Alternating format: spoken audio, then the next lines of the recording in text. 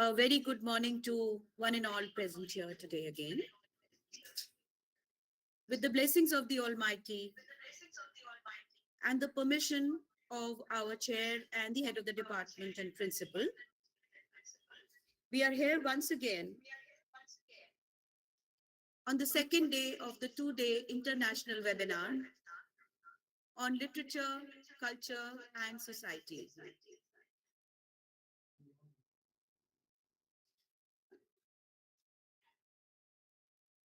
We shall give just 2-3 minutes more to let all the people join us.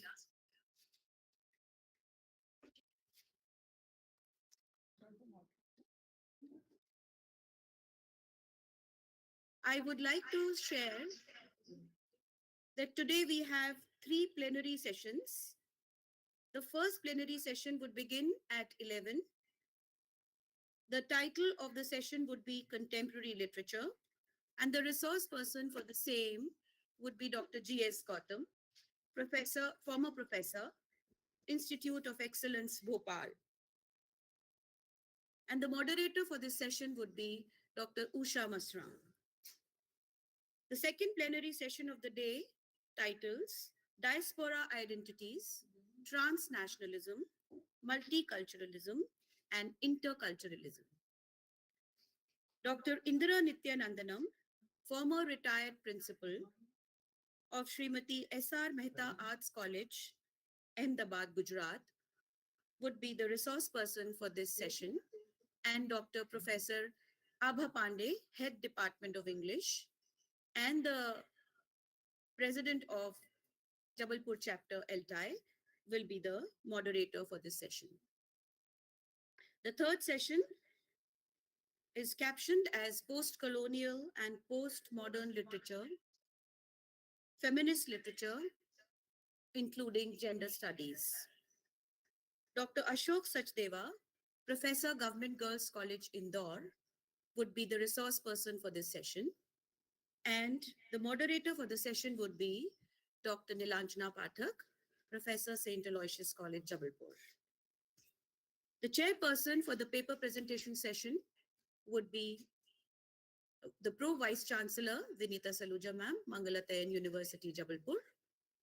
And the moderator for the paper presentation session would be Professor Meena Keller from Govt Mahakoshal Arts and Commerce College, Department of English.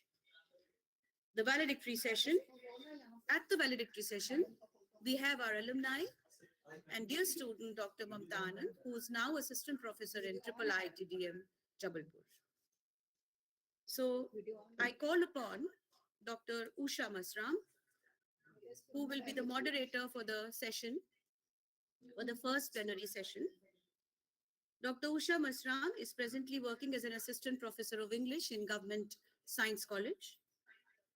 She has put in a period of 25 years of her service and experience and her expertise on the subject. She had been a subject expert and a keynote speaker in different seminars and conferences around the district and the world. So I call upon Dr. Usha Masram. The session is all there. Thank you so much, ma'am. A very good morning to everyone present in this two-day international webinar on literature, culture and society organized by Department of English, Govt Mahakoshal Arts and Commerce, Autonomous College, Jabalpur, Madhya Pradesh, in collaboration with ELTI, with English Language Teachers Association of India, Jabalpur chapter, sponsored by RUSA World Bank Project. Today, for this third plenary session, we have Dr. G.S. Gautam, former professor, Institute of Excellence, Bhopal. Before inviting Dr. G.S. Gautam for his deliberation, I would like to read out his bio note. Dr. G.S. Gautam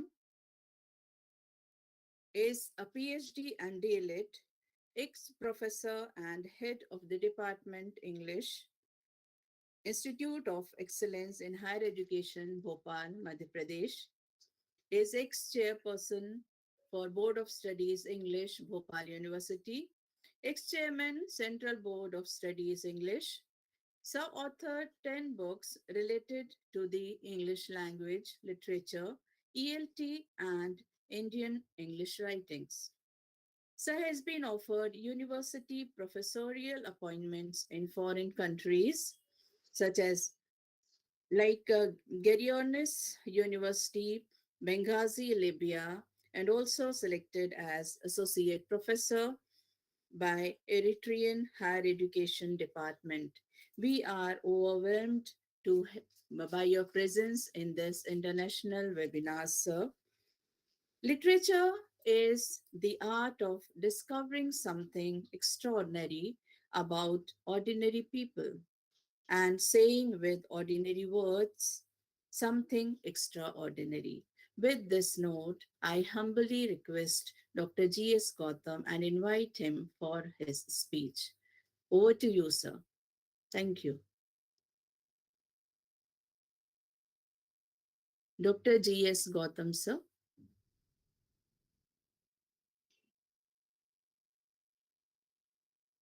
I invite Dr. G.S. Gautam for his address.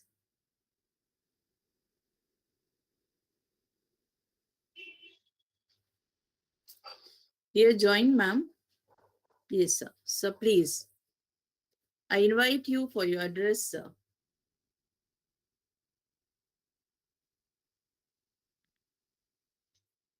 Am I audible, madam?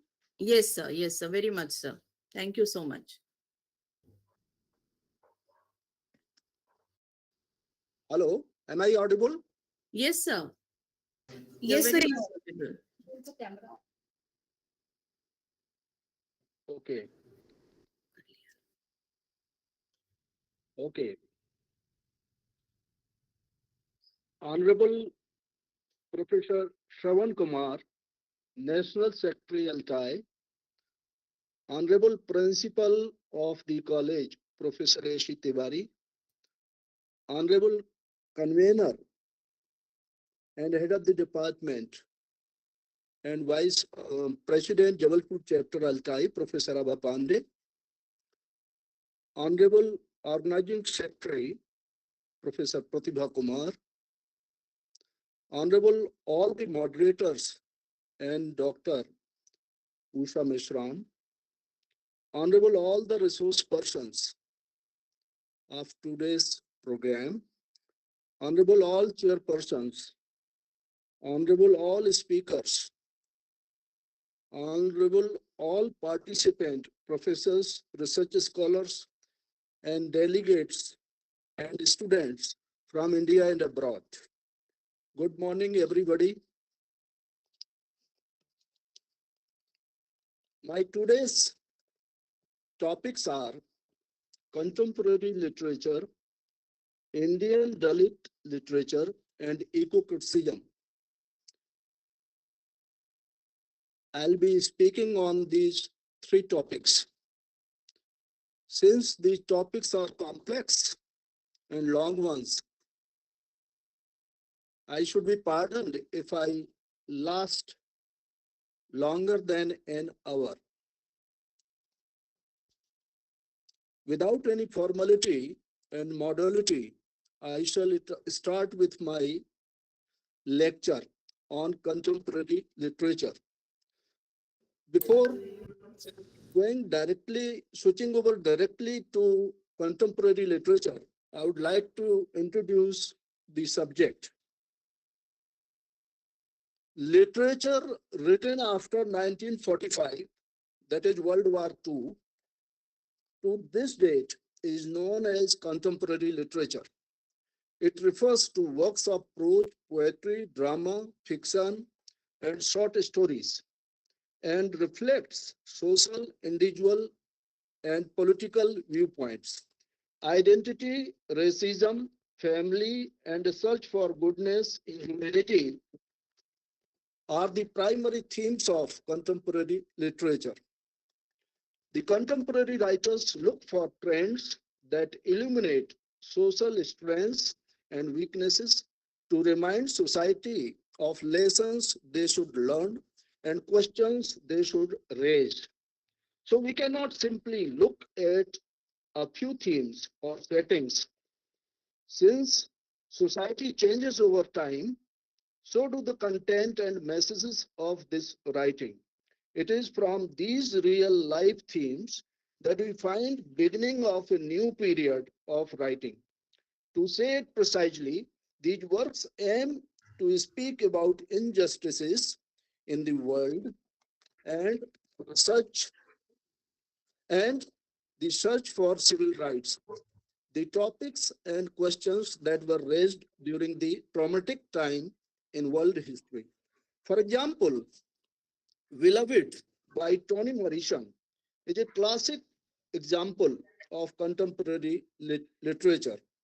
The novel follows an ex-slave named Sethi on her journey to fight her traumatic past while raising her daughter Denver.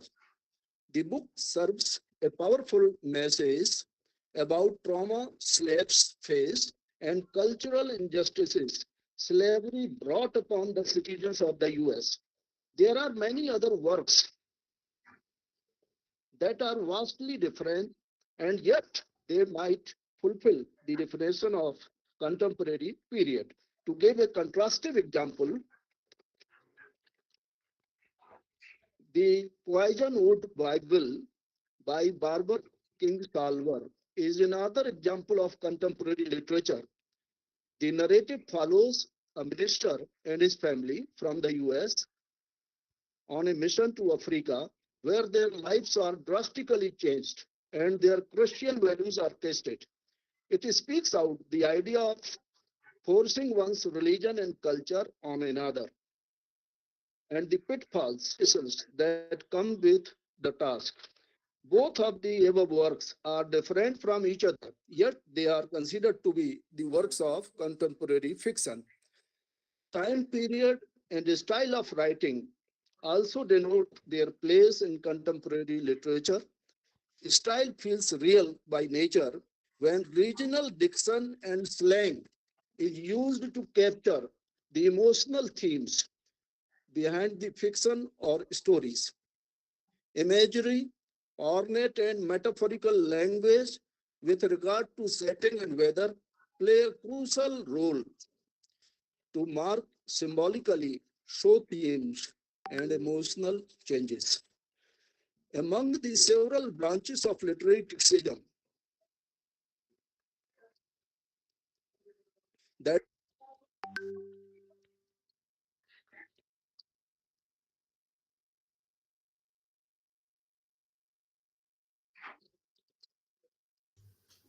You're not audible, sir.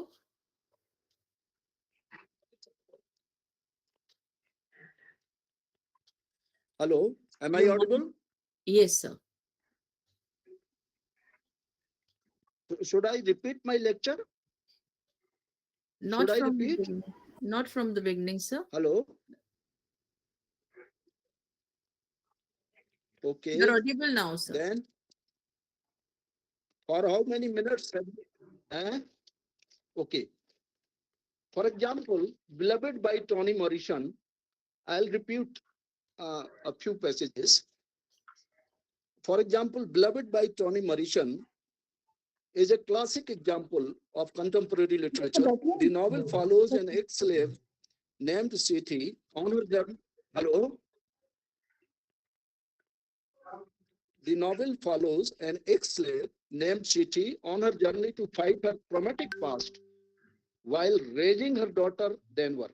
The book serves a powerful message about trauma slaves face and cultural injustices slavery brought upon the citizens of the USA. There are many other works that are vastly different, and yet they could fulfill the definition of the contemporary period. To give a contrastive example, the Poisonwood Bible by Barbara Kingsolver is another example of contemporary literature. The narrator follows a minister and his family from the US on a mission to Africa, where their lives are drastically changed and their Christian values are tested. It speaks out the idea of forcing one's religion and culture on another and the pitfalls and realizations that come with the task. Both of the above works are different from each other, and yet they are considered to be the works of contemporary fiction. Time period and style of writing also denote their place in contemporary literature. Style feels real by nature when regional diction and slang is used to capture the emotional themes behind the fiction or stories.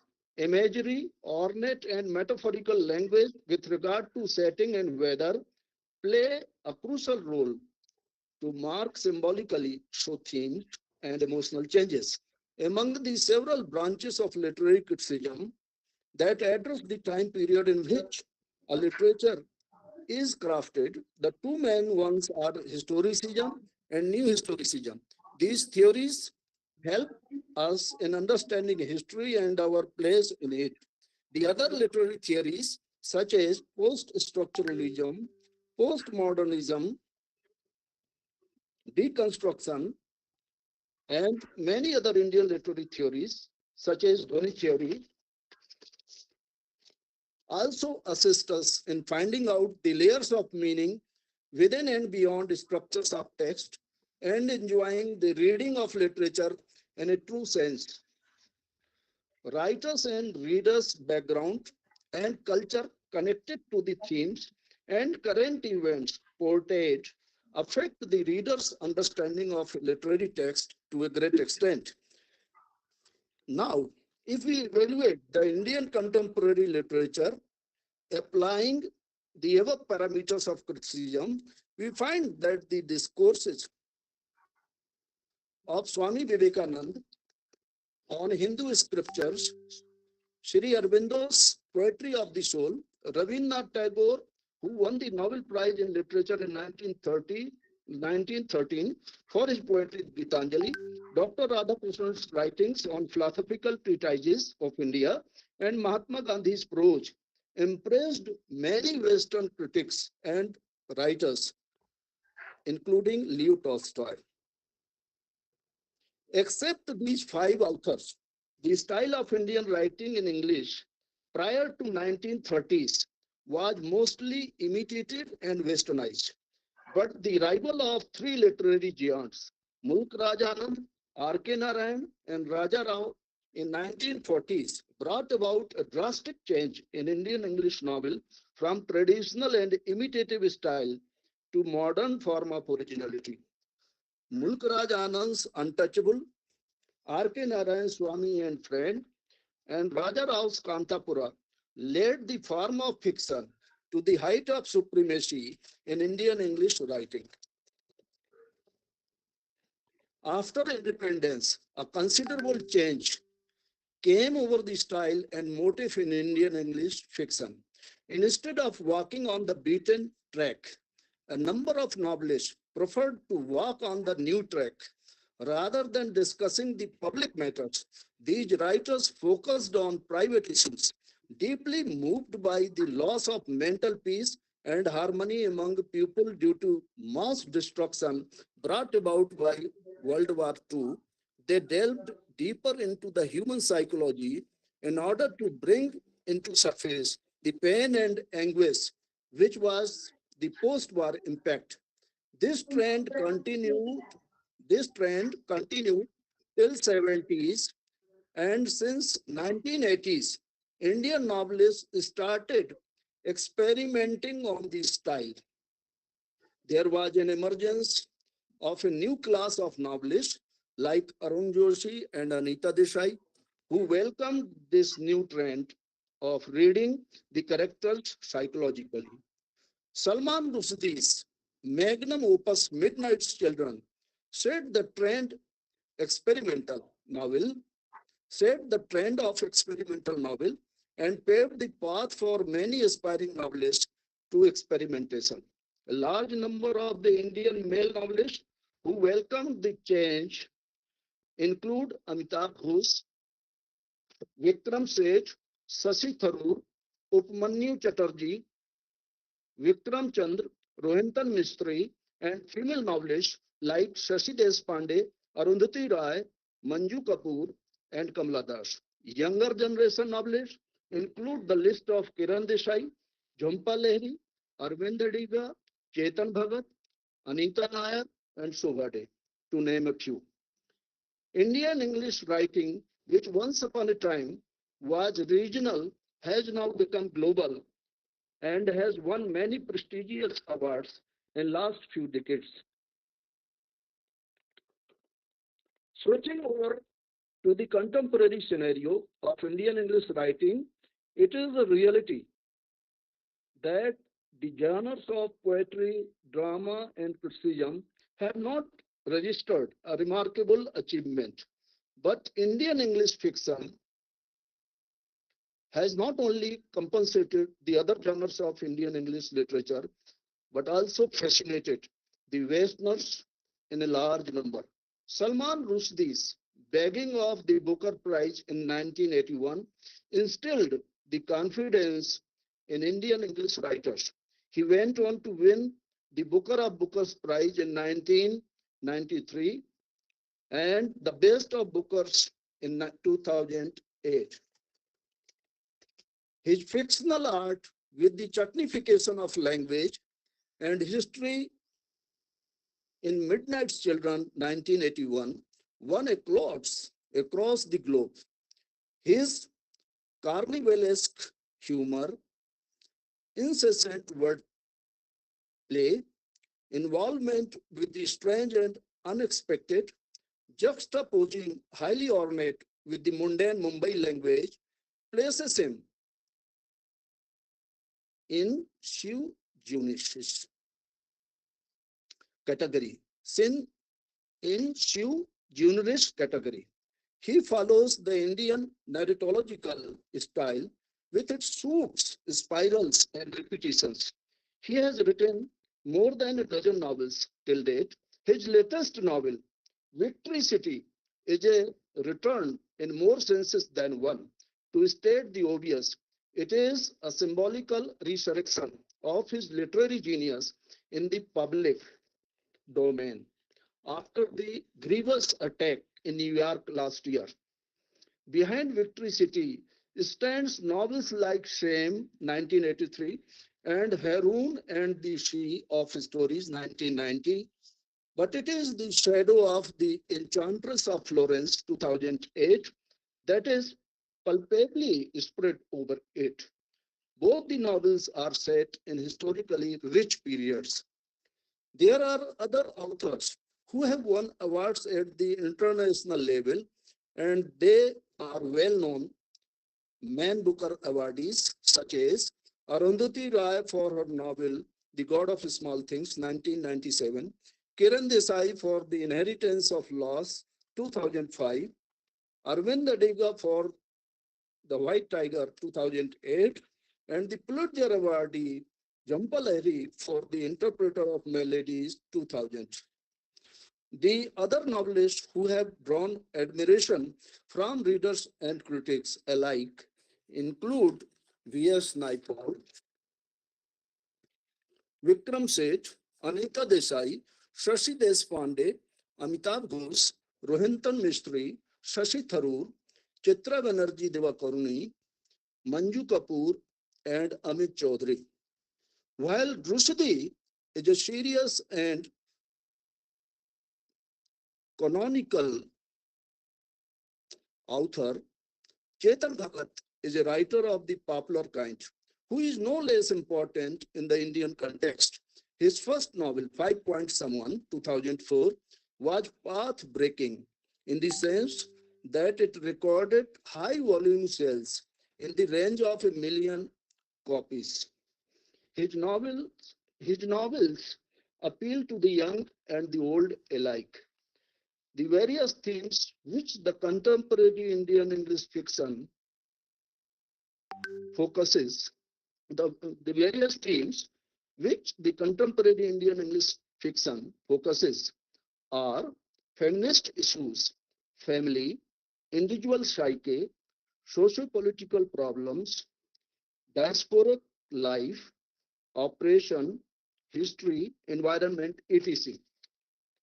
Kamla Markandeya, Shashi Deshpande, P. Shivakarni, P. Shivakami, Anita Desai, Arundhati Rai, and Chitra Banerjee Divakaruni artistically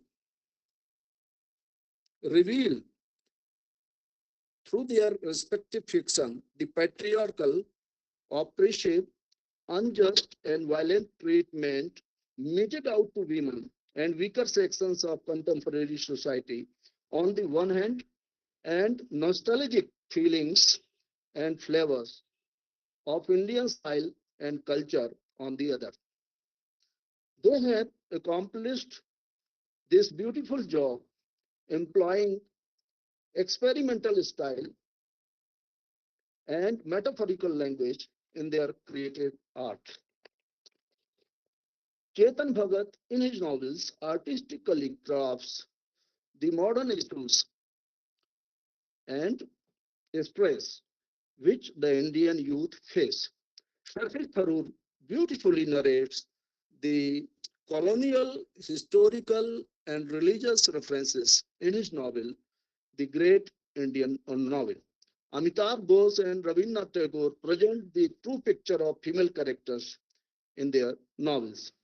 To conclude, the future of Indian contemporary English literature is very bright. Now, I shall come to my second topic, that is Indian Dalit literature. Am I audible, ma'am?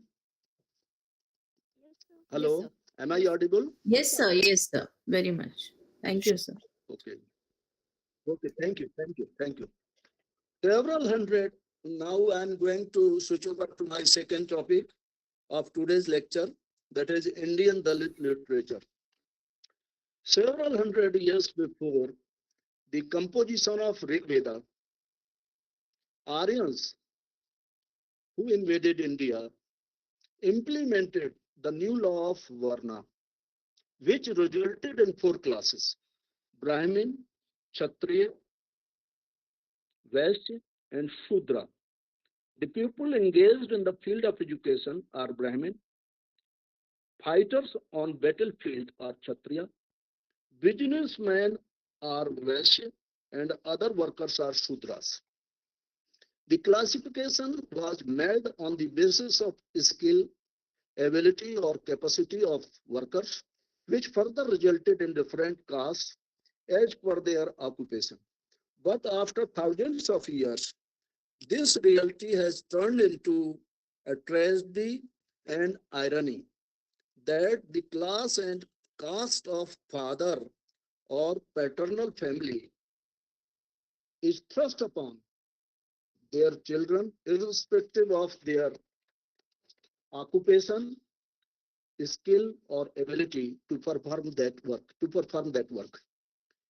In the light of the situation, Dr. Hari Singh Gaur, the founder of Central University Sagar, aptly remarks, India could never realize, I quote, India could never realize true independence unless it escaped from the thraldom of caste and religion and treated religion, caste, and communalism as anti-national and anti-moral, unquote.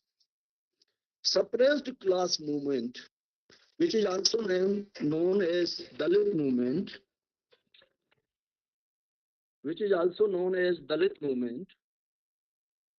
was inspired by Mahatma Jyotiba Phule and the Black movement of contemporary America. But in real sense, it started after only after the death of a great thinker and reformist, Dr. V.R. Ambedkar. This movement motivated the writing of Dalit literature, which echoes the agony of the experiences of untouchables. It portrays the caste, humiliation, injustice, atrocities, and discrimination perpetrated by the upper caste people. It also expresses the political consciousness that focused on the struggle for self-respect and dignity for the community. This literature might also include the writings about exploitation of nature and environment, the racial discrimination, the women subordination, the rights of homosexuals, negligence of the old age people, and so on and so forth. The word Dalit has a large periphery and it speaks about every type of domination that any group faces. This literature has a healing effect to cure the traumas of the past. People who are called Dalits have a history of living in subjugation under the high caste people or Indian society. Thus, they have been marginalized, downtrodden, and subaltern group for centuries together. Full point. But owing to the efforts of great owing to the efforts of great persons such as Mahatma Jyotiba Phule, Dr. Ambedkar, and Mahatma Gandhi, this community has continuously been rising, elevating, and progressing since the independence of our country. Dalit Marathi writers took a lead in introducing Dalit literature in Marathi and spreading it in many languages all over India.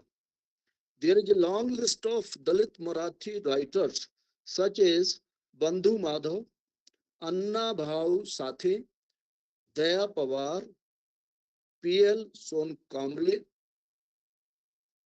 and there is a long list which is not required uh, to be cited at the moment.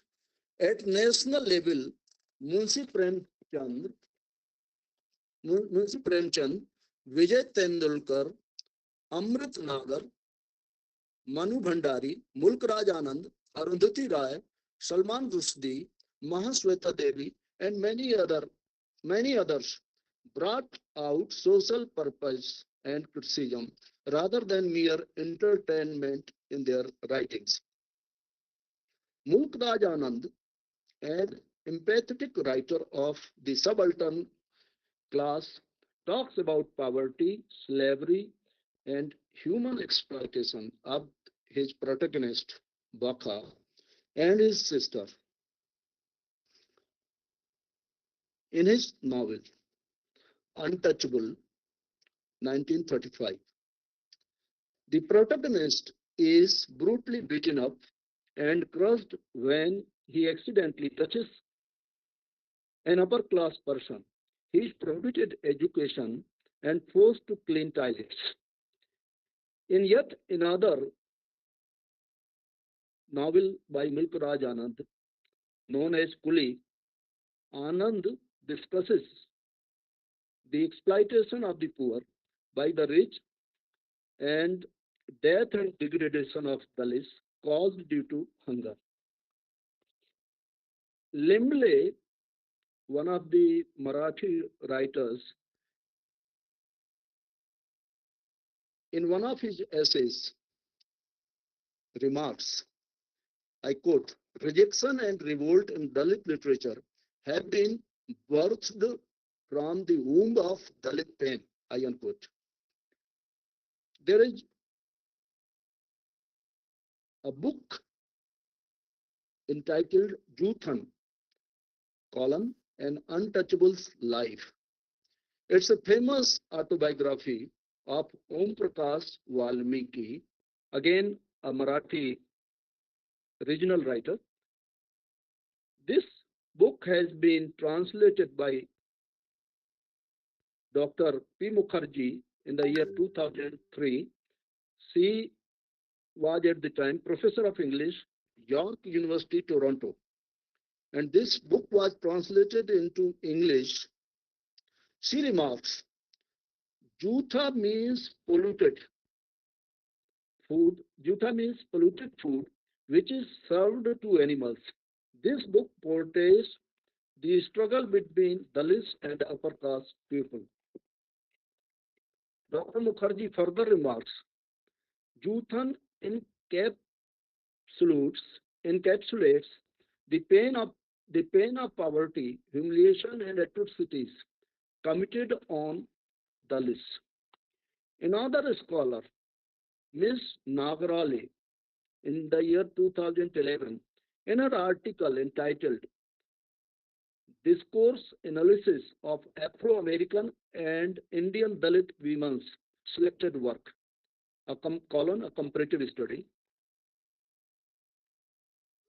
says that the prison we broke, this is the name of the book by Baby Kamble.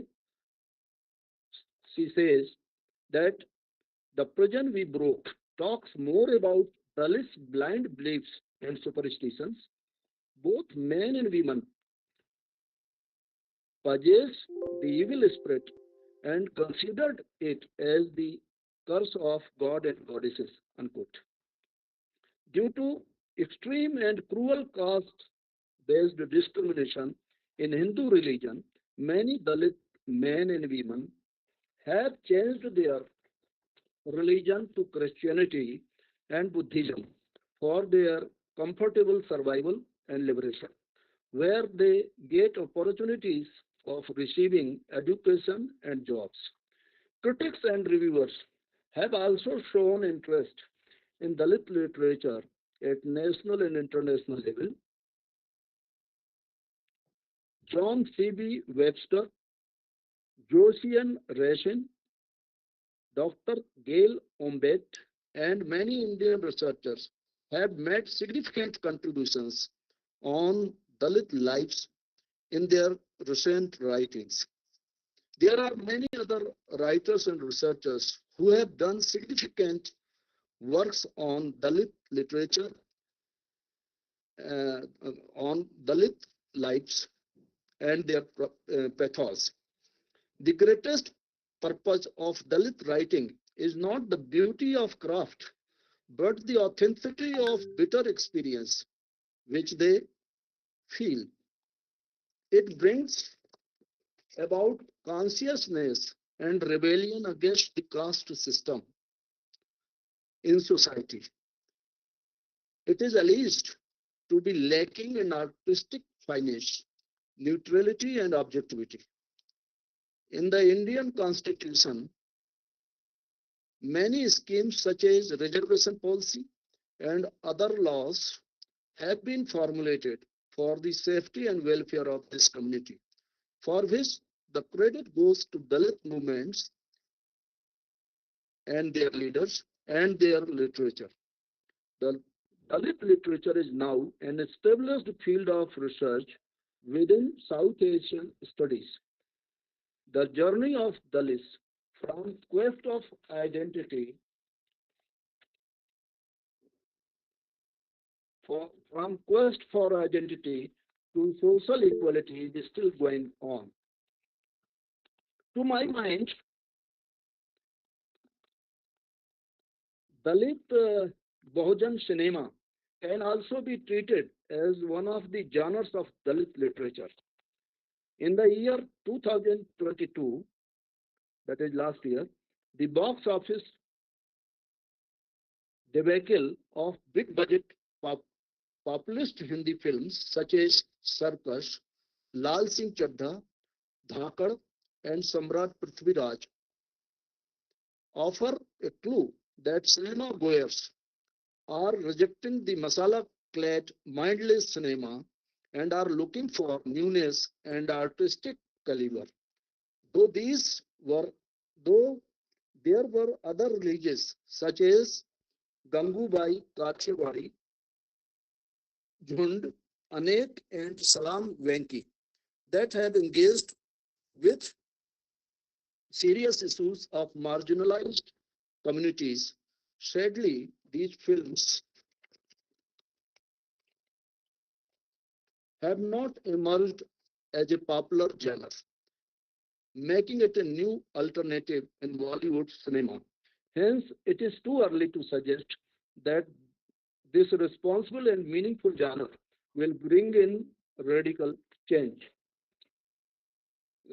This was my lecture on the second topic, that is Indian Dalit literature. And now I'll come to the third topic, which is very important, and that is eco-criticism and Indian English literature.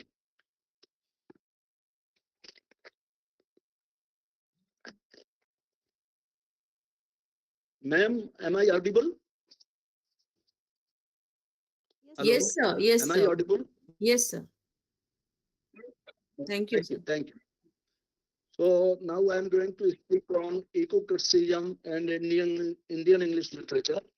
The word eco-criticism was used for the first time by William Rockett in his essay entitled Literature and Ecology in 1978. However, it was only in 1990s that eco-criticism emerged as a separate discipline.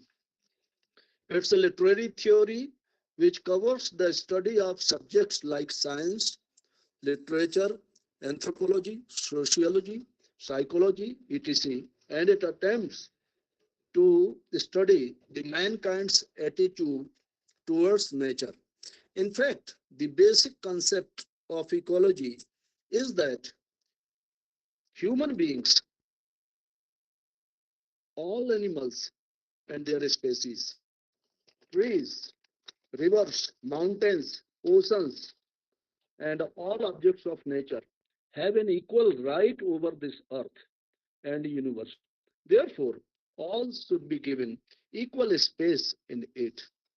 But contrary to this principle, we have seen a huge devastation of nature, animals, and environment on this earth. Colonialism has been a significant factor for this devastation. In India, in Indian English fiction, many writers have reflected this theme. Some of them have employed it as a central theme, while others have used it as a secondary theme to narrative. Kamla Markandeya uses nature and natural elements for her effective and flawless expressions and descriptions of views. She treats nature as a preserver and destroyer both. In her descriptions, she uses nature as imagery and narrates the effect of environment on mankind. Bhavani Bhattacharya is another novelist who has depicted the natural calamity realistically in his famous novel, So Many Hungers, and its tragic effects on the inhabitants of Bengal. Inhabitants of Bengal. The writer has employed various nature symbols and imageries. Anita Desai is yet another prominent writer who includes animals, plants, and birds in almost all her works. Desai uses external landscape to portray. Desai uses Anita Desai is yet another prominent writer who includes animals, plants, and birds in almost all her works. Desai uses external landscape to portray interior state of mind. Cry the Peacock is a novel in which the complexities of Maya's life, she the one of the chief protagonists, Maya's life are effectively brought out through the landscape, through the description of landscape. In Vices of the City, novel by Mona Lisa, in Vices of the City, Mona Lisa is compared to the encaged bird in her house who wants to be free. Her state of affairs reflects the plight of the imprisoned bird whose life has been is for the pleasures of others, whose life is for the pleasures of others. She finally commits suicide. Arundhati Roy's The God of Small Things deals with the topics of nature, its surrounding, and environment. It also points out the environmental pollution and the degraded condition of beauty, greenery, and the look of IMNM. This pollution has been caused by the inhabitants and factories of the region. The novelist tries to show the adverse effect of urbanization on environment. The other renowned novelist, Amitabh Ghosh, describes the eco-balance in his masterpiece, The Hungry Tide. It deals with the geographical areas of Sundarban Islands in the Bay of Bengal.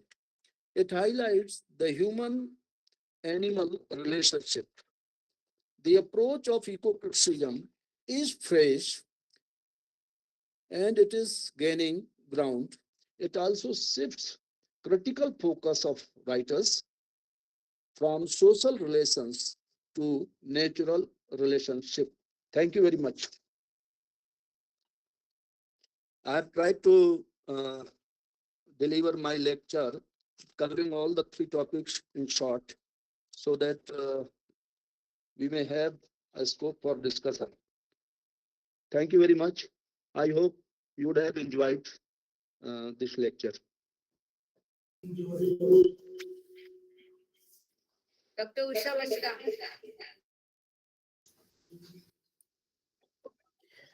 Thank you so much, sir. Thank you so much, sir, for sharing your thoughts Thank you. on contemporary literature, Dalit literature, and eco-criticism and in Indian English literature. All the information that you share with simplicity and your great knowledge that shared with us was really, our participants got benefited by all this information. It was a very informative, insightful, and well executed address, sir. Thank you so much. It's time to show my gratitude towards Dr. Gautamji. Gratitude is the fairest blossom which springs from Thank the you. soul. I express my humble gratitude, sir, for accepting the invitation of this two-day international webinar and addressing this August gathering. I express my heartfelt thankfulness to the convener and head Jabalpur chapter LTI and the organizing team for providing me this opportunity to moderate this session. And at the last but not the least, all dear participants, your sincere participation and your active participation made this session a great success. Before ending this session, I invite the participants, if they have some query, you may please text your questions in the chat box if you have some queries.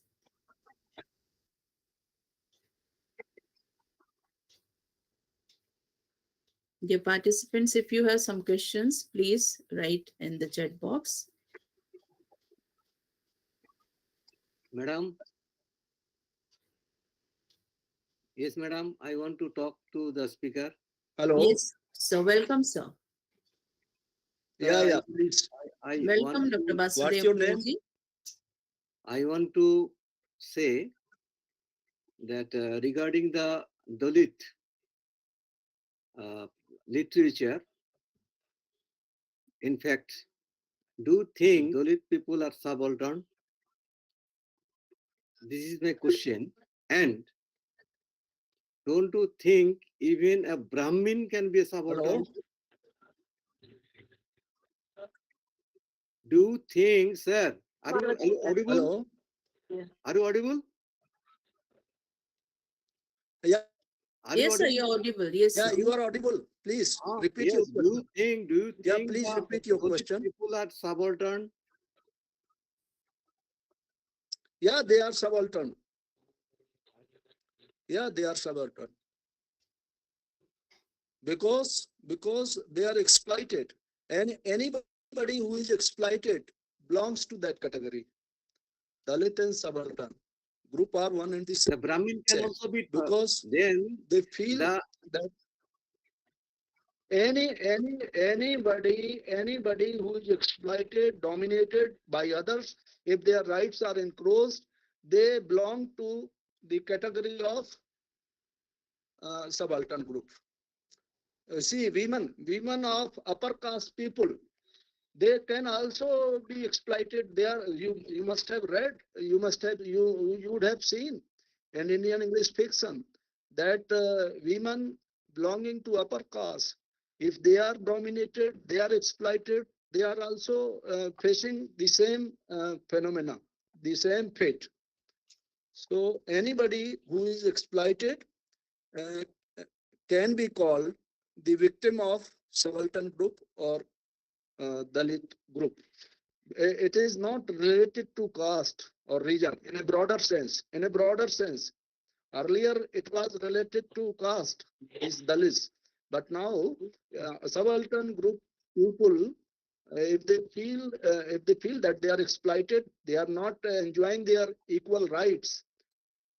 Concept of equality should be there. If they are not enjoying equal rights, they are exploited. So they are just like Dalit people.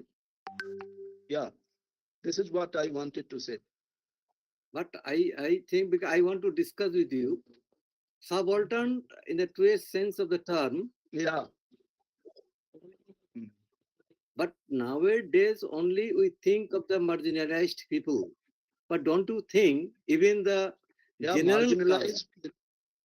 marginalized to what sense? Hmm. They are marginalized See, to what sense? marginalized Psychological or means, physical?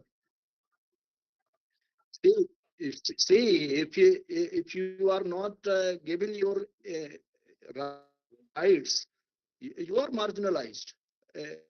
It is not connected with caste.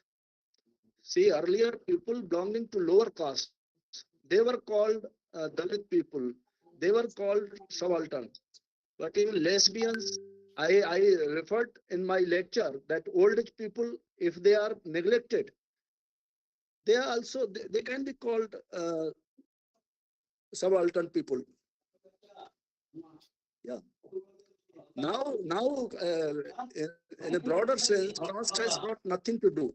As I as I have already described in my lecture, that see, children of lower caste people have no relation with the work of their caste. No relation I want to, sir, I with want their to say, caste. is there And any terms instead, lower caste, upper caste, they middle are, caste? But I am pardon? oppositional in my attitude, sir. I have been oppositional in See, my attitude. You have mentioned that there is a lower caste, upper caste, but do you think there is such a caste in the society? Why should there be caste? Why should there be subaltern? Can no, animals be subaltern? yeah, now see, now government is also against this caste system, and they have enacted several laws for the safety and welfare of the lower caste people. And now these castes should be abolished. I have already referred to Dr. Hari Singh Gaur, Dr. B.R. Ambedkar, Mahatma Gandhi, and others. There is no point. I'm There is sorry no to point interrupt. in continuing with the caste system. But Okay, let's, okay. But Mr. since it is I'm constrained. Man proposes, There's time some disturbance. disposes. Go on, sir. Hello. I request Pardon?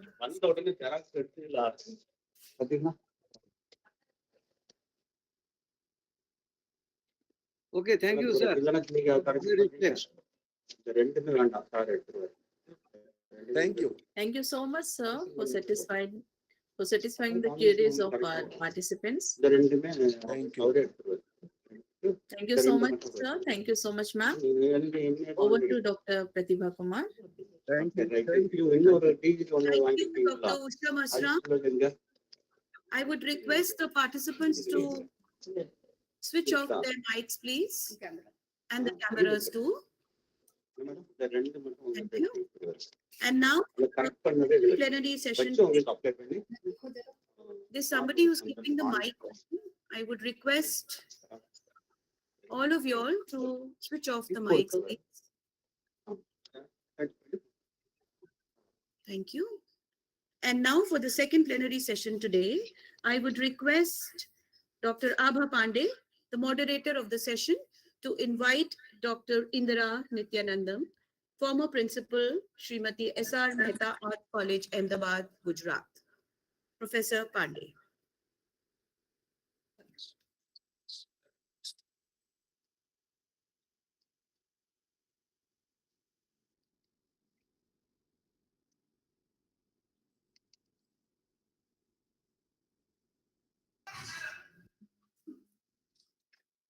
Thank you, Dr. Pratibha Kumar. Today, in the fourth plenary session of International Webinar on Literature, Culture and Society, I welcome our guest speaker, the participants, professors, faculty members, research scholars, and dear students. The topic for the present session has its relevance as the intermingling of societies and culture in the present era due to impact of globalization has brought in new issues like diaspora studies. For the session, we have a renowned speaker, Professor Indira Nityanandanam. She will discuss diaspora identities, transnationalism, multiculturalism, and interculturalism. Dr. Indira Nityanandanam, Principal Retired, Srimati S.R. Mehta Arts College, Ahmedabad, Director, Bharatiya Bhasha Sanskriti Sansthan, Gujarat Vidyapeeth, and a visiting faculty at IIM Ahmedabad, is presently a visiting faculty at EDI, Gandhinagar. She also teaches PG classes at SAP Center, Gujarat University. With 4 decades of teaching experience, she has written and presented papers at national and international conferences. She has guided MPhil and PhD scholars. She is a resource person at Gujarat Judicial Academy and an advisor at Gujarat State Textbook Board and CN Angreji Kendra. She is a member of Board of Studies at St. Xavier Autonomous College, trustee at Chaitanya School, Gandhinagar, co-chairperson of Vizamo. She has published 6 books and edited 4. She is an associate editor of a literary journal, Gnosis, often invited to deliver keynote addresses, chair sessions at seminars and conferences. She is a resource person at faculty development programs as well as at orientation and refresher courses at KCG. She says that teaching is still a passion and her first love. Her main areas of interest include translation studies, ELT, Indian writing in English, and Dalit literature. Believing that translation between Indian languages has to play a major role in bridging the increasing linguistic chasm in our multilingual country, she began translating Tamil poetry into Gujarati with the Sahitya Academy grant for the same. Having translated and published a collection of Tamil Dalit short stories into Gujarati, she is now translating Tamil Dalit novel into Gujarati, translating Narayan Desai's Gandhi Katha has been one of her fulfilling and meaningful translations. I welcome you, Madam, for this session. This session is of 1 hour duration, out of which the last 10 minutes will be set aside for observations, discussions, and questions raised by the participants. Participants can post their queries in the chat box and raise their hands at the end of the session if you need to ask any questions or make observations. I now hand over the session to Dr. Indira Nityanandana. Welcome, ma'am. Thank you, Dr. Abba. Good afternoon to all of you who have joined this, I can see a very exciting webinar. I was traveling, so I have just reached home at about 11:30. I've missed day one and part of day two also, but I was in at the last session and I could see that Mr. Basudev had so many more questions. So I promise that I will try and end by 12:50. Somebody's got their thing on, please. Yeah. So I'll try and finish by 12:50 so that we have 10 full minutes for question and answer. Thank you very much, organizers of the college, as well as LTI, for thinking up this wonderful theme for a webinar. And I've been following the posts and I can see the number of people who have joined in from other countries. So I think in more ways than one, it is indeed an international webinar. Having said that, let me now move on to my topic. When they first contacted me, Dr. Abba had told me that I have to speak about diaspora. And then it moved on to including identities, transnationalism, multiculturalism, interculturalism. In about 40 minutes, I'm not very sure how much justice I can do to all these topics. But certainly, I shall certainly try to include as far as possible the concept of identity in diaspora. For most of us in India, those of you who have joined from other countries, may be true for your country too, such concepts. But for most of us who are from India, something happened in 2003. The 9th of January 2003 was declared as Pravasi Bharatiya Divas.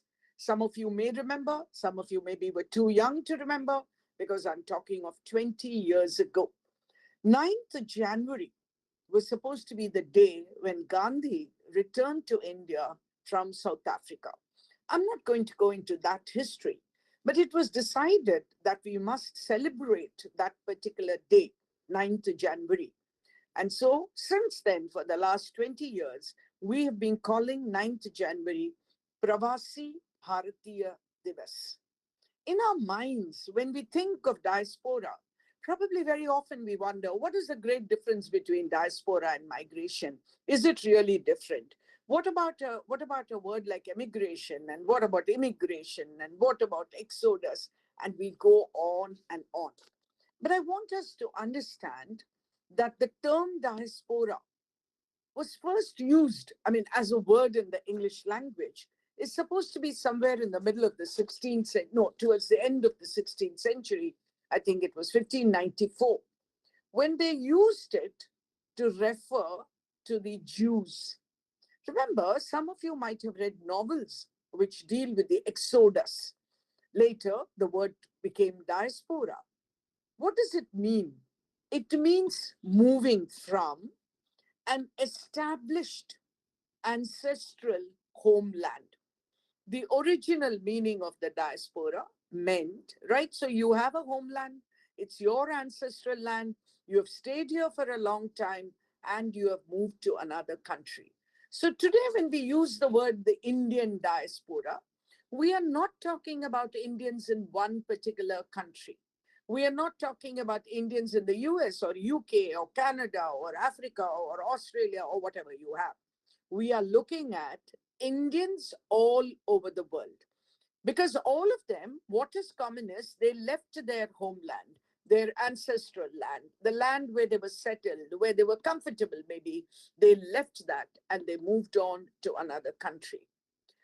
A rough estimate today, numbers we can never be sure of, but a rough estimate says that today there are about 30 million Indian diasporics. That is, Indians settled in different parts of the world today probably are about 30 million. Okay, we do keep talking about the problems of the diasporic, probably when there's a war or something in one place. We've had that experience in different countries, and then they want to come back to their homeland, and then the government steps in. We've got all those. But at the moment, I'm going to talk about what does this identity mean, to the Indian diasporic. When do you stop thinking of yourself as an Indian, or should you stop thinking of yourself as Indian? Some of you might have heard of a writer called Bharti Mukherjee. You know, she writes novels, and we call them diasporic novels for two reasons. I'm going to later on talk about literature, but at the moment, let me just say that we are looking at Bharti Mukherjee's experience when she moved to Canada. There are two experiences of hers that I just want to draw your attention to. I mean, there are hundreds and thousands, but just to make my point. She says she first went to Canada. Later on, she moved to the US. But when she first went to Canada, people would ask her. They'd be surprised because she says, I did not speak in that sing-song voice. They thought that Indian intonation and stress and the way we speak is probably different from the way the Canadians speak. So they were surprised about that, and they would keep asking her, are you a maid? Are you a nurse? Are you a nanny? They never thought that there could be someone who was a professor at a university. This is what Bharti Mukherjee says. I'm talking about the identity of the diasporic. The second question that she faced later, after about 10 years or someplace, where are you from? For example, if someone asks me where I am, at the moment I live in Gujarat. So I'd say probably I live in Gujarat. It makes sense when I'm asked this question in India. But if I am somewhere else, if I am in Montreal maybe, and somebody asks me, right, where are you from? I'm likely to say I'm from India. I'm not going to say I'm from Gujarat. Do you understand what's happening to my identity? When I'm in this country, when I'm in our country, my identity is more from the region to which I belong. But when I go abroad, then my identity becomes the country from which, the nation from which I hail. More of that later. So there are two ways in which your identity is probably being not really questioned, but people are eager to know about your identity. So the first one would be somebody asks you, where are you from? The example that I just gave you. Where are you from? So I'll say I'm from India. What happens? My ethnicity is clear. I'm from India, which is a country in Asia, etc., etc. Old country, culture, something, whatever the questioner has in his mind about this country called India. The other question can be, what are you? I want you to listen carefully to that question. The first question was, where are you from? So I have to answer about a geographical region. And therefore I said, I'm from India. The second question is, what are you? Now this what here is more a reference to the race. Are you an Asian? Are you Negroid? Are you, right? So we have the different races. And we sort of, the entire world in our own mind's eye is divided into these races. So when you are abroad, when you are away from your own country, and the question is asked, where are you from? And what are you? I think putting it slightly, not really my topic, but I'm sure in the previous session, you had a lot about this topic. Very often in Gujarat, you ask, what's your name? And let's take Abha. So Abha says Abha. And then the person who's asking you is interested in something more. And he says Abha Keva. Keva, Gujarati, it means what kind. Abha, I'm only taking you as an example. I hope you don't mind. So when Abha says, what's your name? Abha. Many of us include our surname. Many of us do not. And very often in the Indian context, it's our surname which is a giveaway, giveaway in terms of caste. So in Gujarat, people are very fond of saying Abha Keva. Keva means what kind of Keva, what kind, what type. Because then she says Abha Pandey, and then you immediately put her into that slot of our caste system, right? This is not about casteism, but what I'm trying to say is people are eager to know, what are you? Where do you belong? And unfortunately, even 75 years after independence, in spite of all that our constitution says, we've not been able to get out of it. But that's another story. So when you go out, right, there are two things that people want to know about you. The first one is where you come from. And the second one is which race do you belong to? At the beginning, about 5 minutes ago, 10 minutes ago, I told you that I've been given a number of topics to cover today. I'm not going to be able to cover all that. I'm going to restrict myself to diaspora and identities. But in the meantime, I just want to talk a little bit about the other, the words, terms that have been given to me. Let me begin with transnationalism. Trans is going out of, what that means. Now, what happens if I have migrated? I'm using the word migration now, not yet a diasporic. If I have migrated to the US, right? This is 23.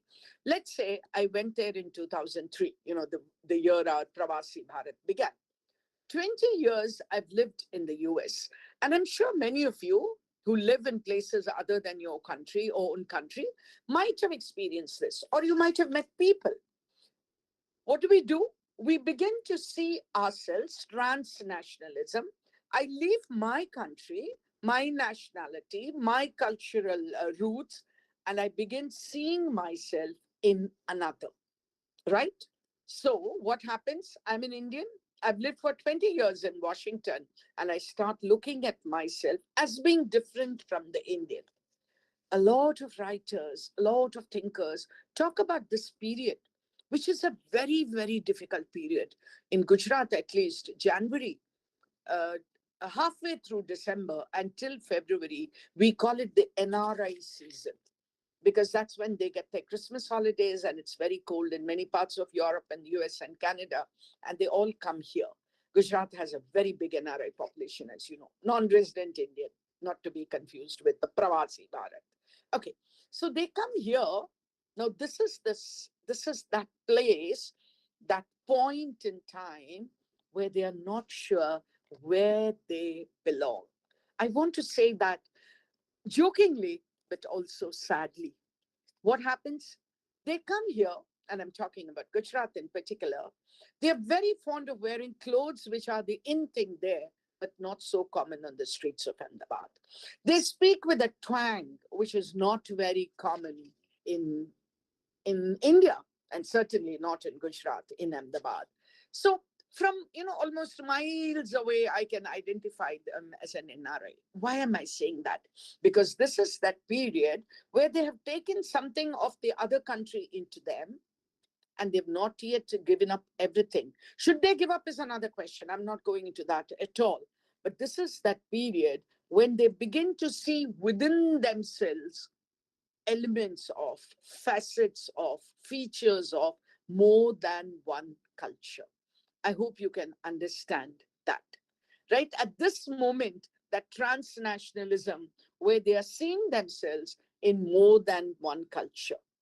And this actually has two parts. The first would be deculturation, culturalization, right? Deculturation should be enough. Deculturation. What are they doing there? They are gradually giving up elements of their original culture. All that I'm saying is about experience, and this is not criticism. Please remember, don't say ma'am was so against them. No, I'm not at all. All of us, I keep thinking of myself also as a diasporic, because I don't live in the state to which I belong. I live in another state. So obviously I have also changed. And when I go back to my state, probably they don't see me as being a part of that state. So this first process is where you begin to break with your past. I'm talking about your identity for the diasporic. I hope you get that point. What happens here? I think for women in particular, I think the first thing that happens is a break with our dress, right? With our attire. That's the first thing that happens. And I think all of you will agree. I'm very comfortable in a sari. I'm wearing a sari or a salwar kameez, right? Or if it's a little function or something, a sharara, a gharara, a chania choli, we wear all this. But the moment we go there, because we don't want to stand out. We want to become one with them. People will say, because we have to walk very fast, people will tell you about the weather. People will tell you about the working conditions. For whatever reasons, the first thing that we do is we change our attire. Maybe some people give away the bindi, for example, which is so much a part of my physical makeup. Things like that. So what are we doing? We are at this stage, at the first stage, where we are breaking with the past. It can happen in many ways. I'm giving a very obvious example, which is of our dress. Then you begin the second phase, where you begin to think outside of your own culture. And this is where we start developing shared interests. I want to draw your attention to the very different ways in which it happens to males and females. I'm going to look at a novel and my point will become clear. The moment you reach there, probably the man goes out to work. I'm only saying probably. I'm not saying women don't go out to work, but to make my point clear. So the man goes out to work. He interacts with the whites there, or he interacts with the people of that country to which he has moved. But his wife still stays at home. You know what happens? When this man comes back, he becomes a typical Indian male at home. As long as he's outside, he's different. Now, when this woman, stay-at-home woman, now begins to go out to work, she can't understand what's happening, right? Because she's gone out at her workplace, she's seen the world. So this is that period when we begin to shed, right? All that was ours and gradually taken more and more of the other country. This transculturalism, transnationalism, call it what you will, we can see it in some of our art. Many of you, some of you, would have seen some of those movies, let us say movies which are based on Shakespearean plays. One of the earlier ones that I can think of is Angur. Maybe some of you have seen it, right? Maybe some of you, more of you have seen Makbul or Haider or Omkara. What are we doing? We are taking something which is so obviously Elizabethan England, and we are giving it a kind of, Indian, the transculturalism or the transnationalism that happens. You have something of your own, you shed that, and then you gradually take that, right? And this would be across national borders. Wherever you are, this could happen to you. The second thing that I just want to talk for a moment is interculturalism, which is more in terms of at the local level, not at the national level, right? So where you acknowledge the diversity and you try and promote interaction, right? The topic is so vast. So if I really start talking about it, when I first reach, let's say, where do I want to go? I go to Stockholm. Probably there are 10 Indian families there. So then we have an Indian association. Then what happens? After some time, now there are 100 Indians, 20 of them from Bengal, 20 from Andhra Pradesh, 20 from Punjab. Then we start having the Punjab Association, right? And the Telugu Association or the Kashmiri Association. So it's very difficult, Abha, for me to take all this into 1 hour, 50 minutes. I'm trying to do my best. The other thing that we need to talk about is what we call multiculturalism. It's an interesting word, multi. Most of us in India, for example, we are multilingual, right? What does that mean? We speak more than one language. If you were a Frenchman, you probably speak only French and a little smattering of English. Not so for us. Those of you who are from other countries, you could probably place each one of what I'm saying in the context of your own nation, language, culture, and probably make sense of it. Obviously, because you're from 10 other countries, I cannot There will not be time to give examples from all those countries. Though I know which countries you are from, I won't be able to do that. So most of my examples will be restricted to India. I'm sorry about that. Okay, so I'm talking about multiculturalism. And one very beautiful way of describing it, earlier it's been called the soup and it's been called the salad bowl, but I love the example of thinking of it as a thali. Again, I'm sorry, our Indian example. Wherever I go, if I go to Rajasthan, I have a Rajasthani thali. If I go to Andhra, I have an Andhra thali. What happens in that? There's a big plate, my dear friends, those of you who are from other countries. There's a big plate. On that, we have small bowls. We call them vatki or katori, depending on which part of the country you are in. And we have small bowls, and in each one of them, there is a dish, a very tasty dish, which is totally unrelated to the dish in the next vatki.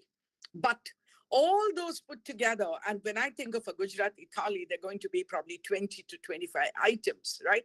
Gujaratis love their food. So they're going to be 20 to 25 items, and each one of them, they have their own place, right? They have their own taste. And if you are a real connoisseur of food, you will know which to eat first, what goes after that, what goes with what. Abba, do you have a lunch break? I think I'm making everyone hungry. But so what happens here? When there are people, the diasporic, let's take as an example, let's take Washington, let's take New York. There are people from different countries, different nations, different races, different cultures, different religions, etc., etc. Now, all of them together make up New York or make up Washington.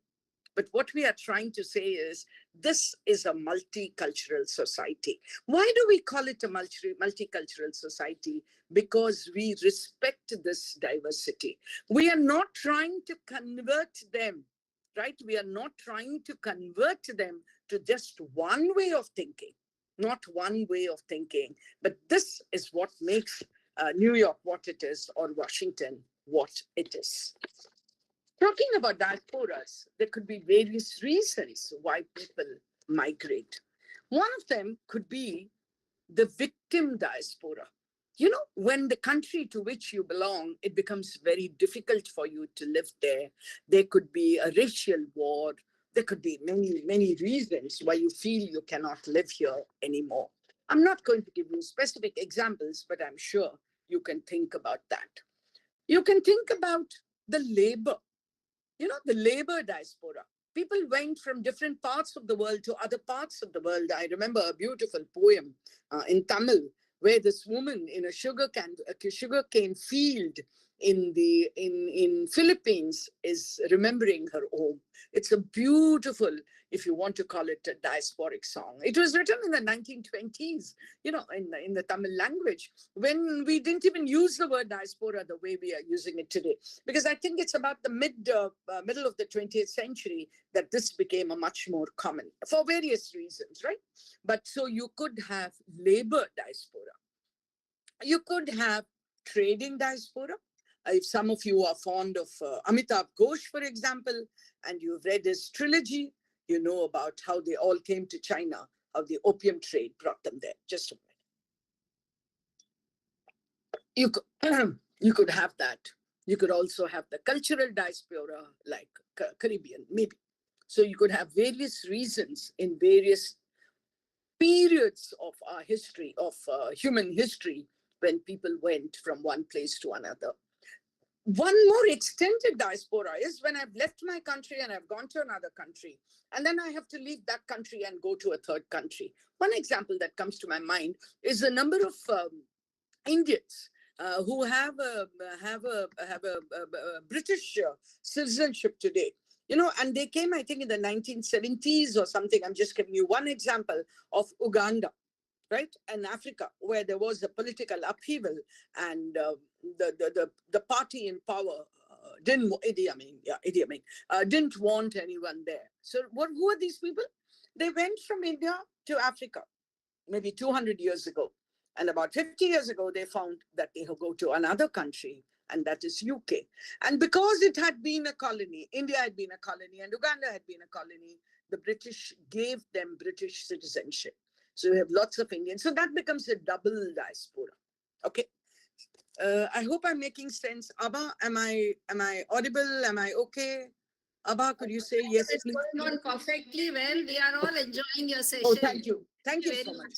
Thank you so much, Abba. Now I want to give you certain common features of a diaspora. And towards the end, when I reach 40, I think, not my age, I'm well beyond 40. When I reach 1240, I'll move on to talking about one text, because I think many of us are students of literature, so I must talk about a text. Before that, I want to talk about some of the common features of a diaspora. I already mentioned one. Remember, dispersal from an ancestral homeland. The second one would be difficult for us to understand, but there is a collective memory about that homeland. It could be a myth, if you remember the unconscious that Jung had talked about long, long ago, but that collective myth. And they want to hold on to that. And that's why I'm calling it a myth. Because if somebody went 40, 50 years ago, his idea of what India is what India was 50 years ago. And I'm saying it in a very ironic sense. About 10 years ago, one of my friends asked me, do you get liquid soap in India? Do you know what chili flakes are? Can you imagine, my dear friends? Because she went 50 years ago, those things didn't exist in India. Maybe they didn't exist in the US also, I'm not sure. So they still retain that myth, like they're in a time warp. So they have that myth which they want to hold on to. Another common feature is they somehow want a kind of, approbation. They wanted to say, yeah, you're doing wonderfully there. And they have that feeling that when they want to come back, we should all welcome them with open arms. This is no criticism of anyone, my dear friends, but please remember, they went 40 years ago, they made all the money they wanted, they lived happily, and now suddenly, when they're old or weak or whatever reason, they want to come back here and they expect us to welcome them with open arms. I'm sorry to be saying this. Family ties are still very strong in India, and they should be. But the problem here is when they are weak and not useless, but certainly not useful, they want to come back and they expect us to be welcoming. This is very common about the diasporic. And there's another major problem here, my dear friends, and that is they still want to keep talking about back home. Now, back home for them is not India.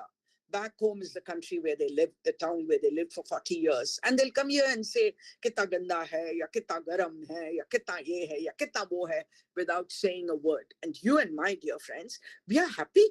And we say, my God, I've seen the progress. I live in Ahmedabad, for your information. I've seen the progress in Ahmedabad, and I'm so proud of the city. Yes, we do have our issues, but doesn't mean our country is useless. So when they come back, this is another common feature. They want to come back when they want to come back. They're welcome, but they expect approbation from us. They expect a red carpet, which we are not willing to give them. This is something which is very difficult, which is very painful. They have a kind of love-hate relationship with their host country. I've talked about with their country here, which they left and went. But even there, they have a kind of a love-hate relationship. Again, going back to my Bharti Mukherjee, she always says, I'm not an Indian writer, I'm a Canadian writer. But in any anthology of Canadian writers, you will not find Bharti Mukherjee's name. Can you understand what I'm saying? You think you belong, but they don't think you belong, or they don't want to accept you. So this love-hate relationship, and always they are worried.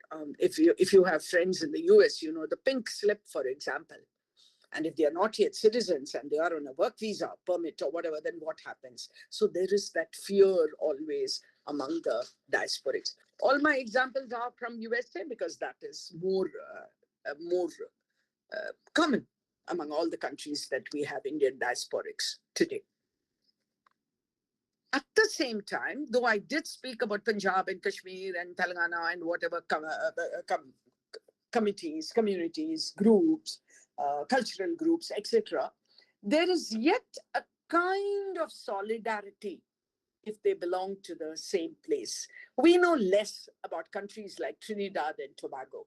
We know less about countries like Philippines. You'd be even surprised, Mauritius.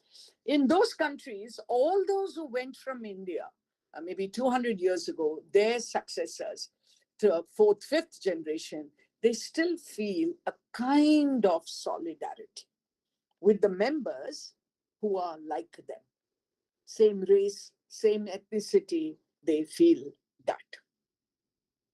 And I think why they continue to stay there, I'm talking of the diasporic, why they continue to stay there is they look at the possibility of an enriching experience there, because most of them think of that country where they have now settled as being more tolerant of pluralism than their home country. Now, this would lead to a lot of debate, a lot of heartburn, so I'm not going to talk about it. But I just want to say this is one major reason why they stay there, because they think their pluralism, again, if I take US as an example, they think that country is more welcoming of diversity than their own country, whichever country they've gone from, right? That is another reason why they continue to stay there. I've tried to give you a slight hint, maybe, or a direction, maybe, about what diaspora means and what identity for the diasporic means. But in order to make it clearer, I thought I should take one text. I'm a teacher of literature, and many of you are probably students or teachers, research scholars of literature in different parts of the world. So I want to take one book and talk about it to prove all the points that I've just been telling you. Because I've been talking theory, but I think theory becomes clearer when we are able to put it into slots by seeing it with reference to. So I would like to take a book. So I'm going to talk about the diasporic writer. Who is a diasporic writer? Someone who has left his country and now lives in another country. And many people believe that diasporic writers also have diasporic characters, because that's what they are very familiar with, right? So we have many writers. You probably have mentioned Bharti Mukherjee ever so many times. You probably have heard of somebody called Mina Alexander, right? So Mina Alexander, 20th century writer, her works most of the time talk about loss and nostalgia. They talk about the pain of displacement. And for all these writers, memory is very important. Memory of displacement, memory of trying to settle down, memory of identity, and so on and so forth. I promised you that at 12:40, I will move on to a book, right? So for exactly 10 minutes, I'll talk about this book, and then we'll have 10 minutes of question answers. I hope you have enough questions for me. Okay, so the book that I'm talking about, the writer I'm talking about, is a writer called Jhumpa Lahiri. Some of you may have heard of her, some of you may have read her. Her original name, a very Bengali name, was Nilanjana Sudeshna. She was born in 1967, but when she was 3, let me say that again. Her parents were first generation diasporans. They were living in UK. So she was 3 when from London they decided to move to the US. So I'm going to talk about Jhumpa Lahiri. Her first one was a collection of short stories, where most of the stories dealt with diasporic characters, either coming home. And in passing, I just want to mention, the East meets West in the pre-independence period, when we were still a colony, most of them meant Westerners coming to live in India. R.K. Narayan, you might have seen in Raja Rao, right? They had that.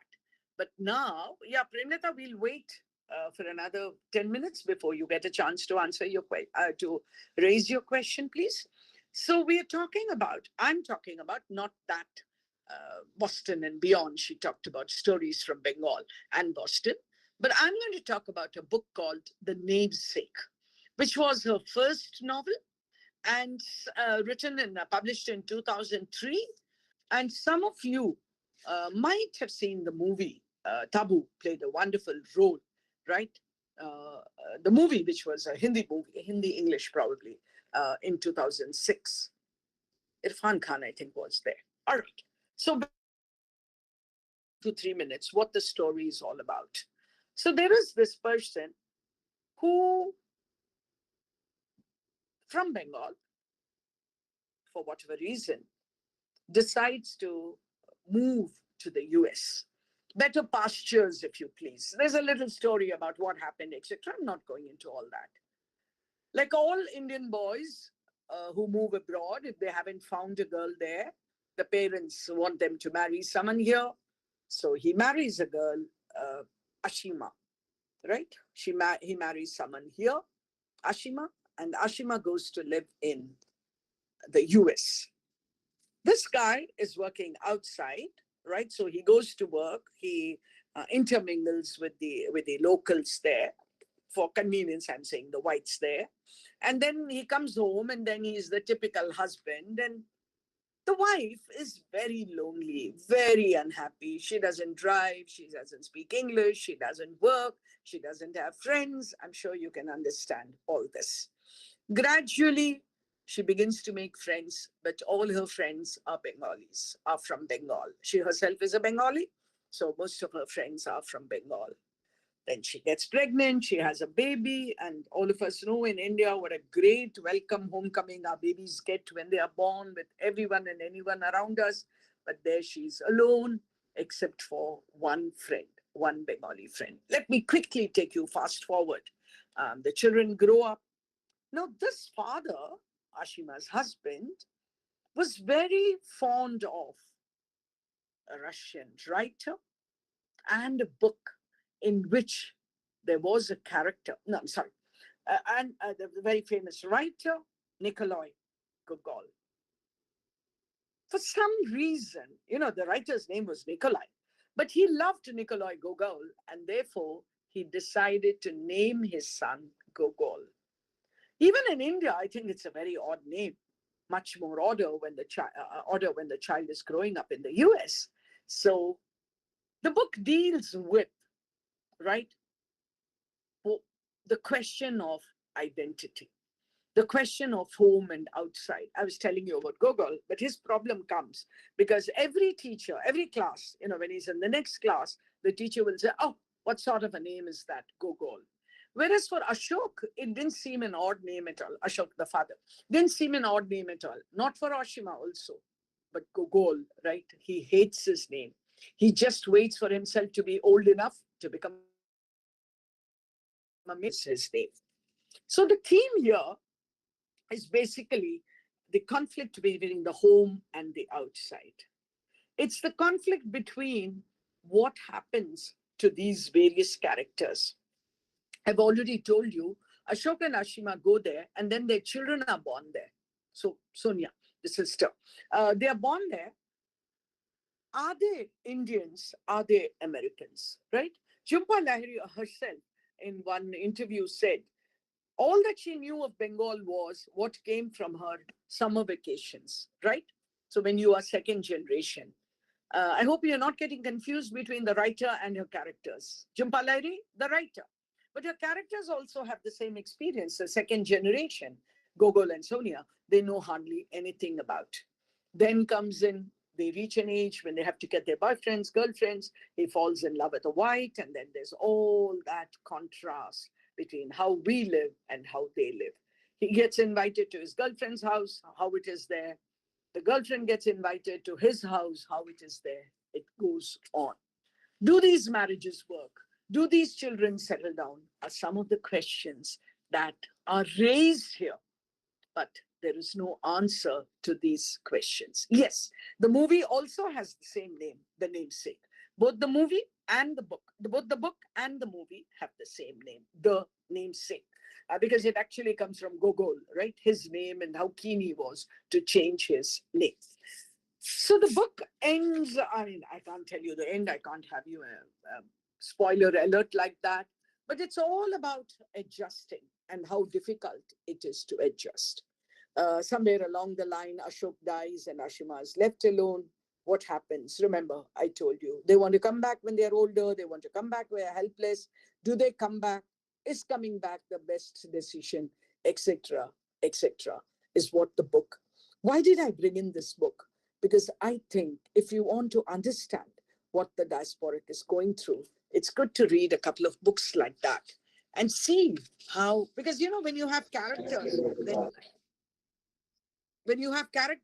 then you know it much better, right, than when we just talk about theory. And that is why I thought I'd bring this book, Namesake. The movie is also available, so you probably will be able to understand it better. I would suggest, before the next 2-3 minutes, I would suggest that whenever we talk about the diasporic, we have to first look at how we define it is number one. The second thing is, what are the common features the diasporic shares? And our diasporics, and I've said it I've said it once, I'm saying it again, when we talk about the Indian diaspora, wherever we talk about migrants, we're talking about the migrants in New Zealand, the Indian migrants in New Zealand, in South Africa, in whichever place, in Sweden, in Chile, right? In Peru, it could be anywhere. But when we talk about the Indian diasporic, we are looking at it as if they all share a common identity. So I want you to understand that the word migrant is different from the word diasporic. Some of you might come across words like exodus and wonder what is an exodus. And exodus always means in large numbers. Whereas today, when we are looking at most diasporics, and most of our Indian diasporics, most, I'm saying not all, go voluntarily. They are not forced to go. They go because they see better opportunities there. They go because their families are there, or whatever reason. So whenever you're looking at diaspora, please remember first to understand how you are looking at it. And then, if possible, right, try and read some literature, watch some movie, some poem, some painting, where the diasporic situation, identity, etc. comes across. As I promised, let me stop here. Maybe some of the questions will lead on to my saying something more. I'd like to first thank the college authorities, the organizing committee, and my only link with this entire group is ABBA. So I have to thank ABBA in particular, Eltai, and all of you who have been here for 2 days, and I'm sure growing in knowledge. So thank you very much, and questions are welcome. Thank you, madam. Thank you very much, ma'am, for enlightening us by your exhilarating deliberation on diaspora and other related terms. Your expertise has definitely benefited our research scholars and our PG students who are going to be future research scholars. I'm sorry to have loaded you with so many terms and given you a very small window of 15 minutes. We wish I didn't deal with them. You can invite me for your next webinar and I'll talk about the other 4 topics. I wish we could go on and on had we not scheduled our other sessions. Thank you very much, ma'am. Now, the house is open. The session is open for observations, for comments, and for questions. I see just one question here in this chat box. I would take it up. The question is... Excuse Yes. me, madam. Professor Paul, go ahead. Yes. I want to actually, I have curiosity, out of curiosity, I want to ask and discuss with the speaker. So why did the term diaspora erupt? You're talking about, are you talking about the etymology? I said that we, in the modern age, if you look at it from the present, the word was first used to refer to the Jews. And when you look at etymology, when I checked the dictionary, they said 1594, right? I even have a date when the word originally came, right? No, actually, I want to know why did the term erupt? When people were moving, I think, Professor, without any very serious considerations about where they were going, why they were going, we didn't need to think about it. You know, the 20th century in particular has been the age of theories. I am 72 today. When I went to MA in early 1970s, there was no theory. There was no Derrida. There was no Foucault. I picked up a book. I read the book. I understood the book. I explained the book. Full stop. But in the middle of the 1970s, theory came into the study of literature. I hope I'm making sense. And then we said, unless you know Derrida, unless you know Foucault, you could go on. Unless you know the feminists, unless you know, right? You could go on and on. You can't understand literature. So I think it is around the same time.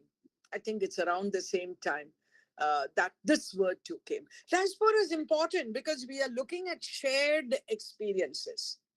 Now, whichever part of India you are from, and whichever part I am from, Abha is from, Premlata, Alka, Vijay, I can see these names, right? When I look at all these people, when we go somewhere, we are different when we are in India.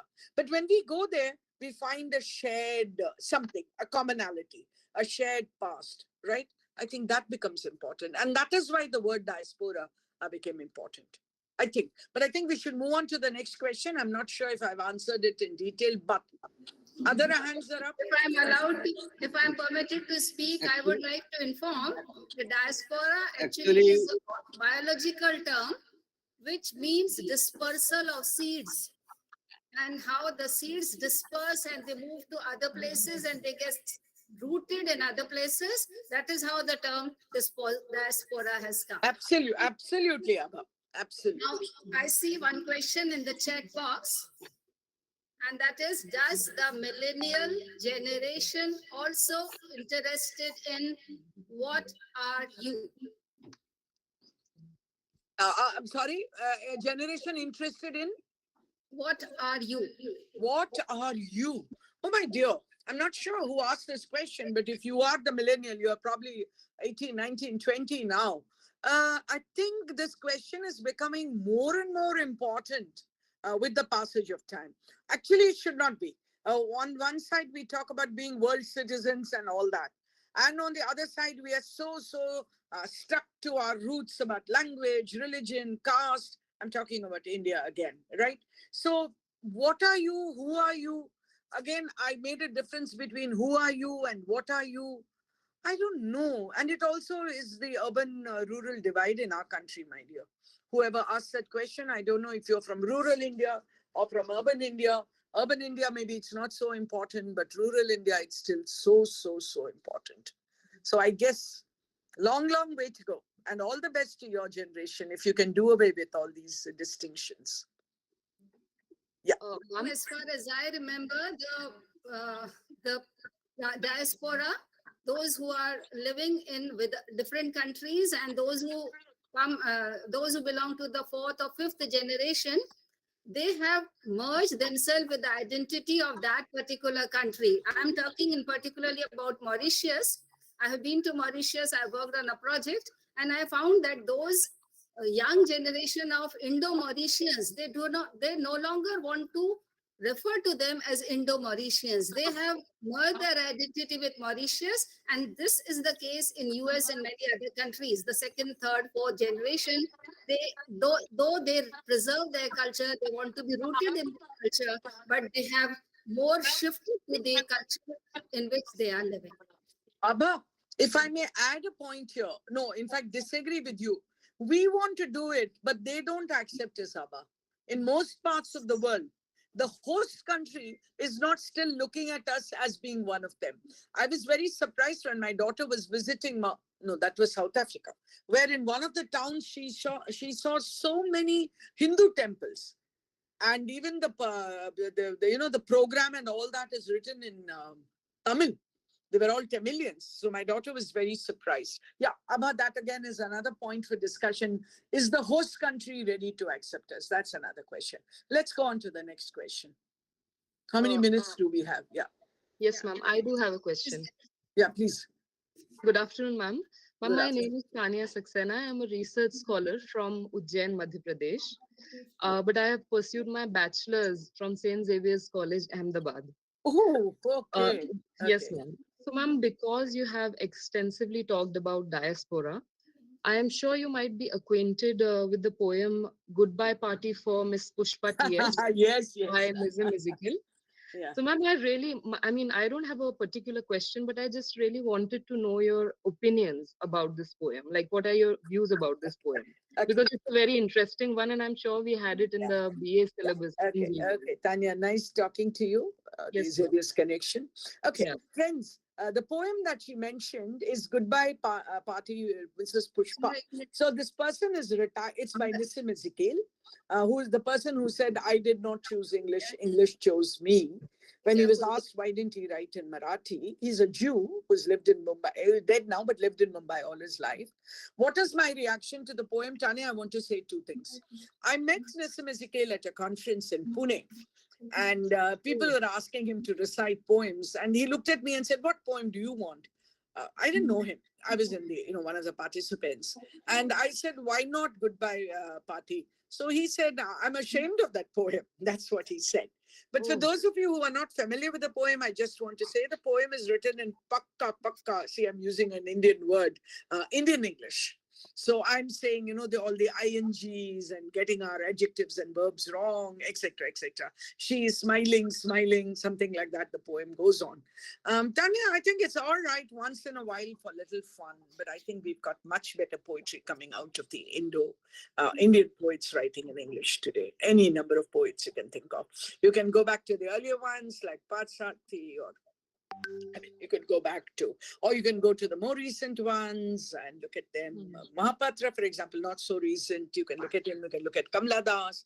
You can go back to Toru Dutt and Aru Dutt, right, who imitated the Romantic poets. I think those poems would make more sense to call them Indian poets in English. Yeah. Yes, ma'am. That's what my point was. That can we put this poem in diaspora reading? No. More of a satirical poem. Not at all, because neither Nissim Ezekiel lived abroad for so long, nor is this character from abroad. No, dear. All right, ma'am. Thank you so much for answering this. And ma'am, you had an extensive, beautiful, excellent session. So thank you so much for enlightening. Thank you, Tanya. I don't think we have any more questions, madam, but we have so many comments in the chat box, and they are all the good words, insightful, informative. So many questions are Thank there. you so much. So we accept them all. I'll just try to bind it off, the session. So, ma'am, I once again thank you very much. And I would like to make a comment on what you have actually spoken. Ma'am, you started with a discussion of terms which differentiated diaspora and immigration.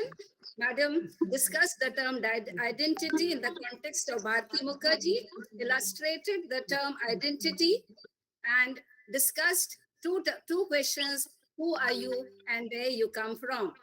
And then Madam went on to discuss the term transnationalism and talked about how the people, when they move to another country, get deculturated and then become acculturated in another country. The process of deculturation and acculturation. And then Madam talked about the term transculturalism and interculturalism. She gave very lively and interesting examples. She talked about various kinds of diaspora: the victim diaspora, labor diaspora, trading diaspora, cultural diaspora, double diaspora, and the back diaspora. Ma'am, I'm very happy to have heard you on so many different terms. In fact, I would like to tell you that I have a number of scholars who have worked on diaspora identity, on transnationalism, transnationalism, and I think almost all of them are right now associated with us. They are attending this this webinar, and I'm sure they were all quite benefited by your deliberation. And I would like to make one more comment, madam. I want to tell others that I met you at North Gujarat University at an international conference on diaspora.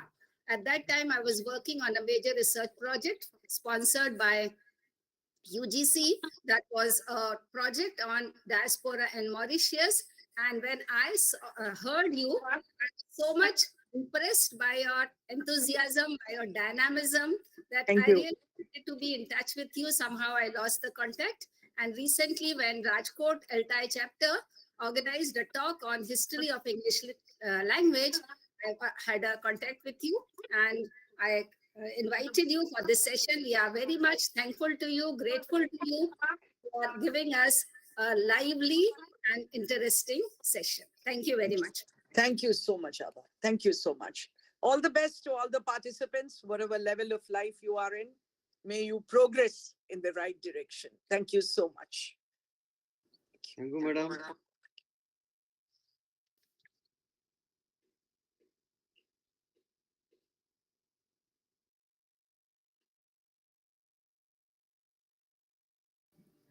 Now, for the next session, which is the fifth plenary session on post-colonial and postmodern literature and feminist literature, I would like to call upon Dr. Nilanjana Pathak, who is the moderator of the session, and Dr. Ashok Sachdeva from Government Girls Degree College, Moti, Tabela, Indore, who is the resource person for this session.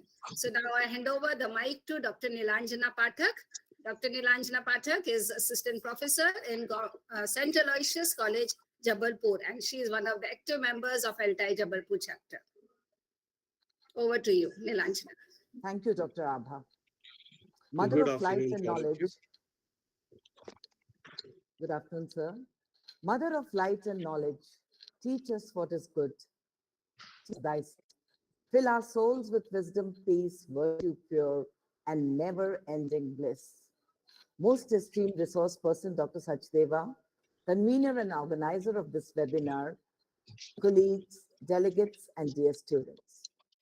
Three grand essentials to progress are A, some changes to hope for, B, some dreams to achieve, and C, some collective wisdom to aspire for.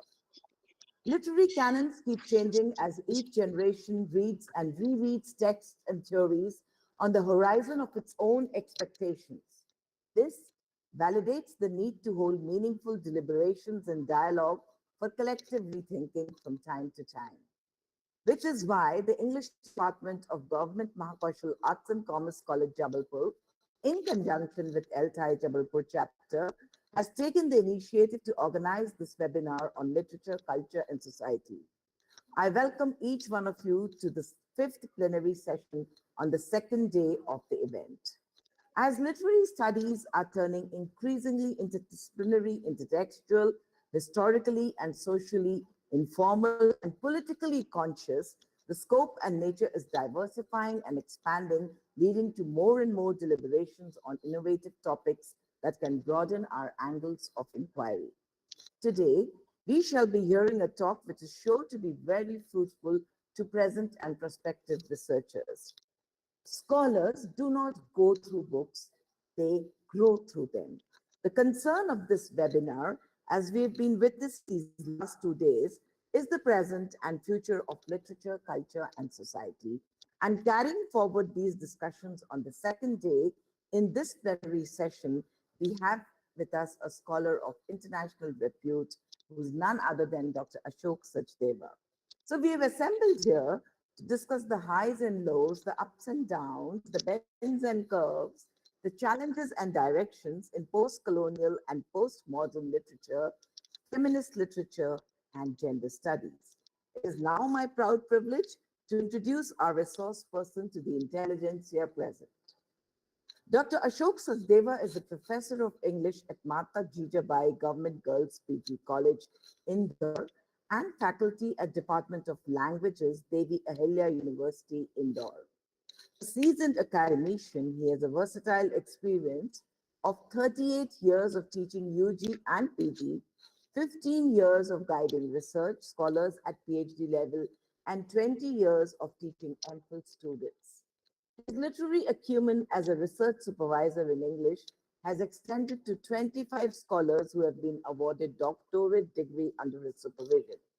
He was the nominee for the prestigious post of ex-vice chancellor from 2015 to 18 and has held the enviable positions of ex-chairman in Board of Studies in English, Devi Ahilya University, Indore, from 2006 to 2009. His literary pursuits transcend national boundaries, and he has chaired many international conferences in University of Manchester, University of Toronto, University of London, USA, University of Cape Town, to name just a few. He has to his credit 30 research papers and articles and has edited 4 books.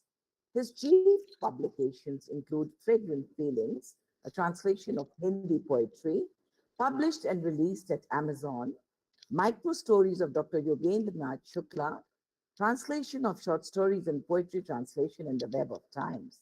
He has also held the distinguished post of legal officer and convener of legal cell of government higher education, convener of personality development cell of higher education Indore district, and prepared audio-visual lectures of government higher education. He has submitted D.Lit, the highest degree in English, to DAVV Indore. He has been entrusted the onerous responsibility of liaison officer in the upcoming G20 summit to be held in Indore from 13th to 15th February 23.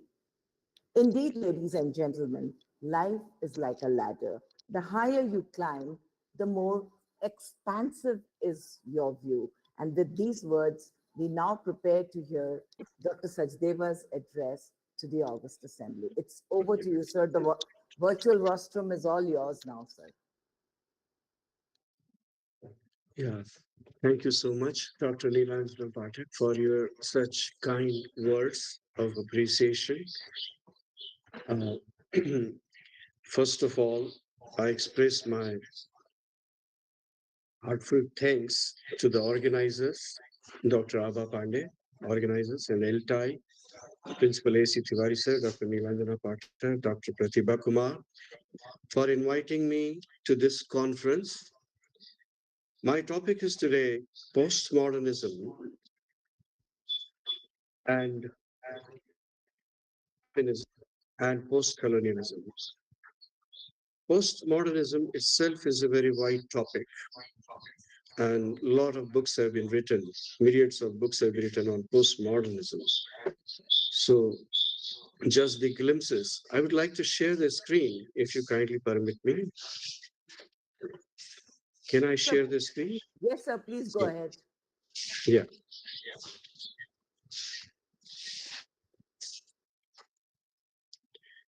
I hope my screen is visible. Not yet, sir. Okay.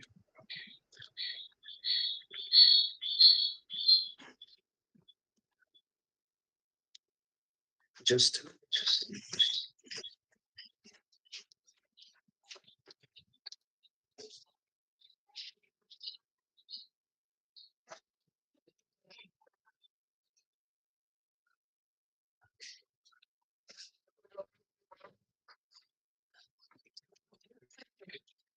Sorry.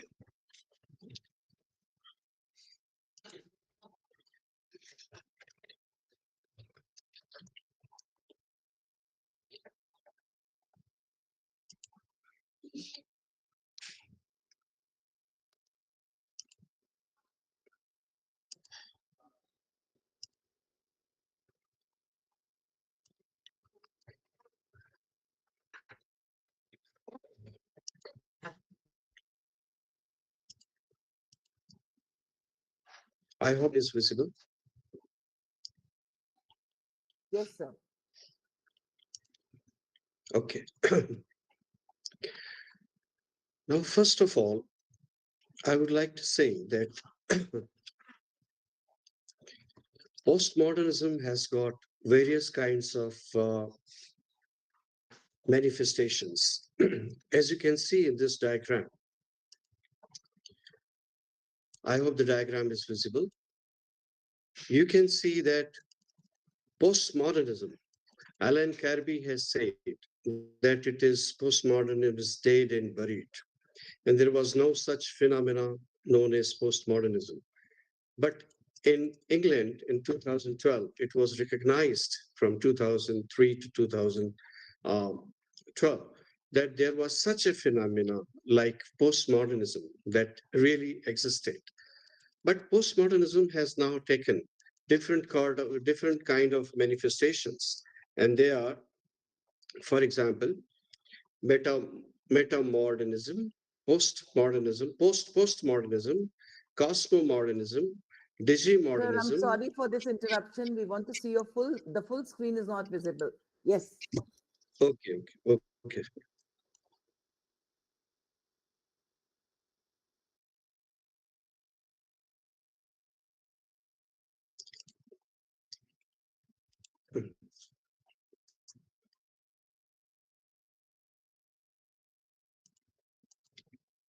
Entire screen.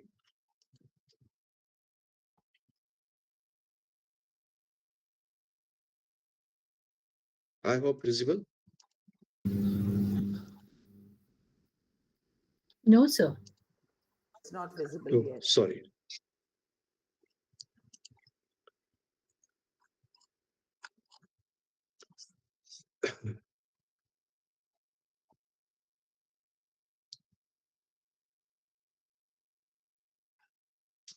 One minute.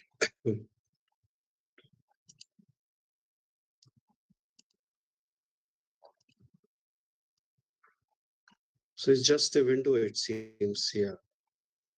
Stop sharing.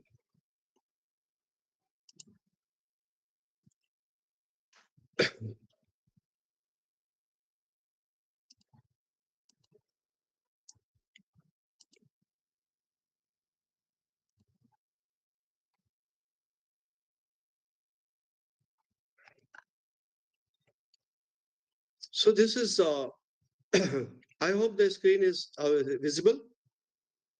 No, sir. Not visible. Okay.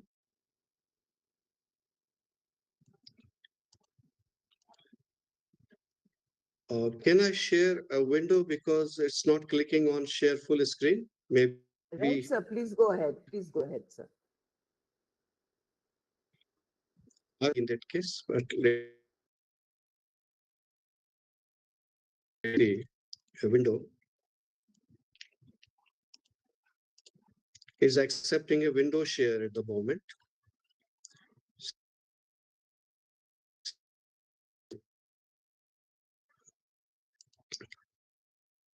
I'm continuing.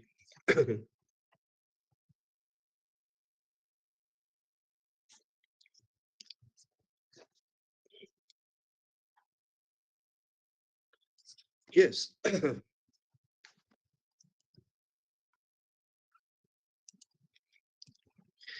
In this window, as you can see,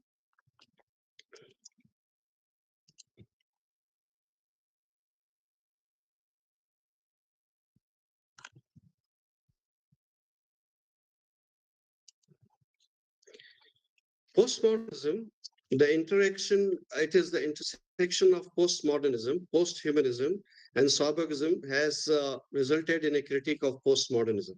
Now, postmodernism, posthumanism, and post-structuralism, which you can see here. I hope the screen is visible. The diagram is visible. I hope so. Hello. I hope the diagram is visible. Yes, sir. It's visible. Yes, Yes. yes.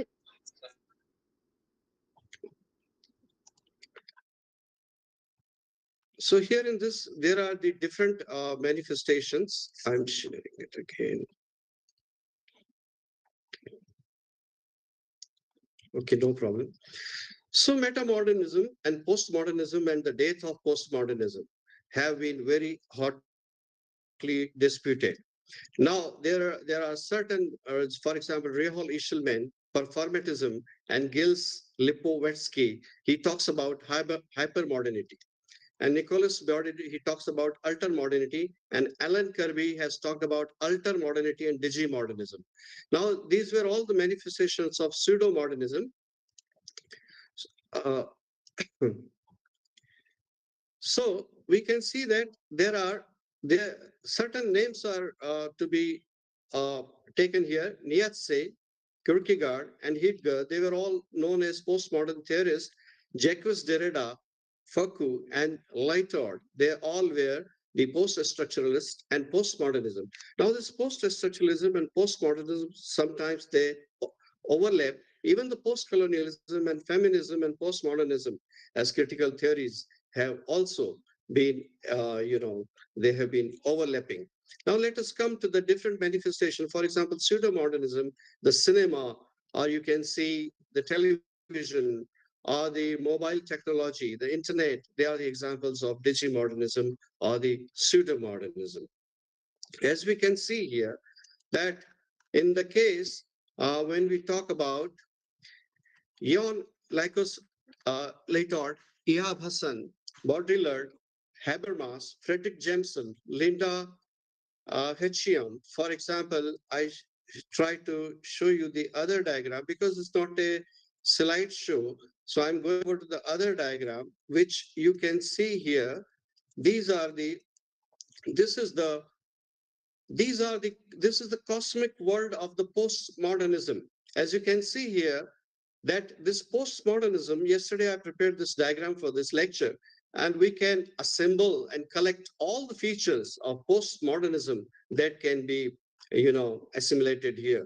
For example, the postmodernism has got various features, characteristics, like it has got the intertextuality, it has got the irony, passage, fragmentation, ambiguity, decentralization, dehumanization, anti-essentialism, anti-realism, meta-narratives, anti-world perspective, anti-narratives, and ambiguity, of course, and meta-narratives have been substituted by nowadays many narratives, and inhumanity, conflict and inhumanity, and then post-humanism and post-metaphysical features, historiographic metafiction, ontological investigations, parody, which is again a product of denial of reality.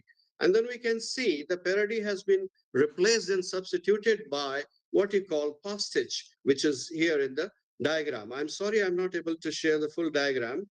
Fluid relativism, multiple narrative frames are being used in postmodernism, and usually there is an unreliable narrator, and there is a book, Cultural Logic of Late Capitalism, Hyper-Realistic Simulation, Magic Realism, Parallelism, Schizophrenic Hyperreality or Hyperreality as such, and then there are other terms like deconstruction, post-structuralism, and there is a multiplicity of heterogeneity and hyperspace and intertextuality. These all features combined together. There are many more features which can also be included in the postmodernism.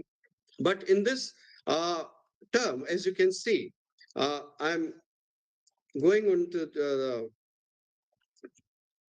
I hope you are able to see all the diagrams. Now here in this, as we can see, postmodern theorists are many. For example, some of the names that could be mentioned here are for example, first of the modern theorists is Ihab Hassan. I'll be telling you about these. So earlier I discussed some of the key terms. These are the essential ingredients that comprise postmodernism. Some of the theorists which you have, they are Ihab Hassan, Jean Lyotard, and Jon Baudrillard, Frederick Jameson, who has written Cultural Logic of Late Capitalism, and this is a simulacra and simulation, as you can see. Linda Hutchian, Patricia Waugh and Brian McHull, UK, from, and then you might be aware of the Hegel's phenomenology of spirit. And then there is Andreas Hussein, Charles Sanders, Jacques Derrida, Michael Foucault, Roland Barthes, Stephen Connor, and Richard Rorty, who wrote about the philosophy and the nature, the mirror of nature. Now, as we can see here, that the linguist Ferdinand de Saussure, Marxist philosopher Louis Althusser, and psychiatrist Jacques, I will talk about all the theorists and the features about the postmodernism. Jacques Derrida and Lyotard are two further post-structuralists, and as we can see, that Jacques Derrida and Lyotard are the two post-structuralists. And then we have other names. So we can see that in order to understand postmodernism and the various manifestations of postmodernism like metamodernism or digimodernism or pseudo-modernism, which have taken the present shape.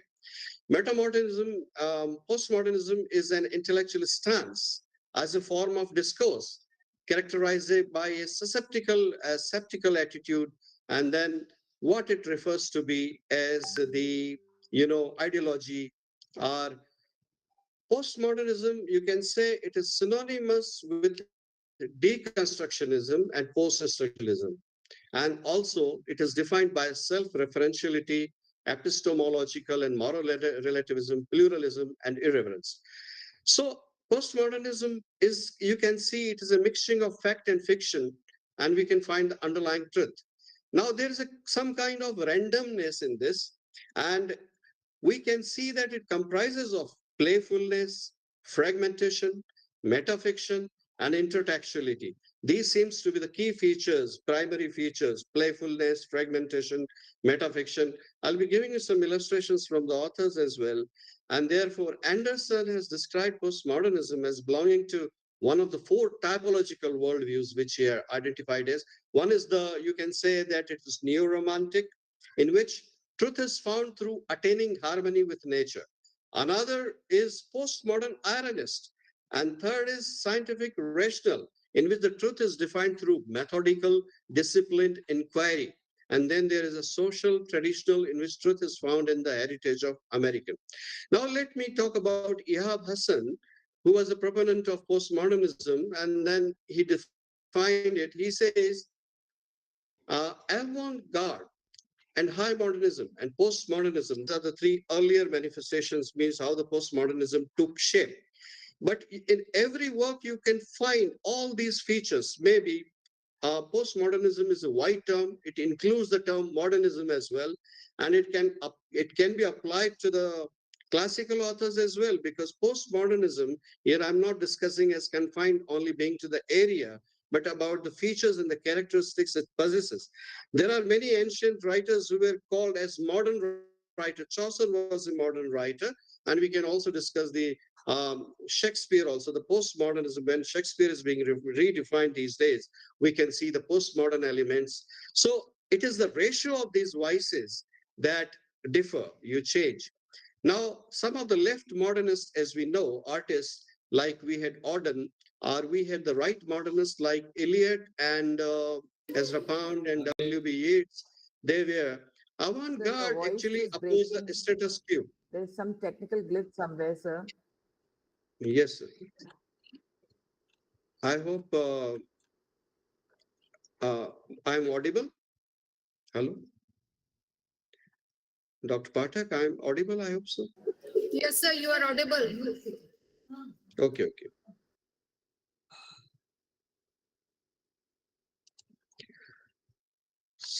So we can see that the high modernism and the high modernism would change with the Eliot and Yeats and Pound. So you can see that their work was abstract, ironic, sardonic, remote, autonomous, complex, and aristocratic. Then there came the Freud's theory of unconscious, which also revealed a self-perception. And then was called Jung's collective unconsciousness. Then we had Russian Revolution of 1905. So we can see the idea of internationality developed as Impressionism, and which absorbed the ideas of worldwide movements such as Cubism, Surrealism, which also broadened the ideas of modernism. Now let us see that every work is replete with high modernist and avant-garde modernist voices, but postmodern voices by and large dominate and are prevalent nowadays. Hassan has said he reinterprets postmodernism as a new avant-garde, means it is a renewed sort of version. And new lines of postmodernism are emerging day by day. They are emerging. They keep emerging, revealing something new, as you can see. Every postmodernist text now contains and offers some spaces and gaps that are to be filled and bridged by the readers.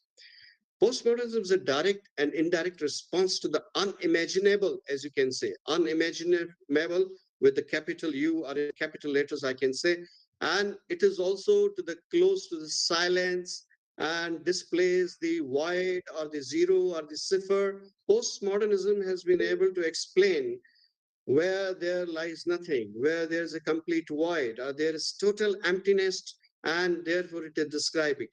You can see that in the plays of the Harold Pinter, this emptiness, this silence, this void, this this vacuity has been very well explained and brought out by the theater of absurd and his postmodern technique. So postmodern spirit lies coiled within the great corpus of modernism. It's not a chronology, as you can say, but it is unmasking its literature of silence, as you can see. So there are definitions, various definitions that prevail. Now, as you can see, that postmodernism is fluid and it is uncertain because there is a historical volatility of many literary theories and conceptions. It rejects, it negates, it deconstructs. Even it has been, twisting and turning modernism and the literature of silence and exhaustion, quiet and tiredness, and which we see in the plays of Harold Pinter. Or we can see in the short stories of Alice Munro. We'll see that, as we can see,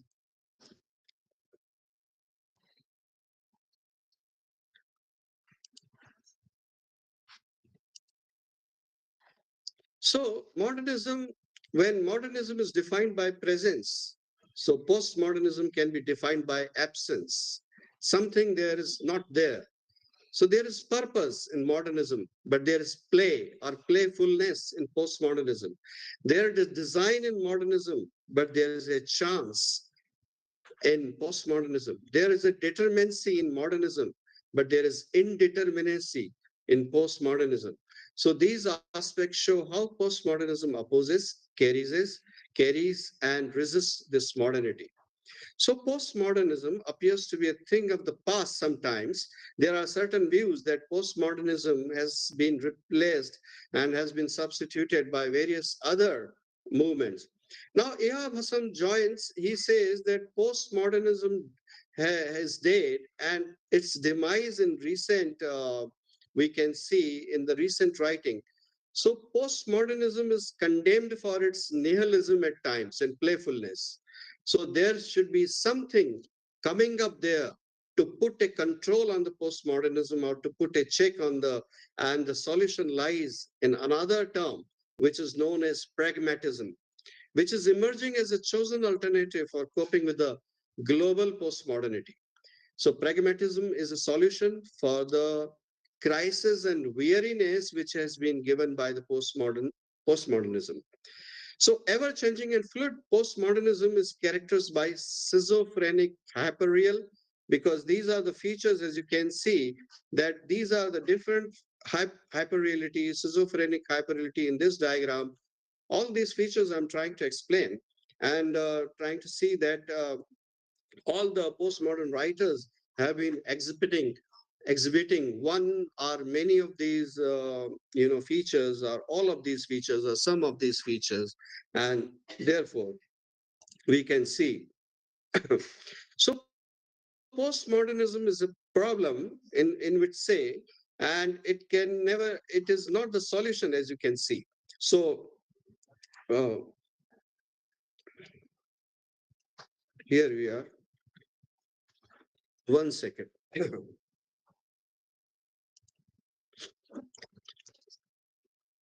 So pragmatism comes in many guises nowadays, and the pragmatist revival has also taken many forms, according to Hassan. He said that postmodernism needs pragmatism because of its play and provocations, because they cannot supply adequate responses to our changing needs. So we need to discover a new pragmatic and planetary civility, one that takes truth seriously again and moves beyond.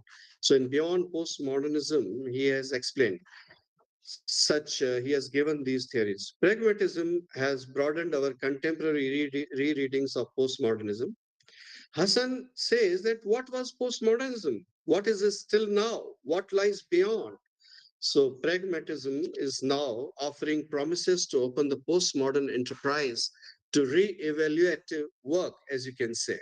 So literary postmodernism needs pragmatism, which lies in the revisionist gestures that have crept into the postmodern critical work, as you can see.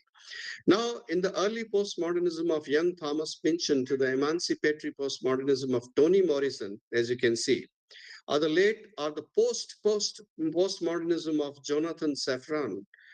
The early postmodernism refers to the authors like Pynchon, John Barth, Donald. They have challenged the legacy of literary Marxism in the early 1960s. Then another term comes emancipatory postmodernism.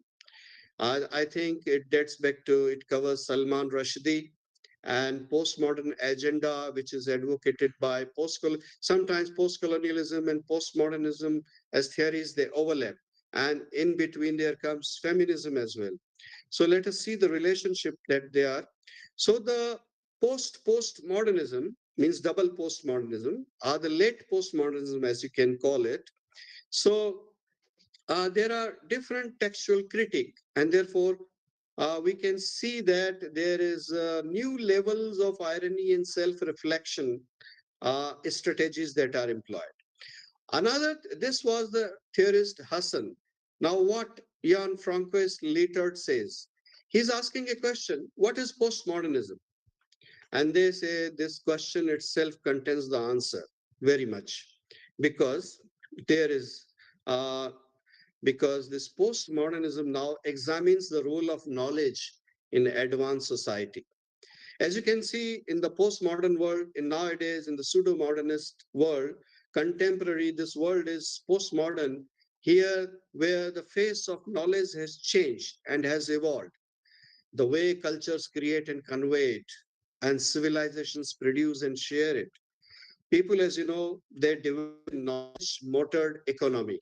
Today is the world of information technology. It is the information. Money is not a power. It's the information is the power, and money follows suit. It follows behind. So you can see the knowledge-motored economy. It is replete with technological discoveries, and you can see that it is the world of AI technology, artificial intelligence.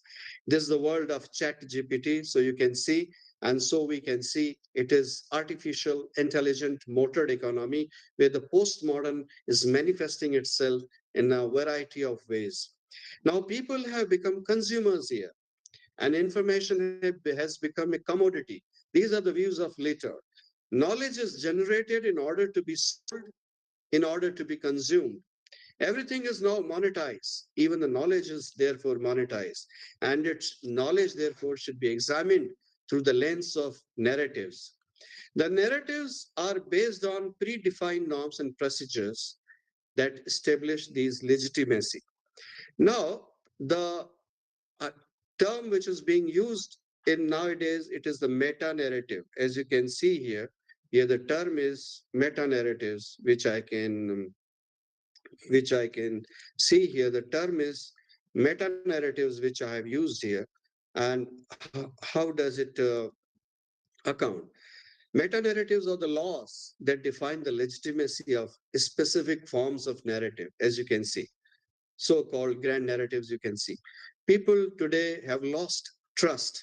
They don't follow any fixed pattern, and they have no trust in any pattern. For example, you can see, so they believe in mini narratives.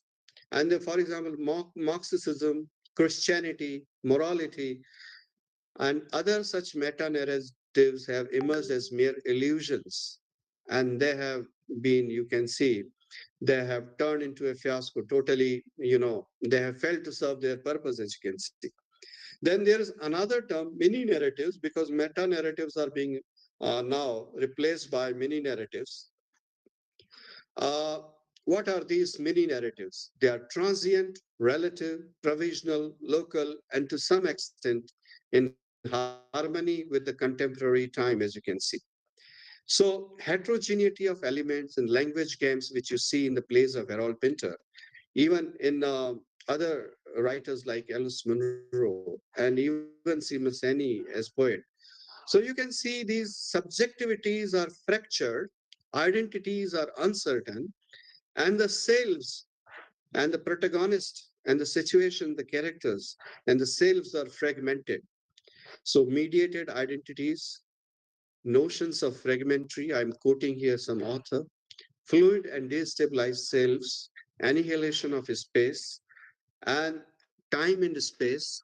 These are certain things which are occupying the place. Metafiction is writing about, now let us talk about metafiction, which is writing about writing to make the reader aware of its fictionality. When the reader becomes aware of its fictionality and also of the author's presence. For example, we have heard about the death of the author. As soon as the work of art or literature is produced, it causes the death of the author. The author dies, and therefore the work remains. So authors employ this technique to make flagrant narrative shifts also in postmodern. There are a lot of narrative shifts, as we can see in the short stories of Alice Munro.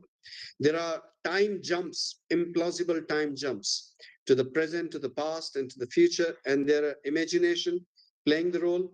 So these meta narratives, fragmented forms, are, you can see, so we can see that here that there is also the realization of the fantasy.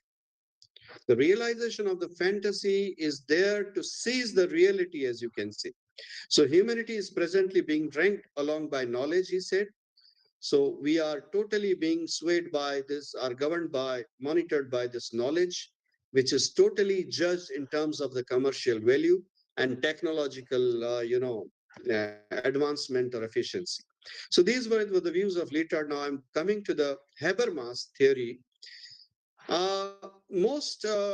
He gives the inevitability of the Enlightenment, which was associated with the modernism earlier.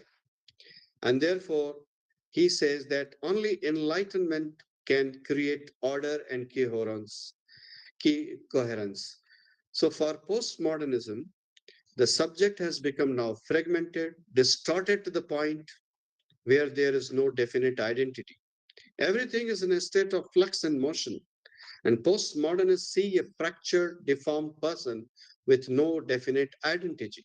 Hegel's phenomenology of spirit, as you can say, it says that reality and reason are historical constructs only, and a human being is competent enough to transform the self in the process of progress towards liberation. Reality, all you can say. Reality and reasons, they are just historical constructs. And therefore, Habermas' picture of modernity relies on subjectivity, history, and you can say political resistance. So these areas are very fluid, very uncertain, very changing all the time. Now coming to the Baudrillard, after 1929, he talked about hyper-reality, erosion of reality. He says no longer do illusion and reality, real and unreal. Nothing is real or unreal. There is nothing fact and fiction. Real and unreal, there is a thin partition that divides real and unreal. In simulation and simulacra and simulation, he talks about truth and false, fact and fiction, surface and depth, they all differ.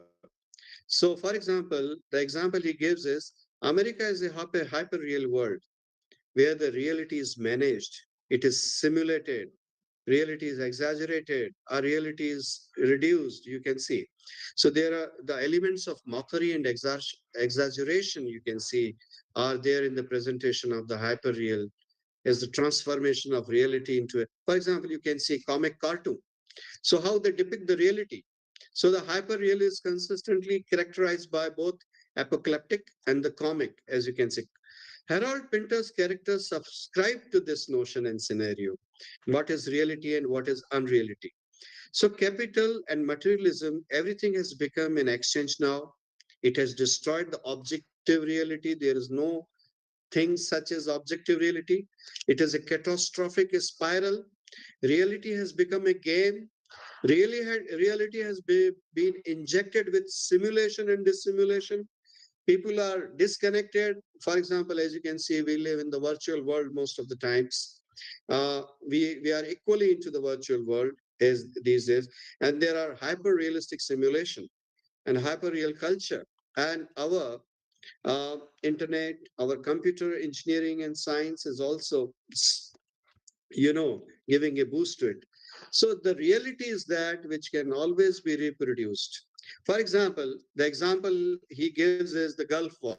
He says that the Gulf War in 1991, it never took place.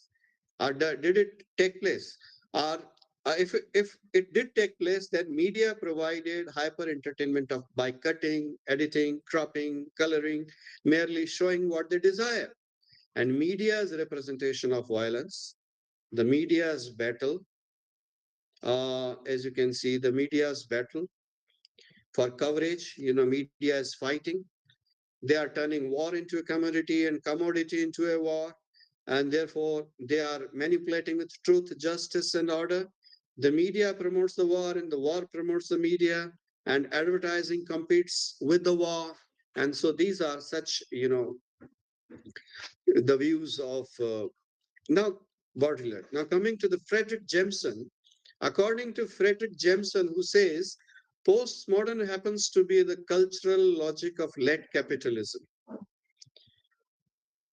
High-tech advancement, as you can see nowadays in the world, speed and power, lacking depth in there is a lack of depth in contemporary philosophy. There is a simulacrum society.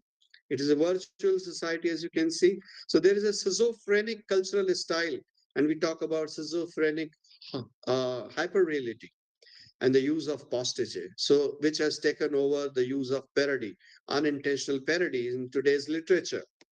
All these I'm trying to uh, present in terms of the literary writings. Now today's postage only replicates previous contents and forms. There's no original or personal flair.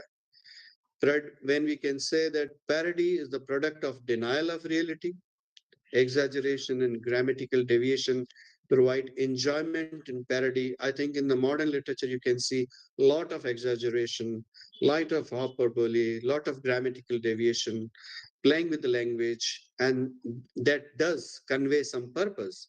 And they are able to express what has been not expressible so far. So you can say this postage is a blank parody in that sense. Then Marxist critics are there. They see postmodern literature as dehistoricized, self-referential, and they are not capable of giving any meaningfulness in the reality.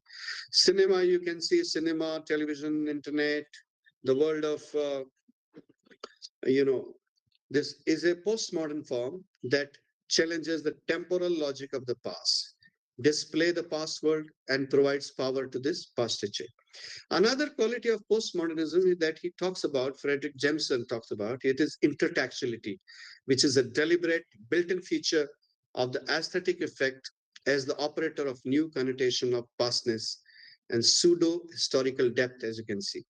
So postmodernism opposes self-referential, or you can see there is a cognitive mapping, you can see.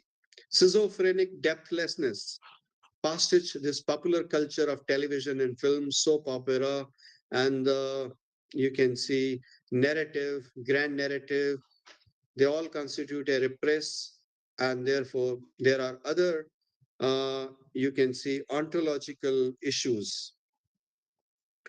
And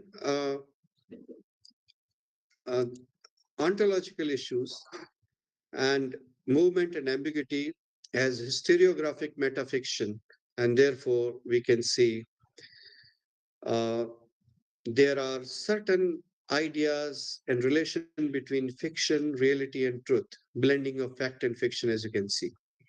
So postmodern literature has been able to perceive the past, but history is littered with contradicting writings and events.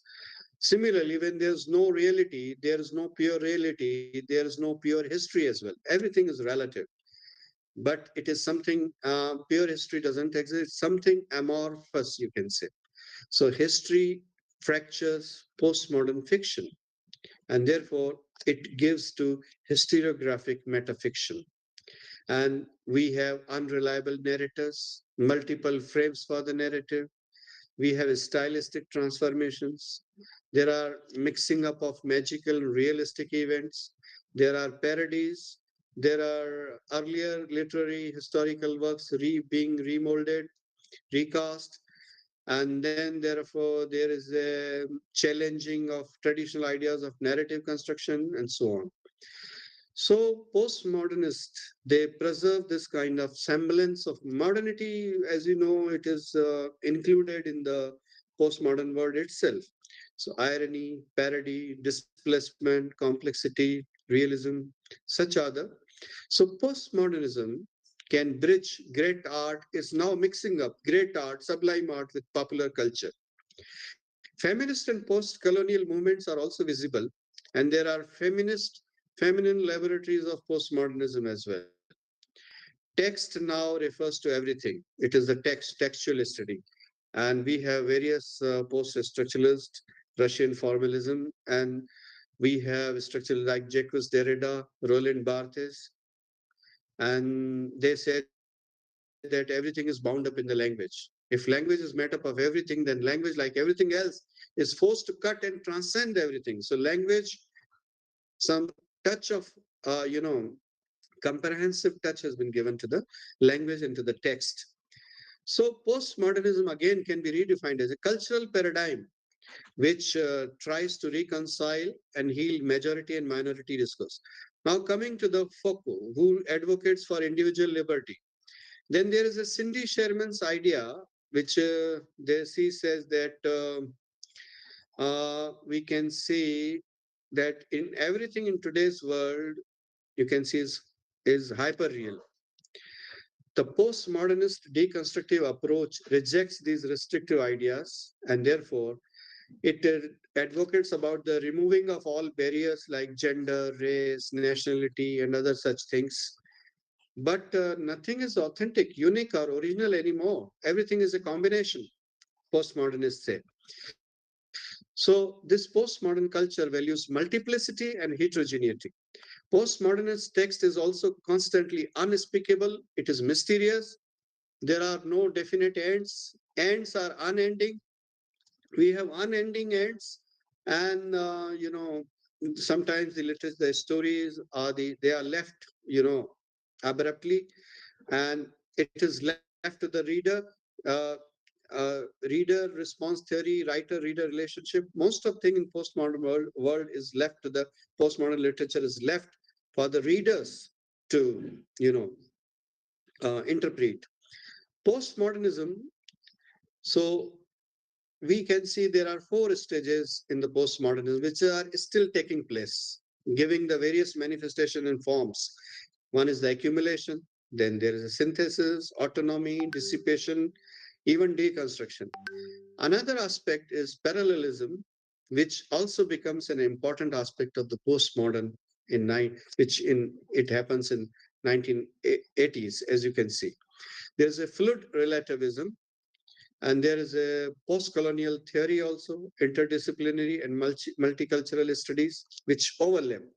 So Derrida's deconstructive philosophy has also, you can see that it talks about, it uses the term anti-essentialism, anti-realism, anti-foundationalism, anti-foundation. So postmodernism is centered on parody, as you can see, ironic quotations, pastiche, appropriation, intertextuality, referentiality, with ideological implications. Postmodernism is rejecting now the premise that language creates reality. No. So another term associated with it is post-humanism, in which man is no longer the dominant force in the cosmos. Postmodernism is post-metaphysical. Another aspect is dehumanization, which we see in the novels of J.M. Coetzee, as you can see. Richard Rorty, now coming to the Richard Rorty, he says that he has challenged this pragmatism and textual paradigm of humanities. And he talks about the pragmatist vision of social transformation. And he talks about linguistic turn. There's another critic, Stanley Fish, and few more along with him. They talk about now neo-pragmatist endeavor, neo-pragmatism. And there is a theory of reader response criticism theory, pragmatism theory of Charles Sanders Peirce, which we often apply to the literary works.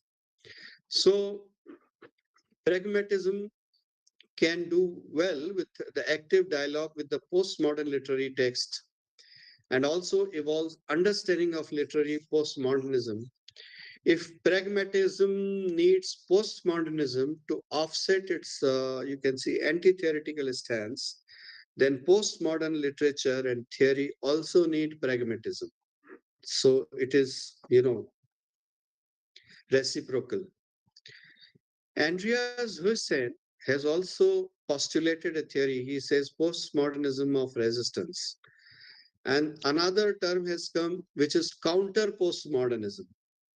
So Brian McHale, he says that he has given the concept of ambiguity now, foregrounded ambiguity.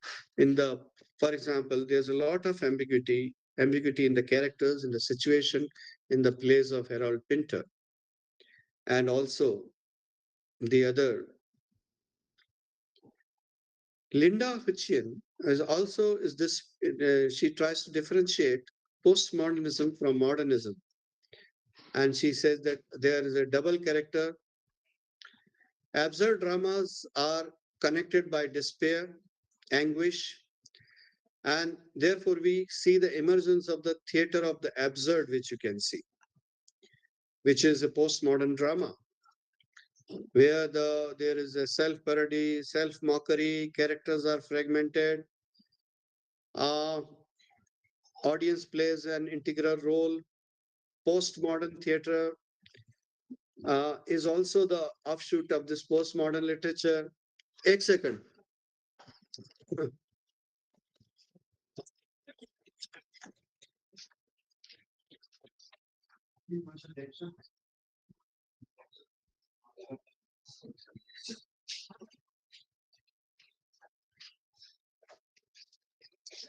Sorry for interruption.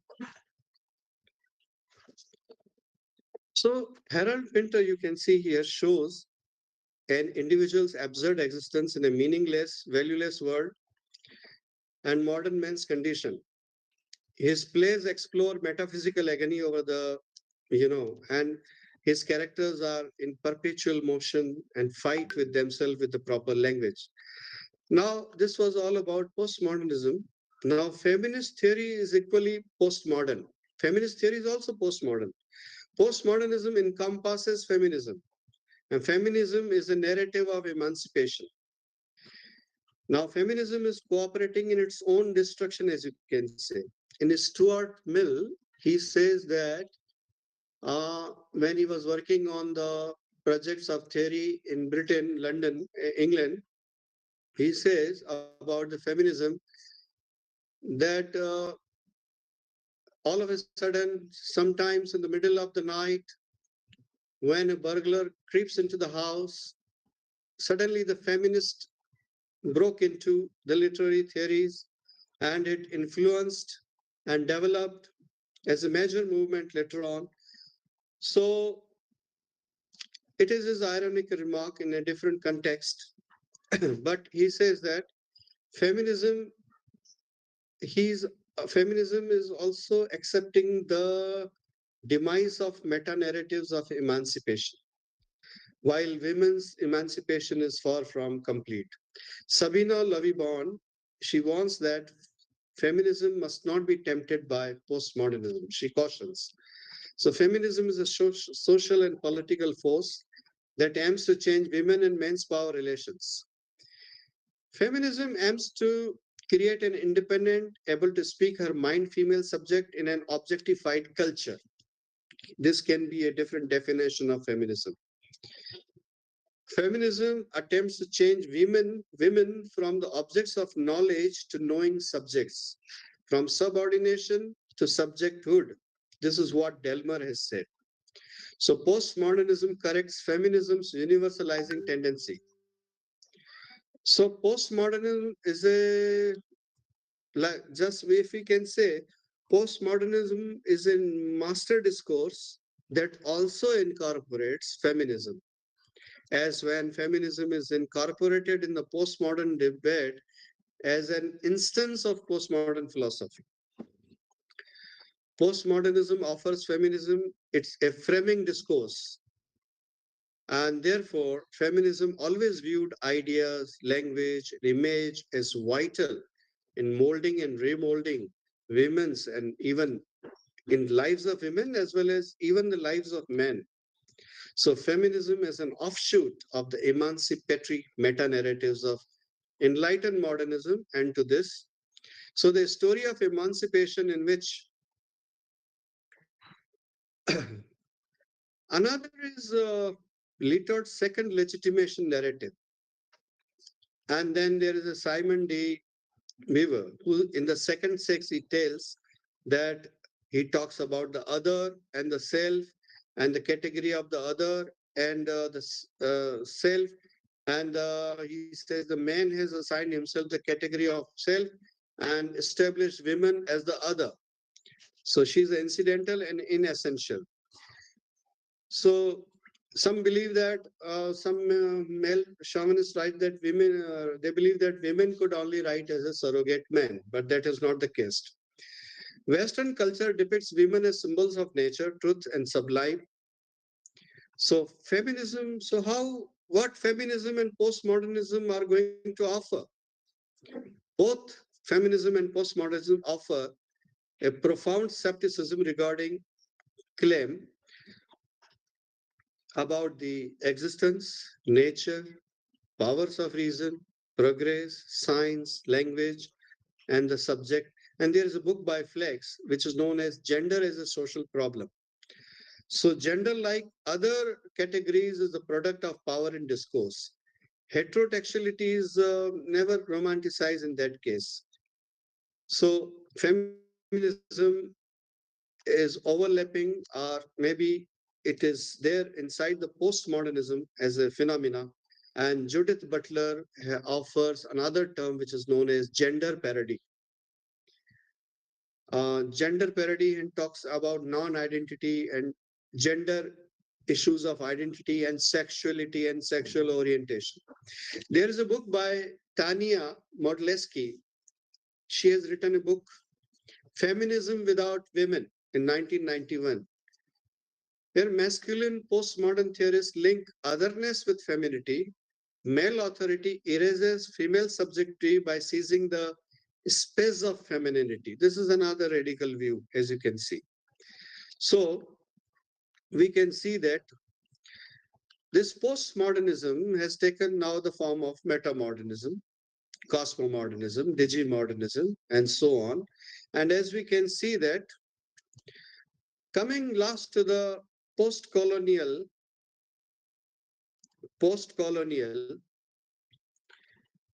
world, because the time is too short, I think I'm left with 2, 3, 4 minutes. So postmodernism itself. So Ihab Hassan, these are the famous theorists, as you can see, which I have talked about, all these authors in short, in nutshell. And these are the various ingredients, the elements which are found in the world of postmodernism. I have touched upon here and there, sometimes with ambiguity, anti-narratives, meta-narratives, deconstruction, and so on. But in the world of post and metamodernism, postmodernism, digimodernism, these are the terms which now it is the postmodernism is taking, and pseudo-modern. Now coming to the post-colonialism, we have these famous writers in short, I'll be just presenting, summarizing it in short, will not be going too much in detail about these aspects of post-colonialism. In post-colonialism, Gayatri Spivak, the subaltern, and Orientalism, Homi K. Bhabha, who has talked about the location of culture, Roland Barthes, Michel Foucault. Then we have Death of Postcolonialism by Mohammad Salah Eddin Madoui, Edward Said. These are certain names and many more. Certain gaps are to be filled. There are many more names to be included here. but these are some very important names which cannot be lost sight of. So we'll speak for 2 minutes on post-colonialism, and we'll say that post-colonialism, because these terms are Sir, I'm post-colonialism. sorry to interrupt. It's an Yes. absolutely mesmerizing deliberation that we are having. But then, sir, we are running a race against time. We want some time for question and answers also. So if Yes, you yes, could yes. wind up in 5 minutes, I'm so sorry, sir, but this is the No, no, demand no, of no. time. Thanks for the. I'm just winding up in 2 minutes. Yes, sir. So post-colonialism talks about slavery, migration, suppression, and resistance, difference, race, gender, and geography. So post-colonialism, you can say, is a critical academic study of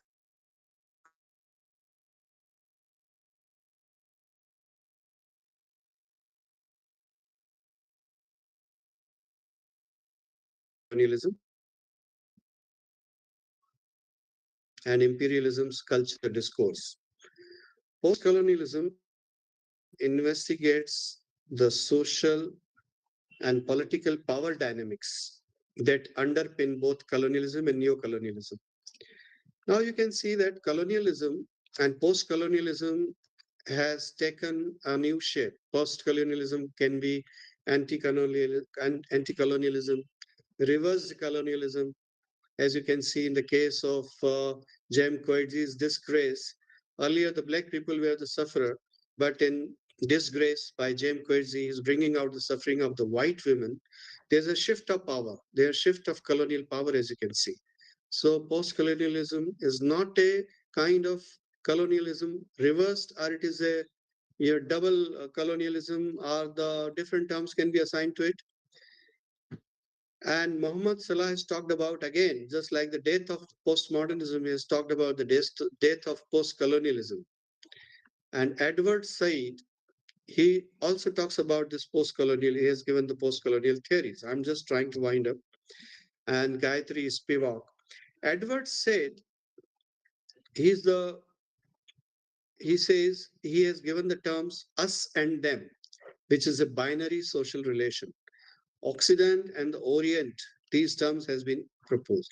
And in the Orientalism also, we see that Oriental world is inferior and backward, and then we have Western Europe emerging. So the knowledge of the Orient, Occident-Orient binary social relations, these have been discussed in these theories. And Said mentions the production of philology, lexicography, history and biology, and economic theory, even in novel writing and the lyrical poetry on the models of post-colonialism.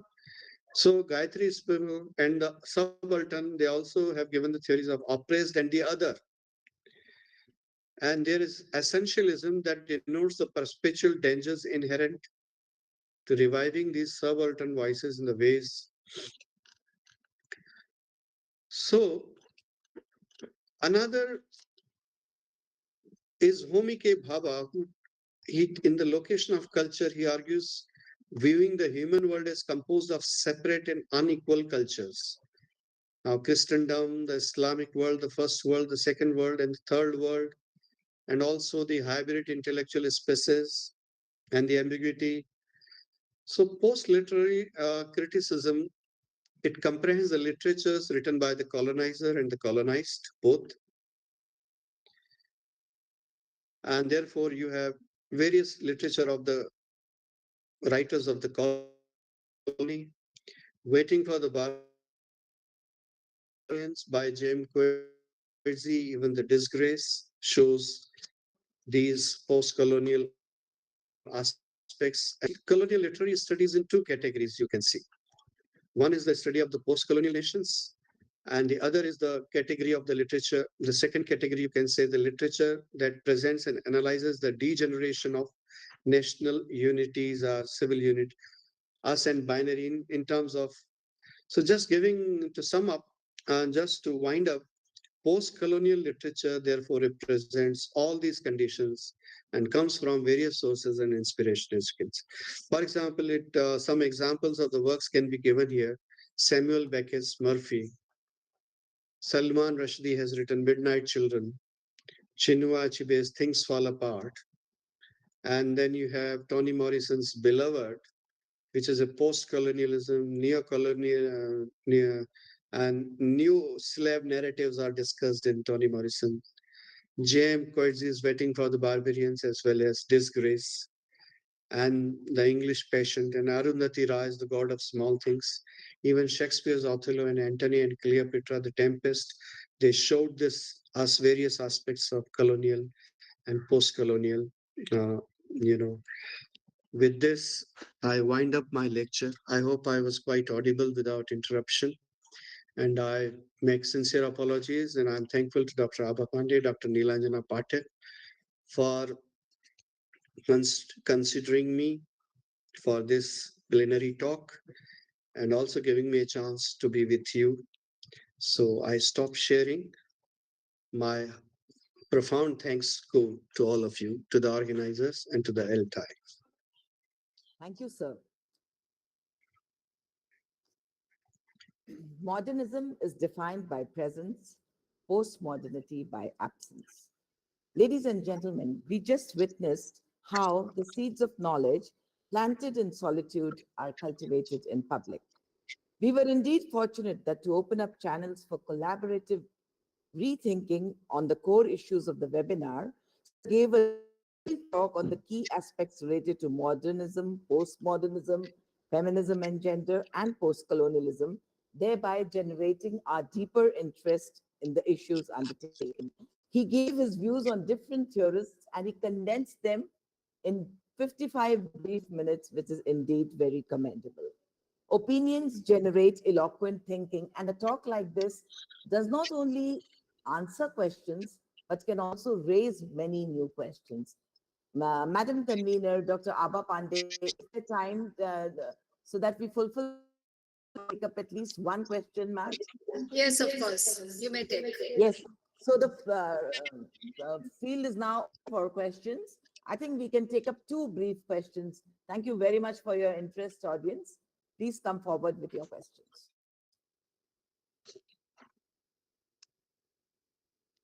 Yes, please. I'm sorry Yes, for the please. lapses because I was racing and chessing with many points to be covered. And I'm sorry We that will I have understand that, done sir. injustice with It's the a topic. very comprehensive topic that you had taken up. We completely understand, sir. Any Sir, we have questions? got I very can good see questions. Madam Premlata Suresh raising her hand. Madam Premlata, please come forward with your question.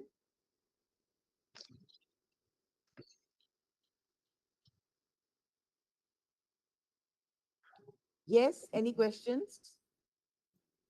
Madam Premlata Suresh, if you can hear me, please unmute yourself and ask your question.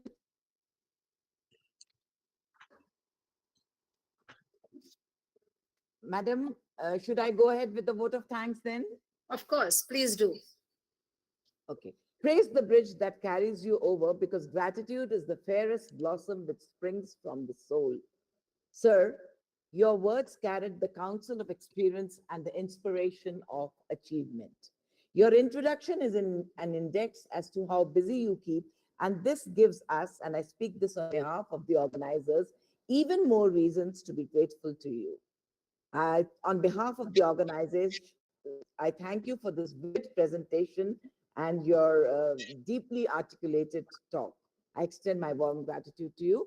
Special thanks are due to the entire Department of English, Government Mahakoshal College, in particular the head, the illustrious Dr. Abha Pandey, and the LTI Jabalpur and her LTI Jabalpur chapter. I also thank the participants for their interest and involvement throughout. Participants, you made an excellent audience. I would like to place on record gratitude towards the technical team whose hard work ensured a glitch-free streaming of the entire event. Thank you, one and all. Have a pleasant afternoon. I sign off wishing you all many adventurous literary journeys. Thank you very much, one and all. Thank you, Dr. Thank you Neelanjana so much. Pathak. Thank you so Thank you, much. Dr. Ashok Sachdeva. Now it's time Thank you for so much, madam.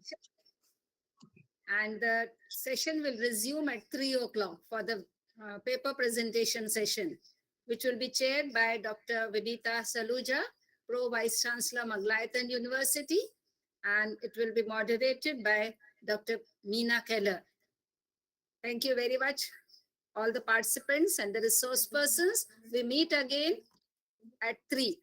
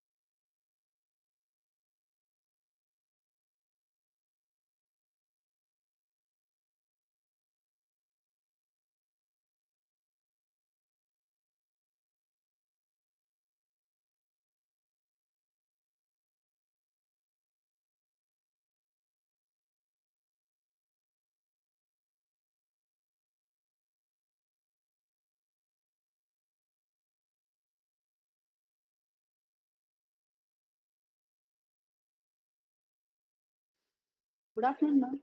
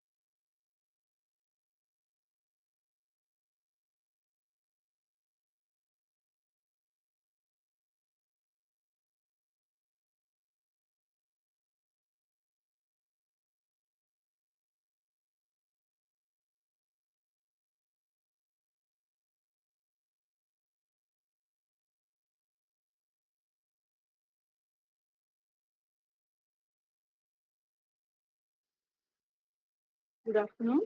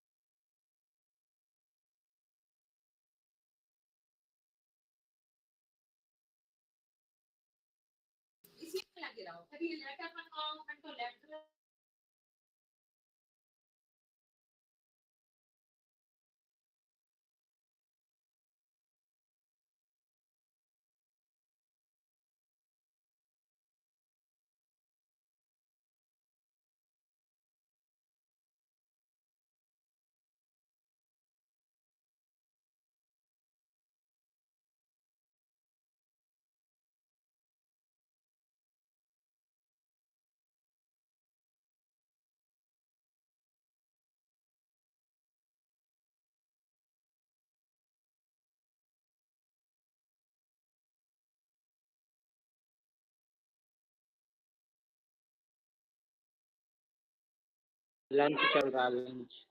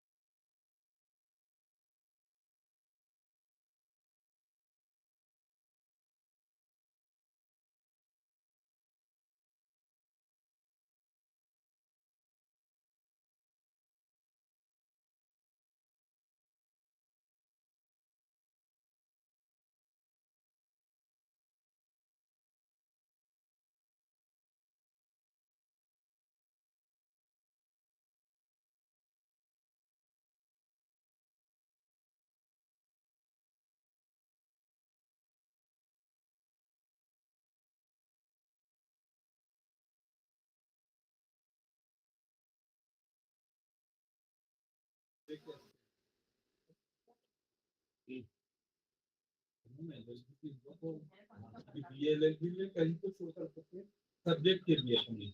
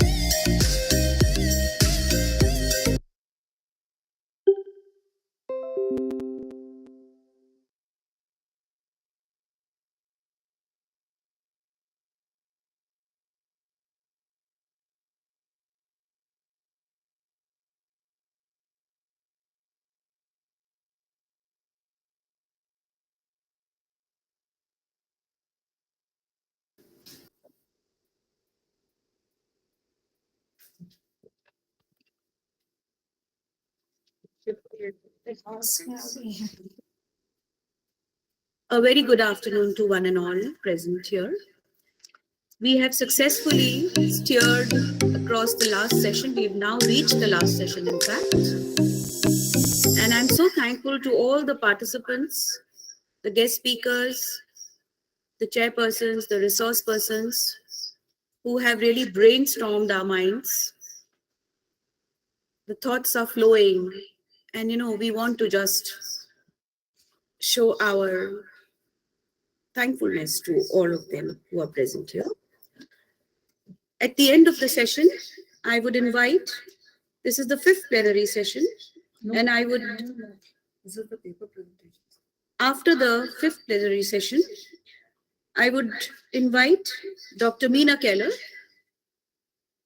for the paper presentation session. She will be the moderator, and the chairperson for the session will be the Pro-Vice Chancellor, Dr. Vinita Saluja. Meena Keller.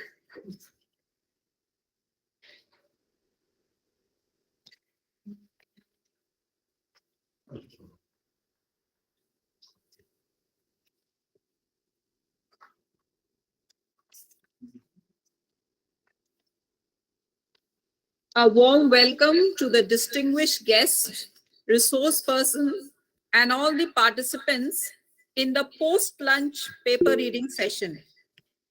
We had an overwhelming response for the paper reading sessions, but due to the constraints of time, we could select only a few papers for the session.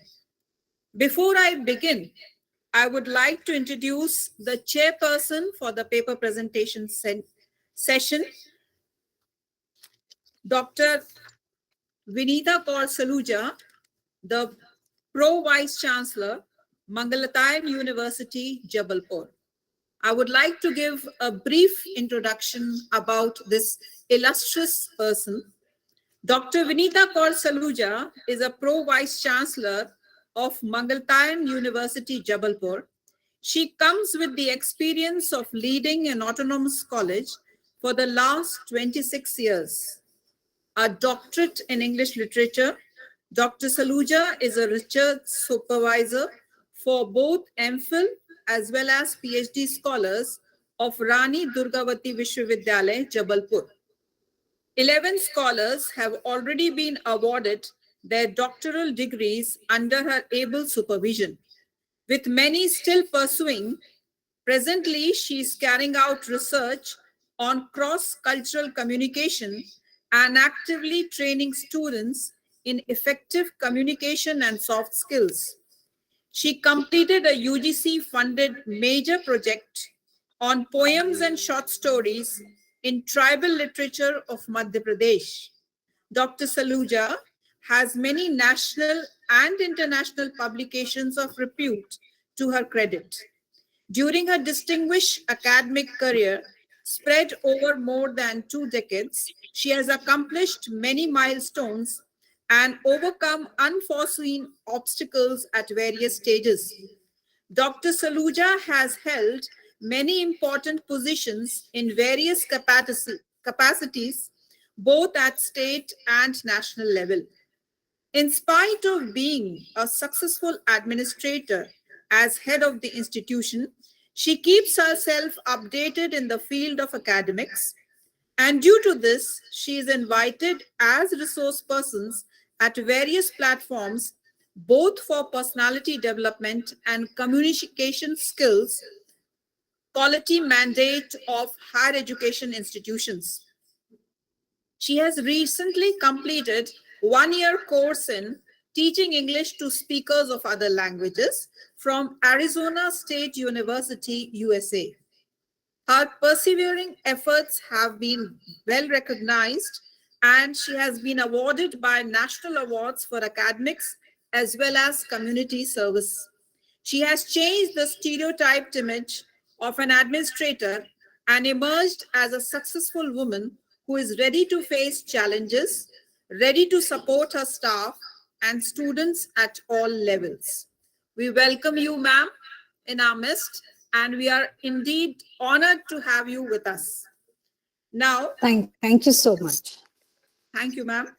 Now let us begin the presentation of papers. Candidates are requested to follow the serial number which has been allotted to them. Candidates, please take note. You will be given 5 minutes for paper reading. And when you come for your paper reading, you have to introduce yourself as well as to tell us the title of your paper. All questions and queries will be entertained only after the completion of the session. And please put your questions and queries on the chat box, which will be clarified by the person in chair, Dr. Vinita Kaur-Saluja. Now, with the permission of the chair, I will invite the students who are here for the paper reading session. The first candidate is Madhumita Kundu. Is she there? Yes, ma'am. Okay. Her paper title is The Pursuit of Normality, a representative of disability and self in self, select autobiographies of Preeti Monga and Ved Mehta. Yes. Miss Madhumita Kundu. Good afternoon, everyone. I am Madhumita Kundu, a research scholar in the Department of English and Foreign Languages, Guru Ghanshidas University, Bilaspur. The title of my paper is In Pursuit of Normality, a representation of disability and the self in select autobiographies of Preeti Monga and Ved Mehta. We know people with different abilities have a special place in literature. Disability literature have developed to highlight the individual with the disabilities, physical, mental, emotional, and social conditions. A very well-known tennis player says that disability is a matter of perception. In this case, we only study the autobiographies of Preeti Monga and Ved Mehta. They are both blind. Loss of eyesight or visual impairment is referred to as visual impairment. The problems that arise for someone who has seen and gone through a lot in their life are many and varied. Preeti Monga and Ved Mehta, the authors chosen for this study, have ultimately subjectively articulated their views to the audience. Preeti Monga, the first author, was born in Amritsar.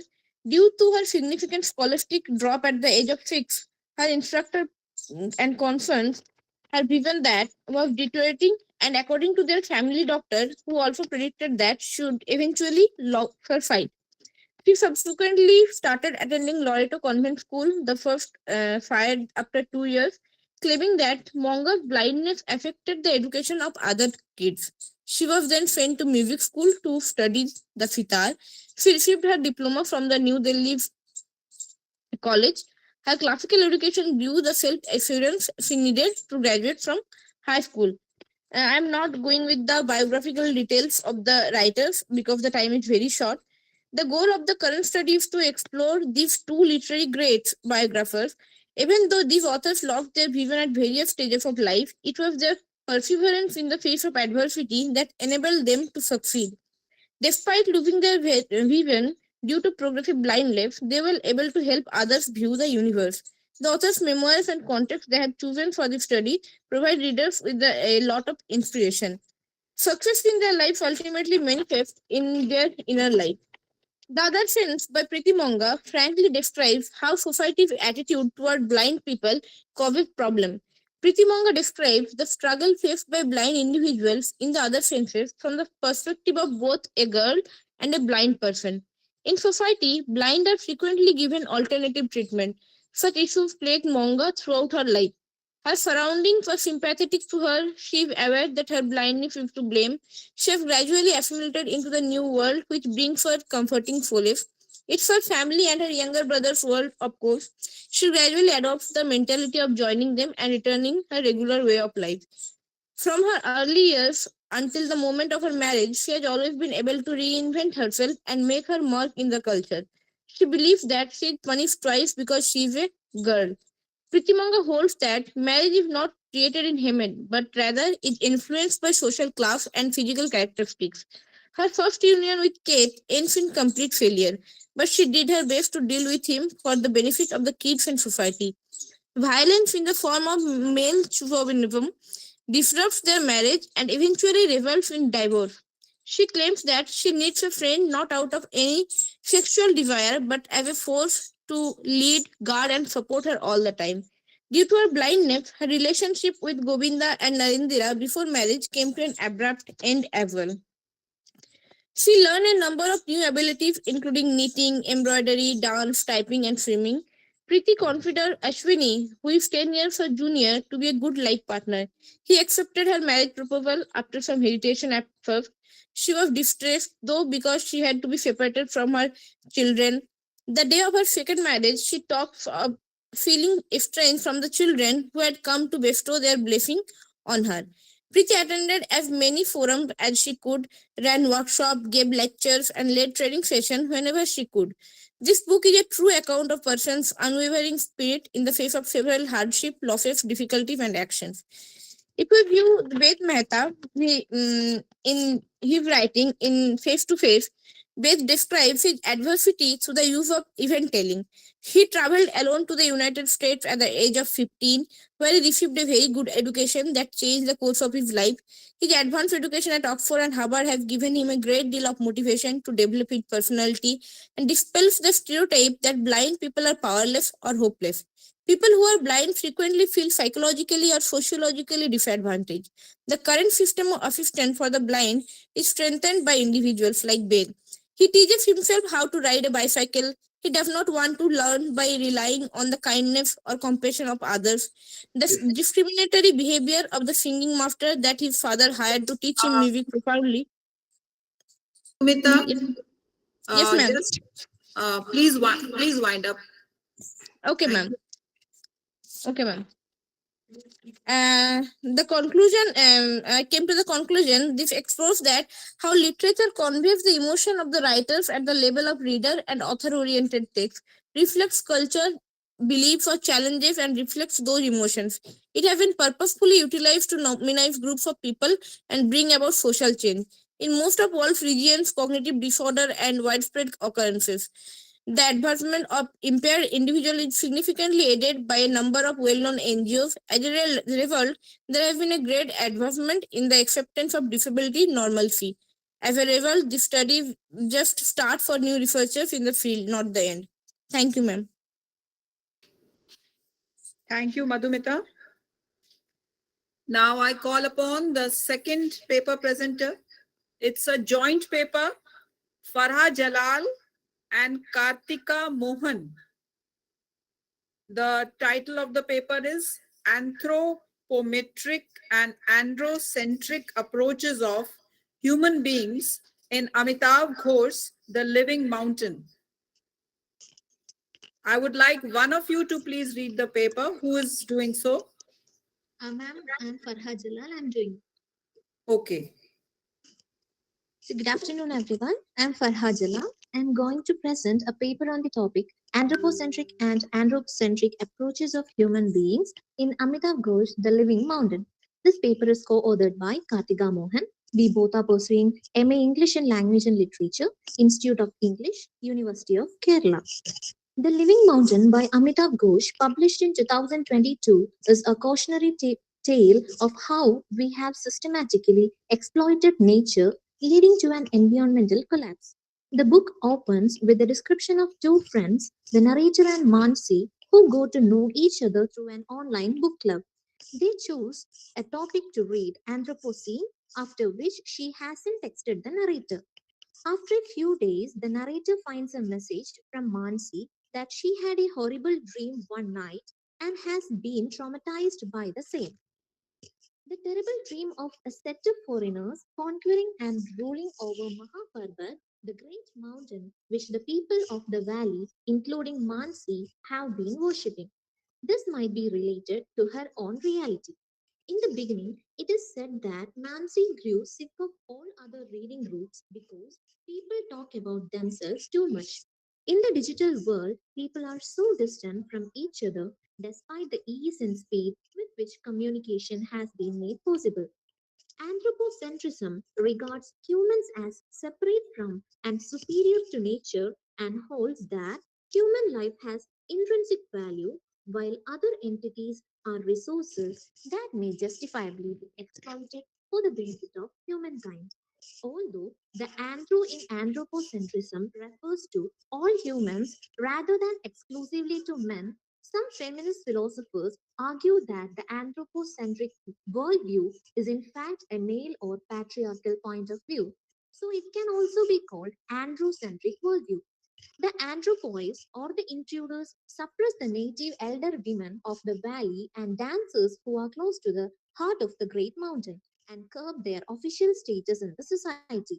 They knew that the elder women and the dancers had knowledge and strength to stop them, which will be detrimental for their progress. The miraculous tree which grew from the slope of the great mountain was looked upon solely as a source of raw materials by the invaders. The very act of intrusion into someone else's land points to how the third world countries were colonized by the upper hands who had very powerful weapons and were skilled in the act of war.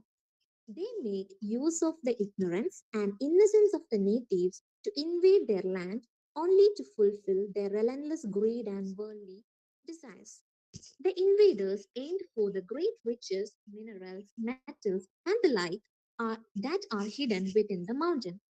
This throws light at how the Britishers drained all the resources and raw materials from their colonies for their own industries and personal gain. This represents one of the two concepts in alterity or othering, the exotic other, a fascination with inherent dignity and beauty of the primitive or underdeveloped other. To conclude, the question that arises is who is a human? Is he a master or just a species in nature? The anger of the mountain itself warns humans that they need not have to take care of other species, especially rejuvenating life giving the great mountain. Thank you, ma'am.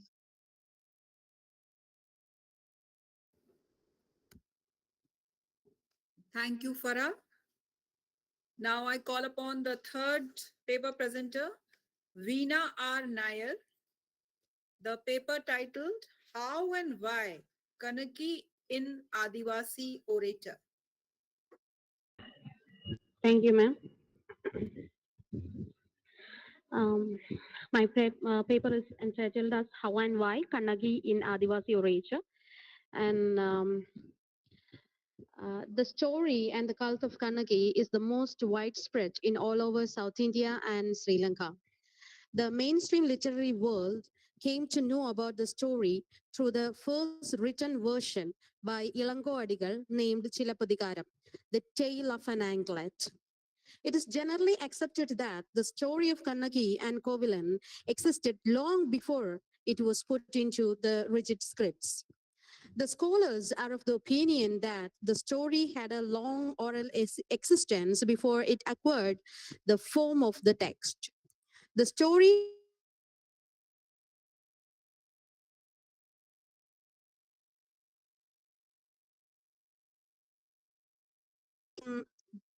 because of the interpolation of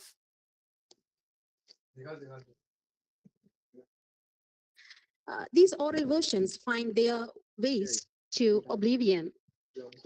This paper is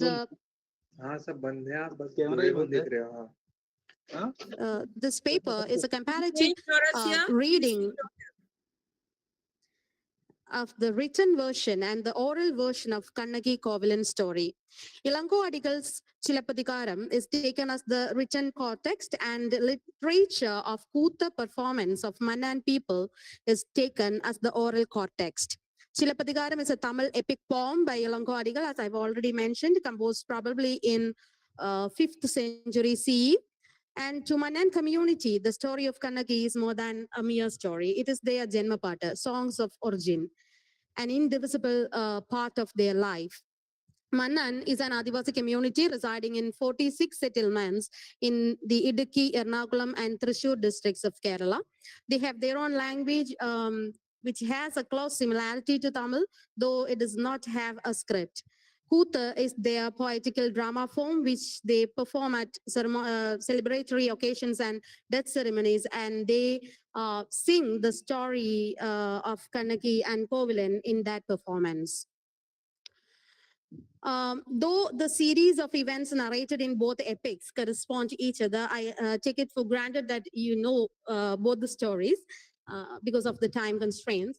So though the series of events narrated in both epics correspond to each other, there are remarkable differences between them, albeit the supernaturality is common motif in both the stories.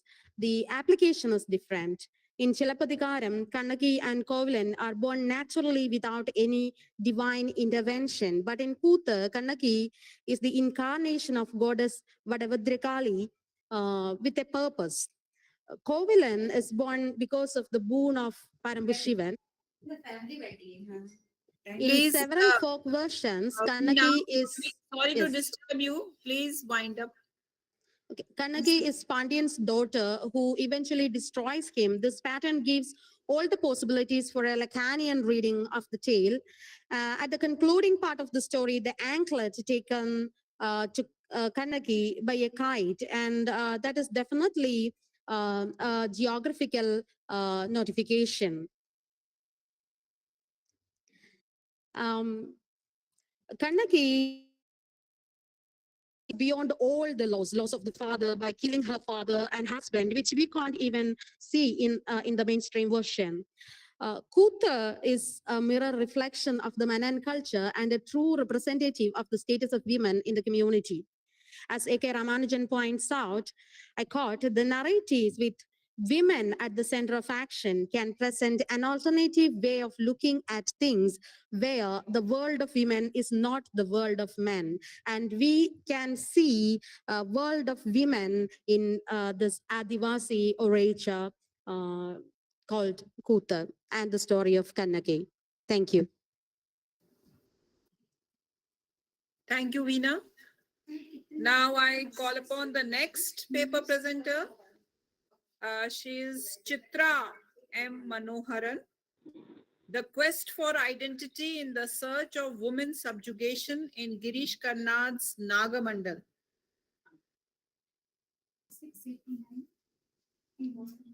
Yes, good afternoon, everyone.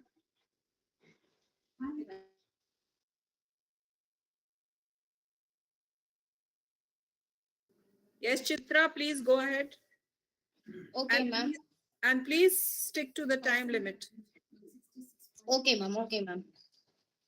My paper is Krish Karnad's Nagamandala. That is women's subjugation in Nagamandala. Actually, this is a Indian English literature. First of all, we are going to analyze the social milieu in Nagamandala. So whether at first we are going to analyze the sufferings of Rani. Rani suffers due to social condition and traditions of Indian custom. She is brought up in a conservative society, believes that a wife has to service to her husband. Deprived he may be, that marriage is not a bond but a bondage. He passes, that is Appanna, his husband, passes his time with a concubine, and she passes her life like a deserted wife. Dejected and heartbroken Rani has none to support her in her solitary cell except her parents, who come to daydream to console her. Her parents come to her daydream and console them. Gurudua is an example of wisdom and philanthropy in this novel. Nobody in the society has eyes to see Rani's laceration at the hands of her floundering husband. Being blind, Gurudua feels the truth. In case Gurudua is blind, she is able to see the sufferings of Rani. So restriction towards Rani is comparing to the middle class women in India restricted by their husband. That is, a Hindu husband can enjoy any liberty, but his wife is not to cross the threshold of her house. That is, everybody knows Appanna goes to concubine's house, but nobody has the guts to ask him. Rani is exhorted to follow the decades of her husband. She is further told that lucky is the wife whose dead body is carried to the pyre by her husband, implying that she has to live and die in her husband's house, irrespective of the treatment she receives from her husband and in-laws. Rani, therefore, bearing all the sufferings without speaking a word of revolt. That is an chastity of Rani. Indian ethics does not permit a woman to have extramarital relations, even the woman is a deserted wife. Naturally, Rani is shocked when she realizes that she has copulated with a man other than her wedding husband. The author puts her case plainly: no two men love alike, and that night of the village court, when her true husband climbed into bed with her, how could she fail to realize it as someone new, even if she had not known earlier? When did the split taken place? So Rani is glorified at the end.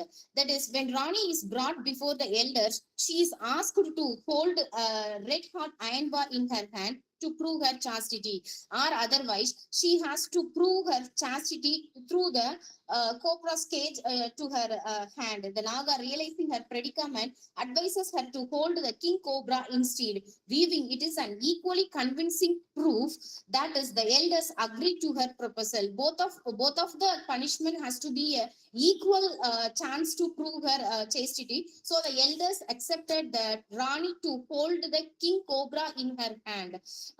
Since coming to the village, it have held her this hand only to my husband. This is the statement given by Rani: my husband and this cobra, except for these two, I have not touched anyone of this male sex, and nor I have allowed any other male to touch me. If I lie, let the cobra bite me. On the appointed day, she plunged her head in the anthill and pulls out the cobra. The cobra slides up her shoulder and spreads its hood like an umbrella over her head. Rani is certainly glorified by this action, and the cobra sways its hood gently for a while, then becomes docile and moves towards her shoulder like a garland. The crowd is enchanted by this miracle and elevates Rani to the position of goddess. The crowd surges forward to prostrate itself before her. What is the nemesis in that story is Appanna, who is not any particular person's but a representative of chauvinistic male, has to get the nemesis at the end by all standard of judgment. Appanna is condemned to live his life in hellfire without any hope of redemption. Naga comes in the life of Rani to save her from the tyrannies of Appanna and goes out of her life. When his mission is fulfilled, the author has glorified Naga, made him a lover because he wants to give the message to all that Sundari, that a loving Naga is better than a tyrant man. The conclusion is Rani is a typical Indian woman who is ready to suffer at the hands of her husband without complaining, in the hope that husband ill treat to her in the end.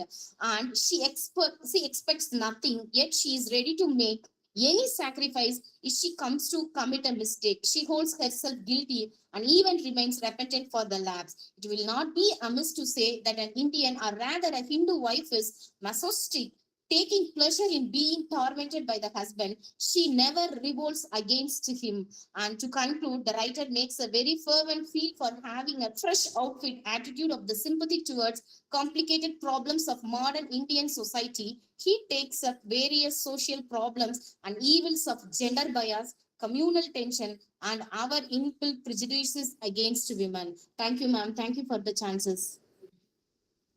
Thank you so much, Chitra. The next speaker is Miss Marifa Muzaffar. Yes, ma'am. Good afternoon to all. Is it okay if I'll present my presentation with the help of PPT? You can do it, but please stick to the time. 5 Okay, ma'am. minutes. Okay, ma'am. The title of your paper, Margaret Atwood's The Handmaid's Tale, Gender Politics in Dystopia. Yes, ma'am. Yes. Introduce yourself, please. I'm Marifa Muzaffar, working as assistant professor in GNE University in the Faculty of Liberal Arts. Is my slide visible to everyone over there?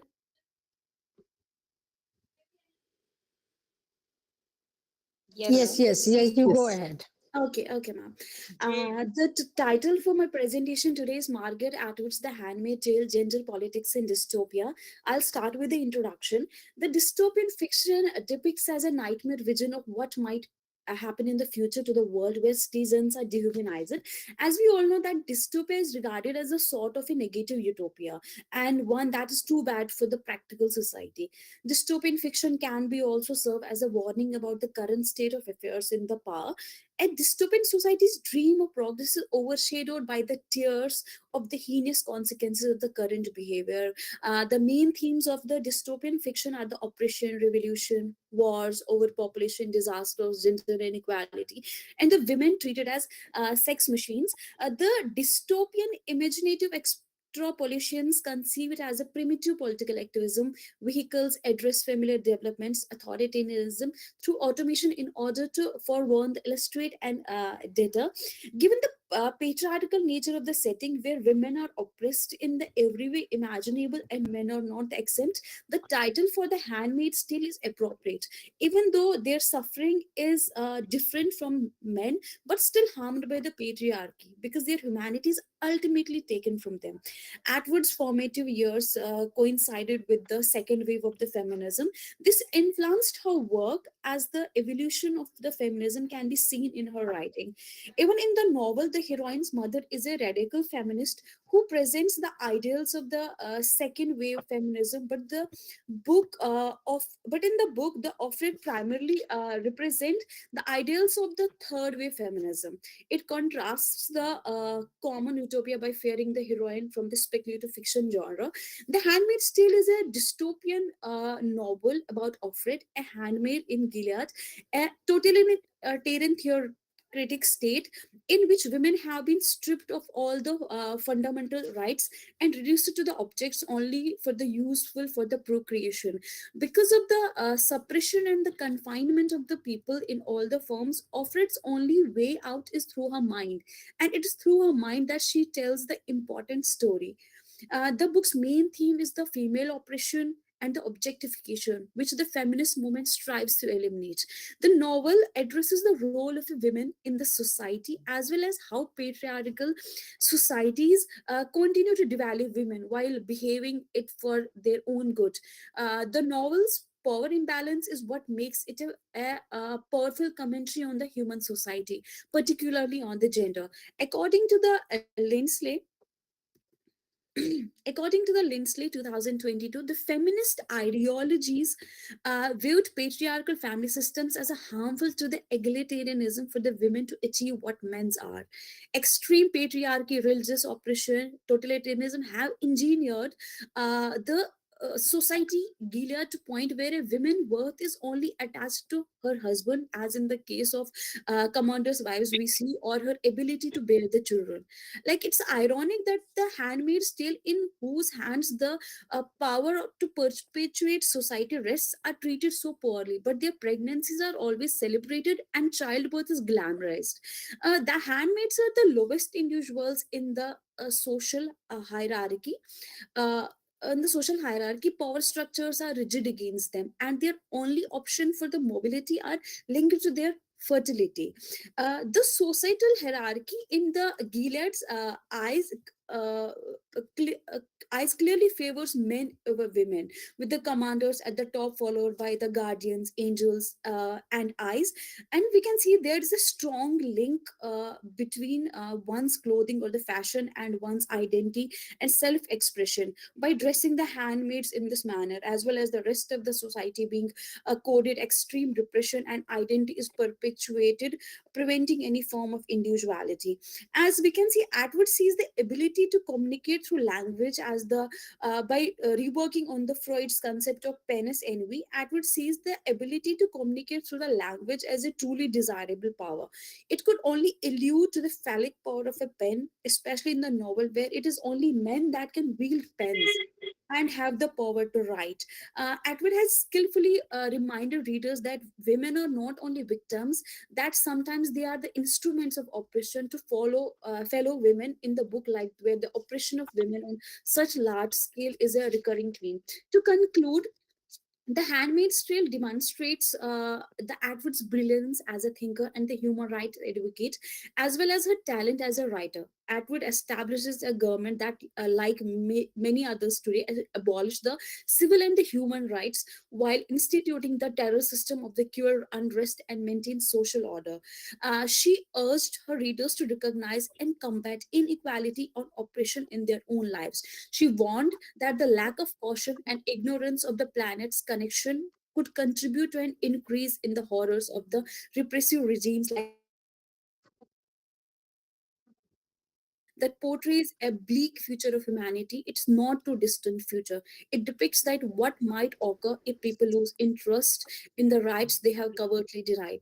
And by the end, uh, fundamentalism, strict beliefs, and the political agendas that might currently enjoy the deceptive popularity were all targeted by the Atwood in her book.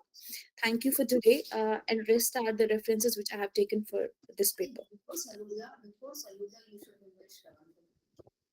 Uh, thank you, Marifa.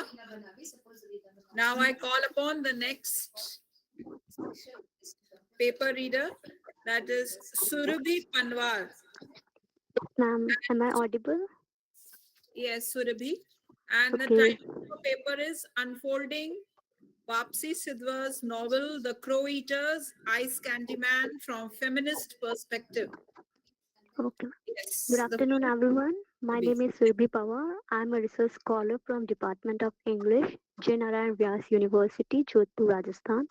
The title of my topic is Unfolding Bapsi Sidhwa's novel, The Crow Eaters and Ice Candy Man from Feminist Perspective. Feminism is an assortment of movement and ideologies aimed at establishing and defending and endeavor for the uplift of women's socio-political, economic, and legal rights, and upholds equality of women in society. The voice of feminism is prominent in the novels of Bapsi Sidhwa. Through her novels, she brings into focus the violence, degradation, and oppression faced by women in a patriarchal society and how they powerfully fight against such structures. In her novel, The Crow Eaters, we can see that the protagonist, Ferdun as a patriarchal figure who governs the family. He completely controls his wife Putli and mother-in-law Jevano, and always blame his wife Putli for any crisis that happen in the family. And Putli, as a dutiful wife, keeps a check that all the other members follow the same patriarchal values without any resentment. Her novel also depicted gender discrimination when the whole Junglewala family desires for a boy child when Tanya was pregnant. In her next novel, The Ice Candy Man, she dealt with the same issue of gender discrimination, which gets through the narrator of the novel, Lenny, whose world was restricted to the four walls of the house as she was polio stricken. As a girl child, she was expected just to produce children and to keep her family happy after the marriage. The novel is also brings about how victory is celebrated over woman's body. Lani's both Aya, that is Shanta, and Hamida went through this terrible experience. They were abducted and raped, and they were put into brothel.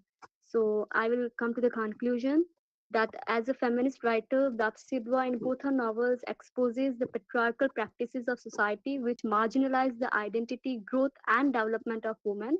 Her novel ends on the note where the female characters fight against the exploitation and they emerge out of their painful situation very bravely. Thank you.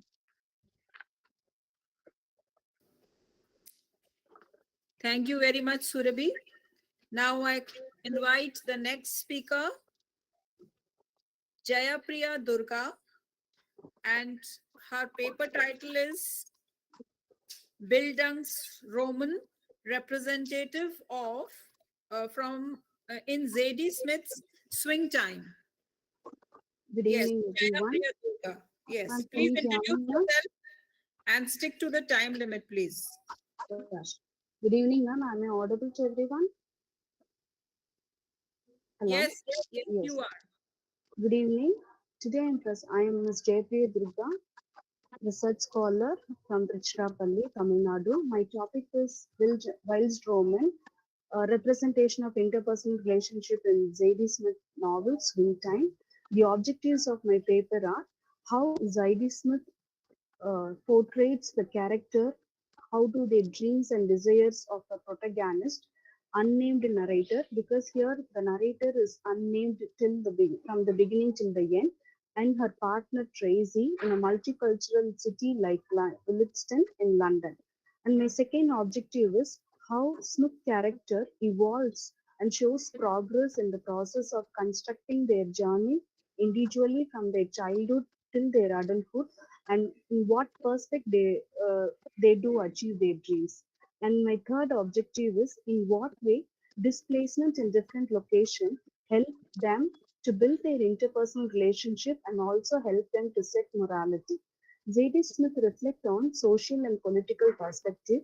She emphasized realistic characters and their concerns to contemporary living. She is a young British writer who rose from London as an immigrant child, and in her writing, she mainly focuses on themes like multiculturalism, intersectionality, race, class, gender. Here, my focus is on child relationship and single parenthood and other overwhelming materialistic perspectives. J.D. Smith believed in saying every movement happens twice, inside and outside, and there are very different histories, different histories, and time how you spend. The main theme, what I have chosen here for is Byron's Roman novel is a psychological and spiritual growth and mature, how it shows the maturity. Basically, the term is all about a novel tracing the spiritual morality and psychological or social development and growth of the main character from childhood and how do they attain the maturity. Basically, writers Z.D. Smith novels explores a lot of multicultural ideas and the interculturalism concept, but my focus is whatever it is, whatever the society is, however the displacement, dislocations, all those things happen, how do they build their self, how do they recognize their identity, how do they face their challenges, and how do they interact with other characters or other peoples in the society.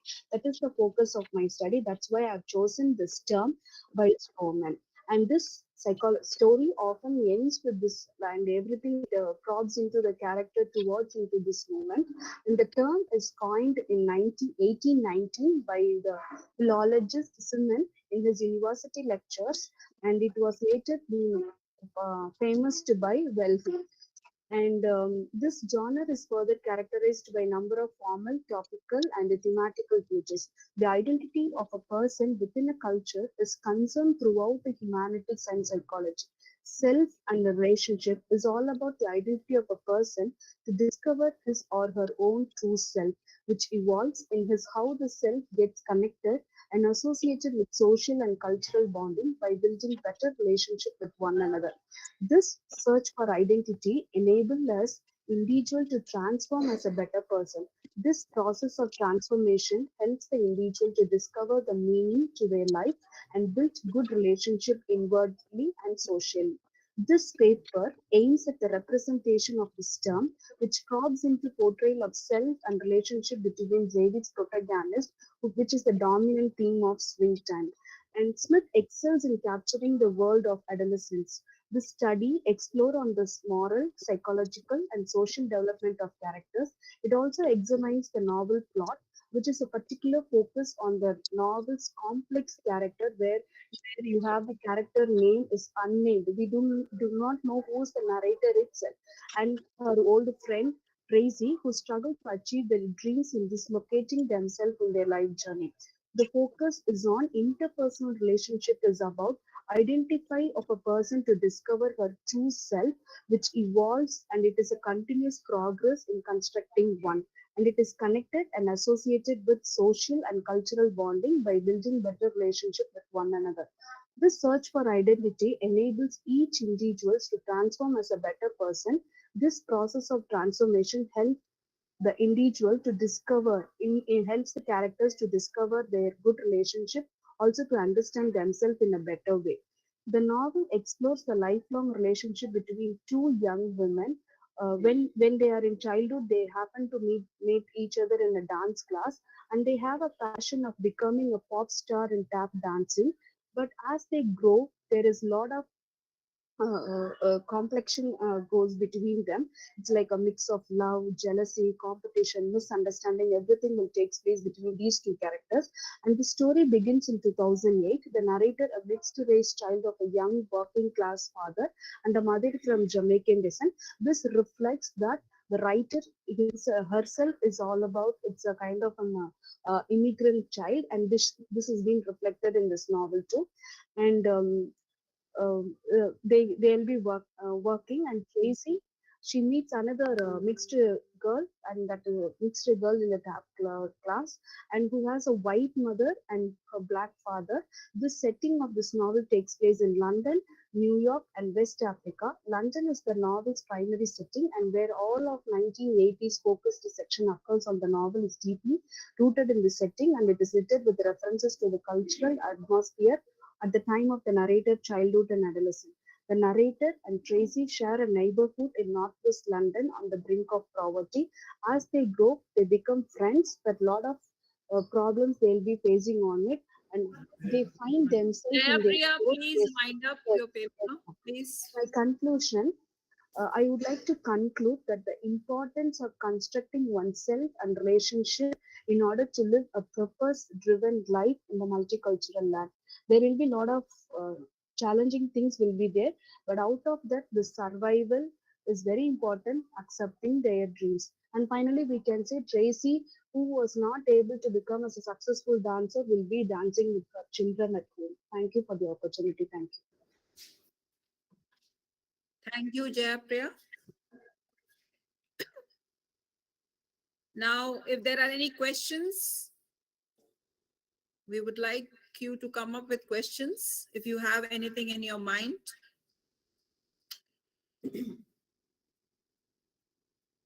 There are no questions visible on the chat box as well. So I now request, Madam, please, for your comments and your interpretations for the different papers which the students have presented. Yes, ma'am. Thank you. Please. Thank you. Well, Thank you. Good afternoon to everyone present. First of all, let me extend my gratitude to Professor Abha Pandey, the convener of this webinar, the organizing secretary, Professor Pratibha Kumar, and all the teachers of Department of English, Government Mahakoshal College for Arts and Commerce, for giving me this opportunity to listen to the young writers who have presented their papers this afternoon. Before I give my views, let me also congratulate Dr. Sanjay Arora ji, National President LTI, Dr. Sharvan Kumar ji, the National Secretary LTI, and Principal Professor A.C. Tiwari ji of Mahakoshal College for organizing this wonderful webinar in a flawless manner. I must appreciate the overwhelming response that you guys have received, and from India, and from, in fact, covering all the states of India, and from other countries too. Congratulations to all of you. Now, coming to the papers that I have just now listened to, all the young writers, young scholars, I'll say. First of all, I was just noting down this Farah Jalal. She has written on the Living Mountain. Amitav Ghosh has, in this novel, in fact, he has explored a range of themes, including colonialism, exploitation of people and resources, devaluing the traditional knowledge, which the young author has pointed out in her paper, and disenchantment and greed and commercialization, which has become a vicious cycle now. and destroying the very spirit of nature. And we are all witnessing the consequences of this, greed. What we are doing, we are playing with nature in the form of the pandemic recently and climate concerns. This should have taught us a lesson. The earthquake last evening, and I feel that now the young author has also, I think I must appreciate this Farah Jalal. She's raised the question. It raises the question whether have we really learned our lesson or not? This is the question we have to ponder, and we have to realize it is high time that we get up from this deep slumber of exploiting our nature. Congratulations, this young scholar. She's really taken up a very good topic, Farah Jalal, and her this thing. The second, Miss Marifa Muzaffar. She has, she has Margaret Atwood at Handmaid Tale. Gender Politics in Dystopia.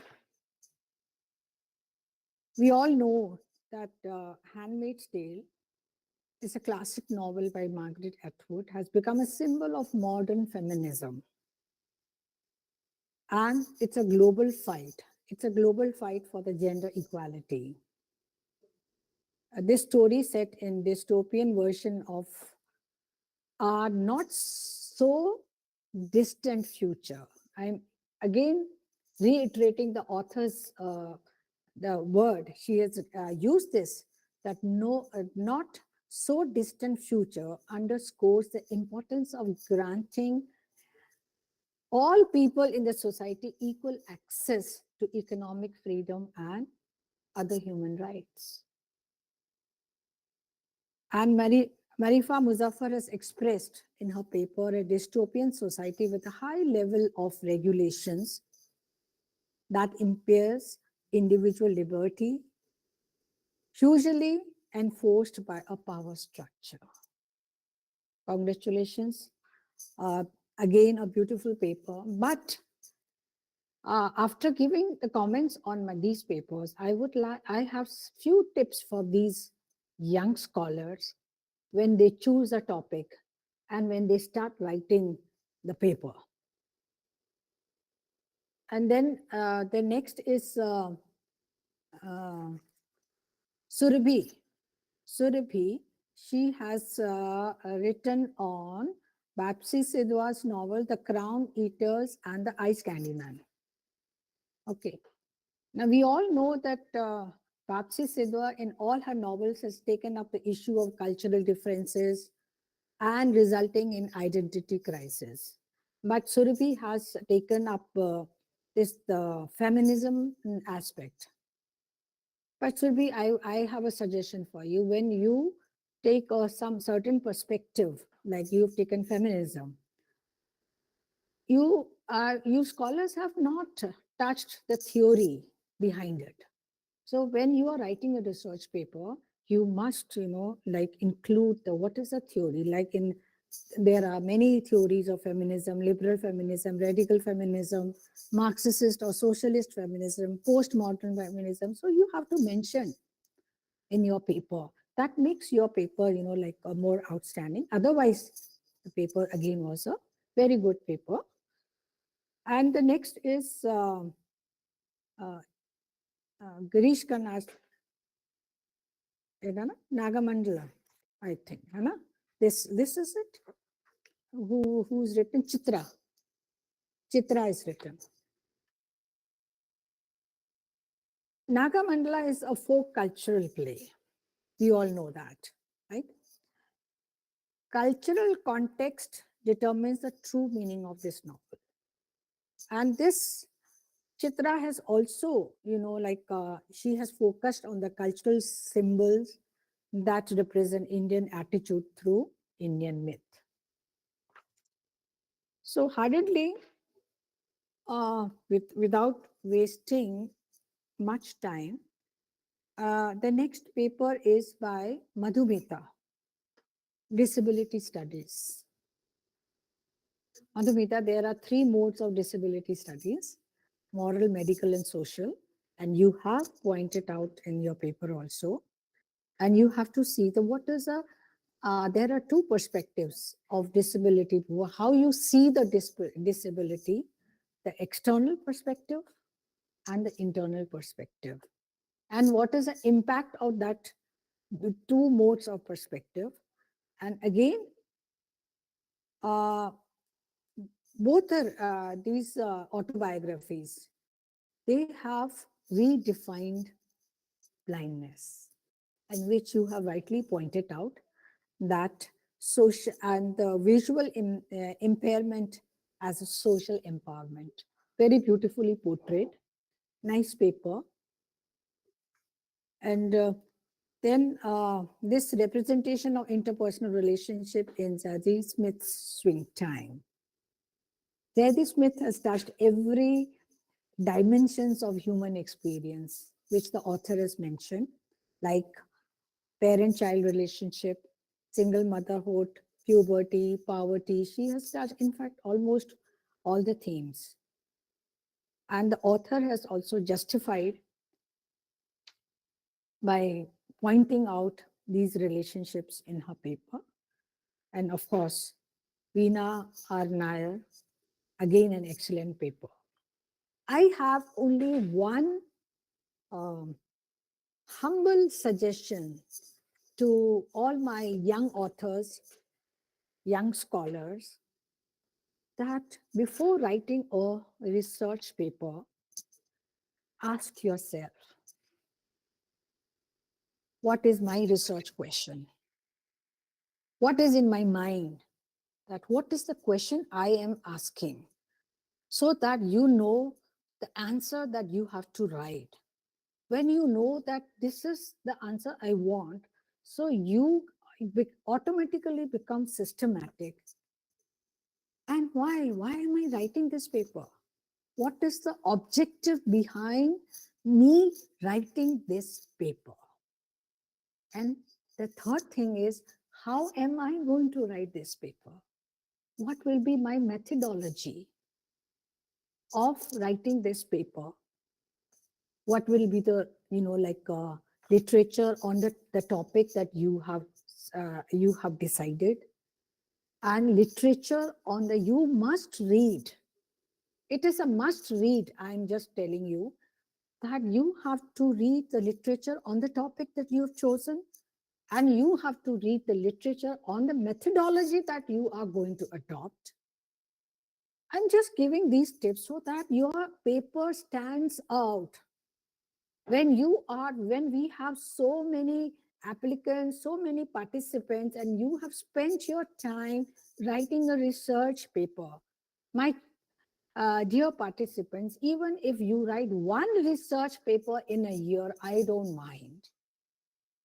What I am stressing is that write an excellent paper. When you have to read the theories behind it. Why the author has picked up this, why this theme? What is the theory behind this paper? This novel, this poem, this article. If you have taken feminism, read all the theories on feminism. If you have taken up this social disability, read the theories on these. So if you read the story, you have a wider perception on what you are going to write.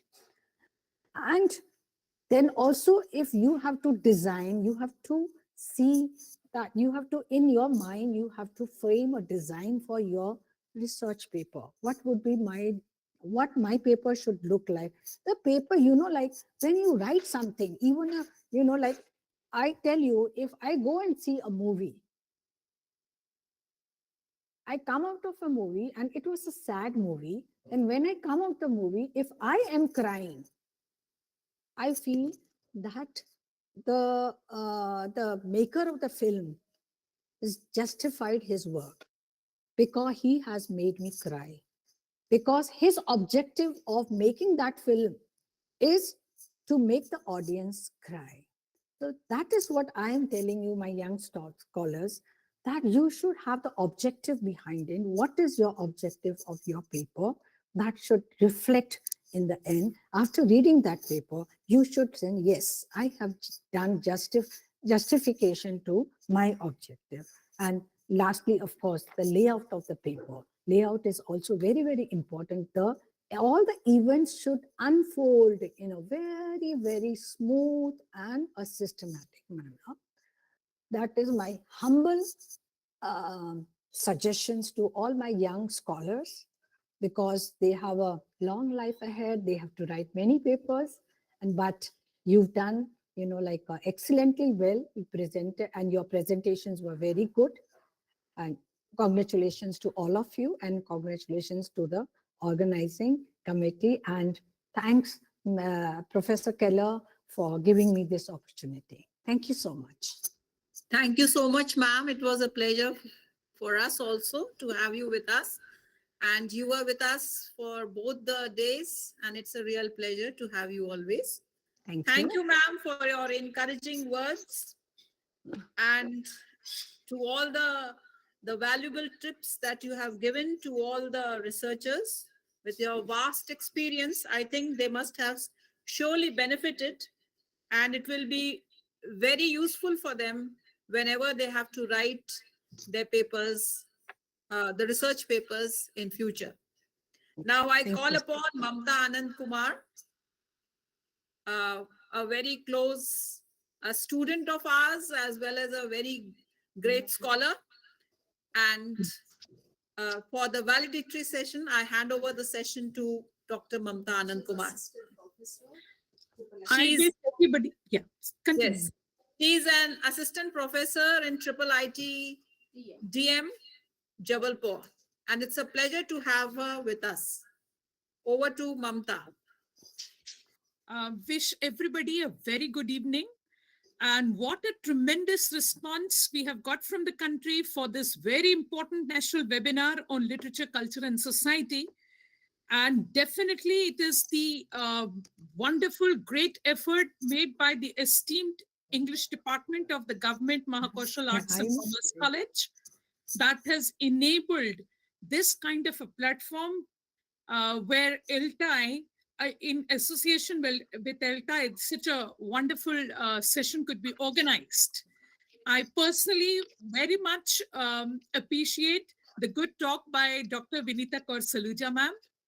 It was really nice listening to you.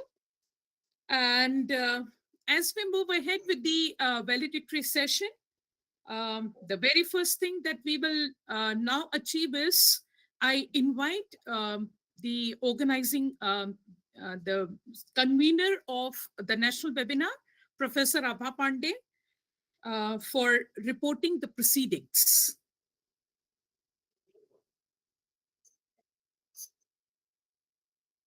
Well, before I begin, Mamta, I think we should welcome all our guests, and then we will begin with the proceedings. Okay, please welcome our guests? Yeah. So from the guests, the first one that we have is the esteemed Dr. Leela Bhalavi. She is the Additional Director, Higher Education Department of Jabalpur Division. I very much welcome ma'am for her words of wisdom.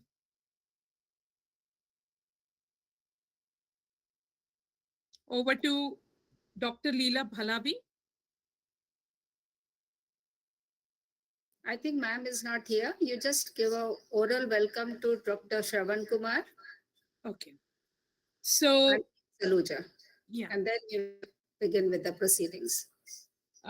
Very well, ma'am. So I would now be inviting our very own Dr. Shravan Kumar, the National Vice President of LTI. And it's a pleasure to introduce him to the gathering here. I will be reading in short the brief of Dr. Kumar. Dr. Shravan Kumar is by heart a Hindi poet. He has a passion for being a writer, and by profession, he is a professor of communication, Dr. Kumar is a professor, Dean, School of Liberal Arts, and Dean of Students' Welfare and Additional Responsibility of In Charge International Affairs, Uttaranchal University. Son has to his credit 19 books published by the Cambridge University Press and the Atlantic Publishers, India. He has 25 research papers, 9 patents, and 3 copyrights. Besides, he has received numerous awards. So I would very much invite Professor Shravan Kumar to share his wisdom with all of us. Over to you, sir. Thank you, ma'am. I believe now Abha madam will start with Yes, the sir. proceedings. Yes, sir. I So- think the proceeding should come Yeah. first. And then in fact, Mamta, I asked you to welcome all our guests, then start with the proceeding, and then Dr. Shravan Kumar will be invited anyway. So now I think I should present the proceedings first, and then we will listen to our guests and their views. Okay, ma'am. Sorry. Well, so the 2-day long academic event has come to a close. It has really been a great session, listening to so many resource persons. And as I have been asked, I'll be reading of the report of the webinar. As we all know, in the inaugural function, this webinar, which was initially designed as a national webinar, was announced as an international webinar because of the number of participants from different countries. So this 2-day international webinar on literature, culture, and society began in Government Mahakoshal Arts and Commerce College, Jabalpur, on 6th February, organized by the Department of English in collaboration with LTI Jabalpur chapter. The webinar had an overwhelming response of more than 460 participants who registered themselves. Besides participants from almost all states of India, there were participants from other countries such as Kenya, Philippines, Bangladesh, Pakistan, Tunisia, and some scholars from US as well. The inaugural session began with invoking divine blessings of Goddess Saraswati. A tribute was paid to our ex-head of the department, Dr. Mohini Chakranarayan. The members of her family who are right now in UAE and in UK, they also joined us online. A brief review of the activities of English department and LTI Jabalpur chapter was presented by the convener, that is Dr. Abha Pandey. The Vice Chancellor was the chief guest, and LTI President Dr. Sanjay Arora was a special guest. Dr. A.C. Tiwari, the principal, bestowed his blessings for the webinar. The keynote address was delivered by Professor K.M. Pandey from Banaras Hindu University, Varanasi. He spoke at length of the rich literary traditions of India evident in the Vedas, Upanishad, Ramayana. The inaugural session was moderated by the organizing secretary, Dr. Pratibha Kumar. Vote of thanks was proposed by Dr. Pralay Kant. The first plenary session began with the lecture on literature and society by Dr. Basudev Paul from Jalpaiguri, West Bengal. Dr. Samta Naidu was the moderator of the session. Dr. Neeru Tandon from Kanpur analyzed several texts in support of our argument on literature, society, moral values, and ethics in literature in the second plenary session. Dr. Neelu Raghuvanshi moderated the session. The last session of day 1 was paper presentation session, which was chaired by Professor Alok Chansoria, Chairperson, Board of Studies, Rani Durgavati Vishwavidyalaya, Jabalpur. It was moderated by Dr. Smita Belvanshi. We have received about 50 research papers, but due to the constraint of time, we could only give place to a few presenters on both the days. So 7 papers were presented from participants in this session. On the second day, the webinar began with the third plenary session. The resource person for this session was Professor G.S. Gautam, Chairperson, Central Board of Studies, Bhopal. He spoke on contemporary literature, Dalit literature, and eco-criticism. This session was moderated by Dr. Usha Mashram. In the next session, that was the 5th plenary session, Professor Indira Nityanandanam from Ahmedabad, Gujarat, delivered a captivating talk on diaspora identity and related terms. Professor Abha Pandey moderated the session. The 5th plenary session was on contemporary literature and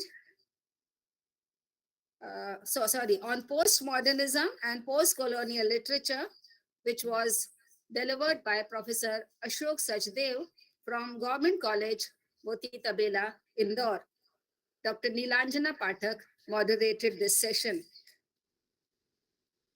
The last session of day 2 was chaired by Professor Vinita Saluja, Pro Vice Chancellor, Mangalayatan University, Jabalpur.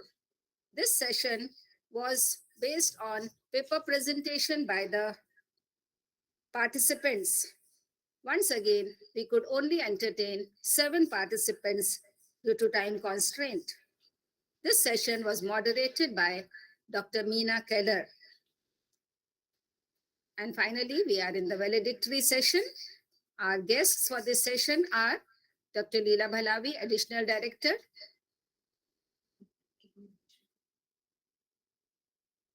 Dr. Shravan Kumar, Vice President of LTI from Uttaranchal University, Dr. Vinita Saluja, and after this, we are going to have a feedback from the participants. So I thank all the resource persons and the participants, the moderators, for cooperating with us and making this webinar successful. Thank you very much. Thank you, Dr. Mamta Kumar. Yes, ma'am. So carrying on forward, I also invite in the last speech, I wanted to introduce Dr. Vinita Kaur Saluja, who would be also sharing her words of wisdom with us. But first, the feedback.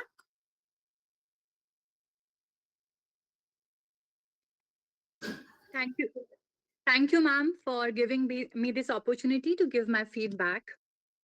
A very warm greetings to all the organizers, honorable authorities, respected faculties, dear participants, and all my fellow researchers.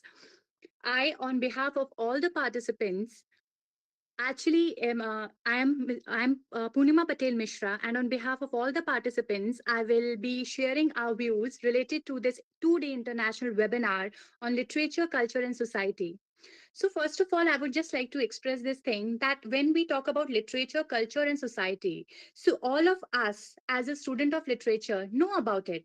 But the most important thing which I found in this 2-day international webinar was that we actually viewed the different themes and sub-themes from a very different interpretations and perspective. As we all know, that research in common parlance actually refers to the search for new knowledge.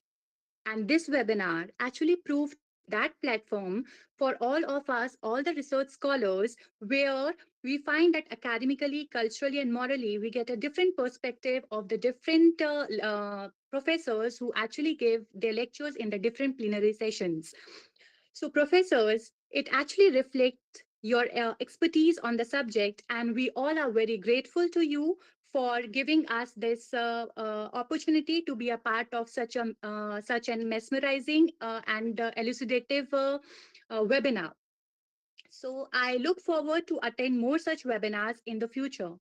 And once again, I express my profound gratitude to the convener, Professor Abha Pandey ma'am, to the organizers, as well as to the LTI to give me this opportunity.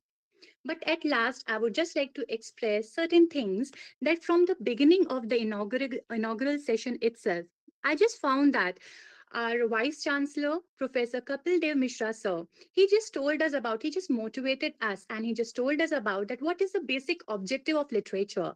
So he used the term Lok Mangal. Lok Mangal here actually means the well-being of the people. So the basic aim or the objective of the researchers while they are doing their research work is that we have to basically look for, or we have to study or identify the problems which are there in the literature. And the problems can be like the social, economic, political, and the environmental issues. And we have to give the solutions for those problems. And in all the plenary sessions, we just learned a lot more things. For example, Professor Sanjay Arora sir, who is the national president of LTI, he just told us that how the same word can mean different in different culture. So when we are studying the literature of different world, we should also know about the culture of that country. Apart from that, Professor A.C. Tiwari, who is the principal of Government Mahakoshal Arts and Commerce College, he told us that literature basically civilized the society and it enriched the relationship between the people.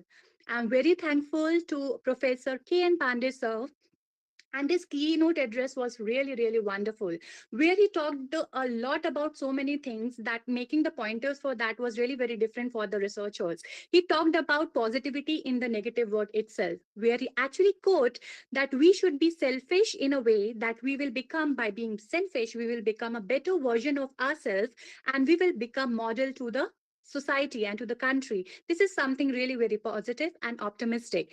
He also gave us a lot of things. He just talked about the literature, the rich Indian English literature. In the second plenary session, the very important thing which I really felt is very helpful for the researcher is that Dr. Neeru Tandon ma'am, she just gave a metaphorical example of she just said that the professors, the guide, they actually gave all their researchers and the students the word as the gift. And what is the word? The word is a flower. And it is the duty of the researchers or the students that they have to add the meaning to those words. That is, we have to add the fragrance to those to the flower, which is actually given to us by our professors or by our guide. So that is really very interesting and inspirational for all the research scholars. Apart from this, Dr. Neeru Tandon ma'am also told us that it is very essential for all of us to know, especially for the researchers to know about the research ethics. And there were a lot more things, but since we have time constraint, so I would like to thank Professor Saluja ma'am, Vinita Kaur Saluja ma'am. Thank you so much, ma'am, for giving us suggestion and tips for writing the good research paper. And on behalf of all the participants, I'm really very thankful to all to the organizers and the LTI team, and I look forward to attend more such webinars in future. Thank you, ma'am. Thank you so much for giving me this opportunity. That was a very powerful feedback. Yeah. Shall we have a few more feedbacks, please?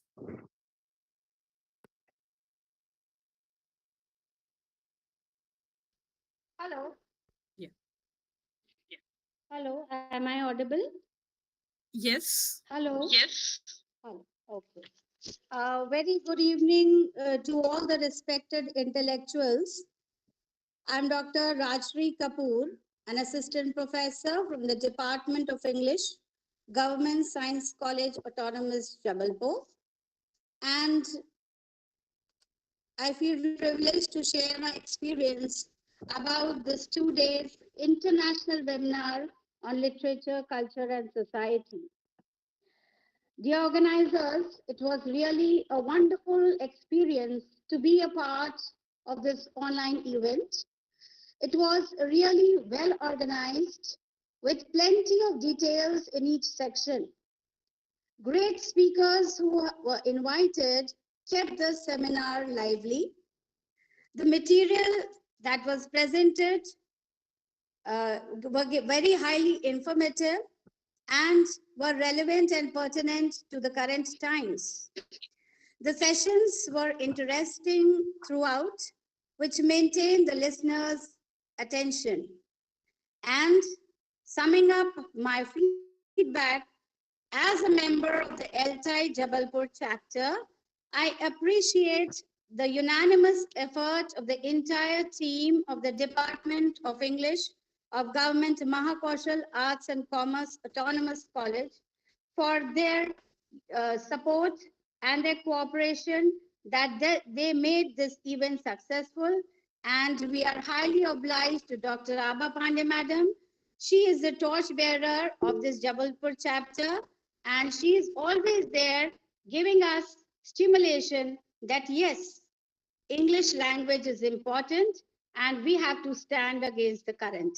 Thank you so much, ma'am, and thank you all the organizers once and again for all. Thank you so much. Thank you very much, madam. That was really very good. And shall we have more of feedbacks? Anyone who would like to present their thoughts?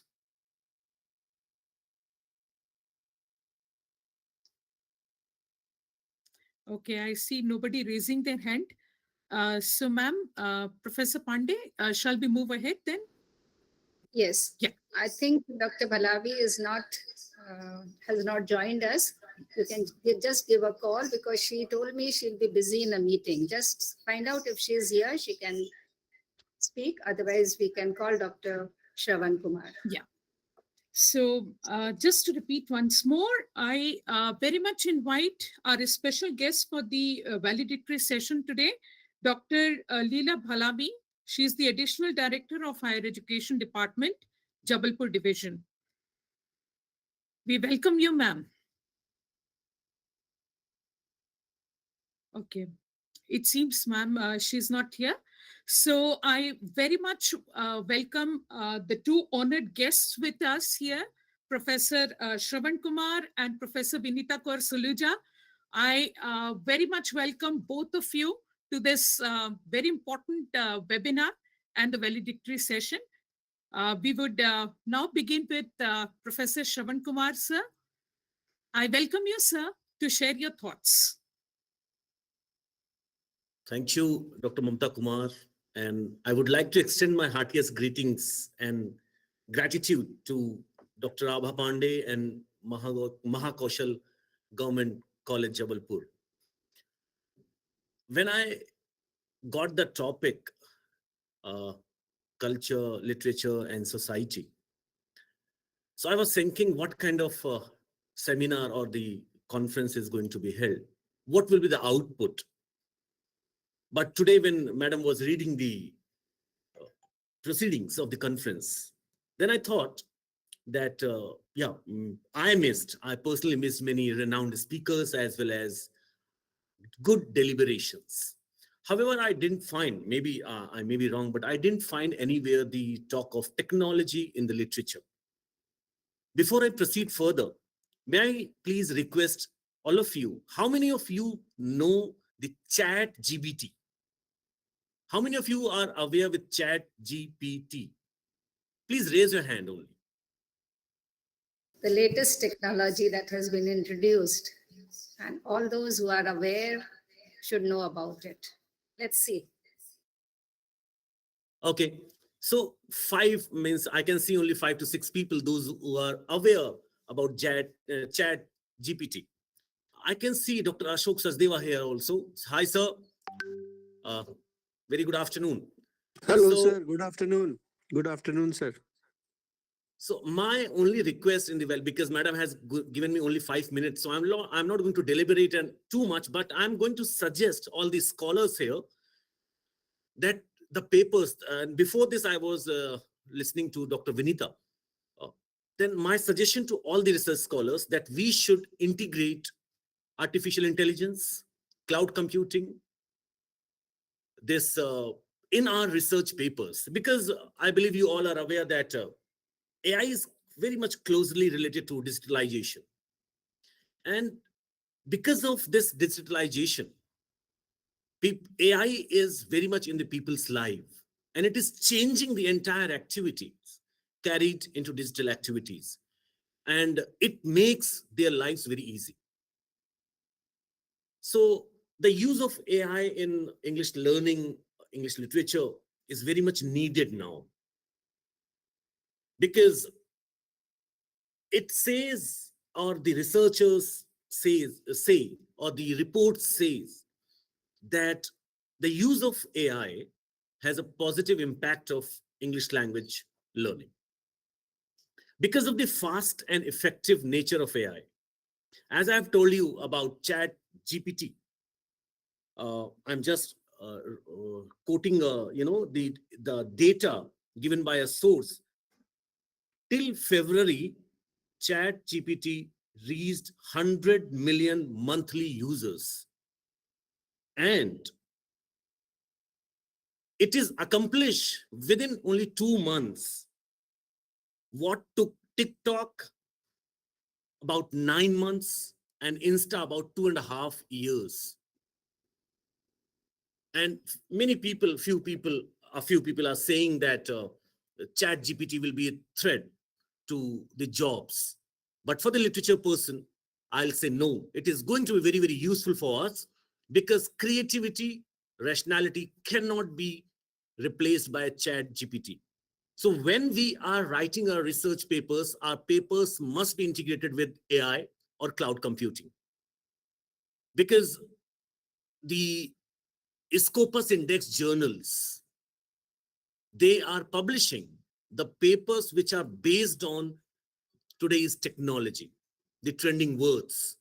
And with the help of AI, we can definitely get our paper published in Scopus Index journal very easily. My papers are getting published, and I'm using this term AI and integrating the literature part also. Like many literature students have asked, sir, how to use this AI in our literature.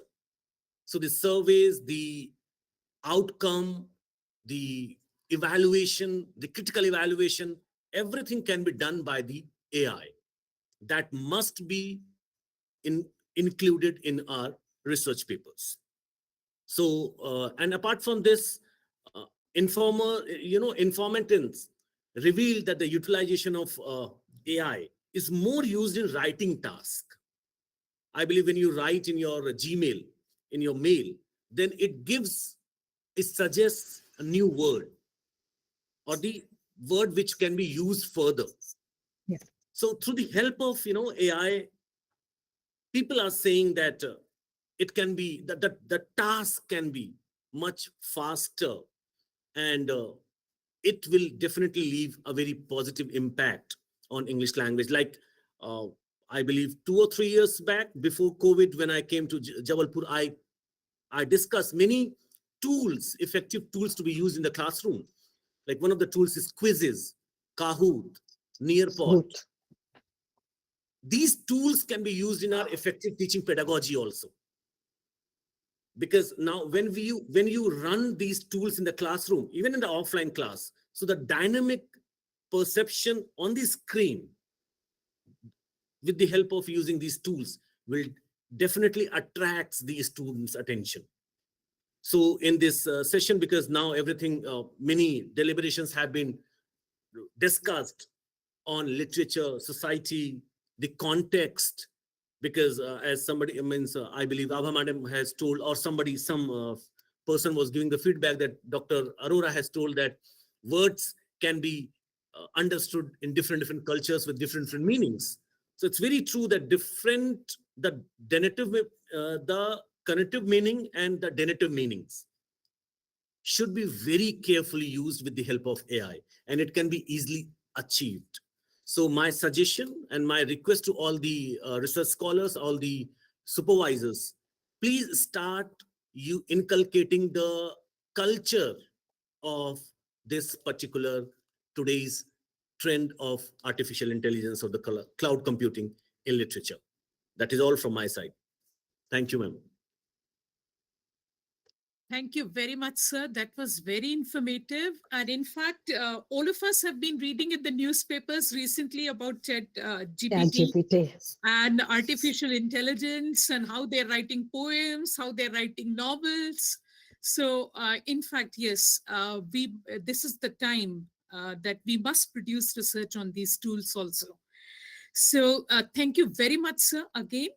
And Ma'am, apart from using these tools, these AI cloud computing must be integrated in our literature research, because what we are doing, we are the writing style of Premchand. This is what we are researching.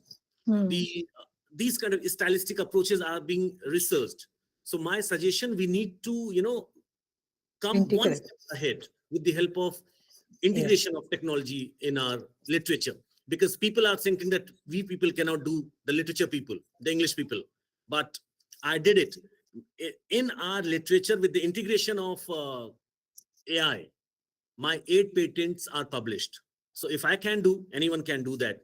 So please ensure all the research, all the supervisors to include this kind of approach in our upcoming research. Sir, I really thank you very much for opening a new window and giving a new thought for our researchers and young faculty members who can now incorporate AI and succeed in their ventures. Thank you very much. This was an untouched portion in this webinar. So I really thank you, sir. I would request you to please recite one of your poems before we. Dr. Saluja. Tough task, because when I prepared something else for this this particular validity session, when I heard the entire conference proceeding and the feedback, then I thought I must touch upon this technology part. Anyway, by heart I'm a poet, so definitely I will. We are grateful to you for that, sir. Yeah. So बचपन की किलकारियों को न हंसने की कोशिश करो तुम। बचपन की किलकारियों को न हंसने की कोशिश करो तुम। फूलों पर बैठी तितलियों को न पकड़ने की कोशिश करो तुम। फूलों पर बैठी तितलियों को न पकड़ने की कोशिश करो तुम। और यही लिटरेचर का कमाल है कि चैट जीपीटी आ जाए, एआई आ जाए, कुछ भी आ जाए, ये लिटरेचर वाले कभी भी रिप्लेस्ड नहीं हो सकते हैं।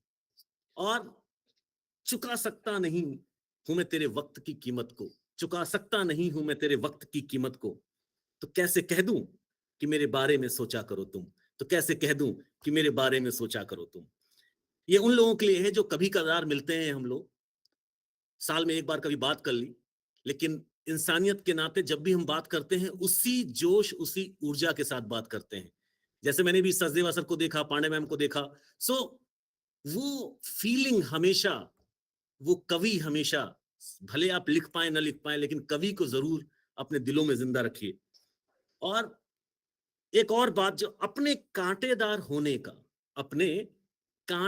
होने का बड़ी शिद्दत से इल्म है मुझको, अपने कांटेदार होने का बड़ी शिद्दत से इल्म है मुझको, तो मैं कैसे कह दूं कि मेरी छांव में आके बैठा करो तुम, तो मैं कैसे कह दूं कि मेरी छांव में आके बैठा करो तुम।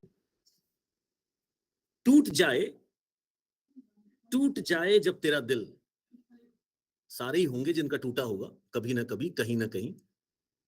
टूट जाए जब तेरा दिल देख किसी अजीज के बर्ताव को, टूट जाए जब तेरा दिल देख किसी अजीज के बर्ताव को,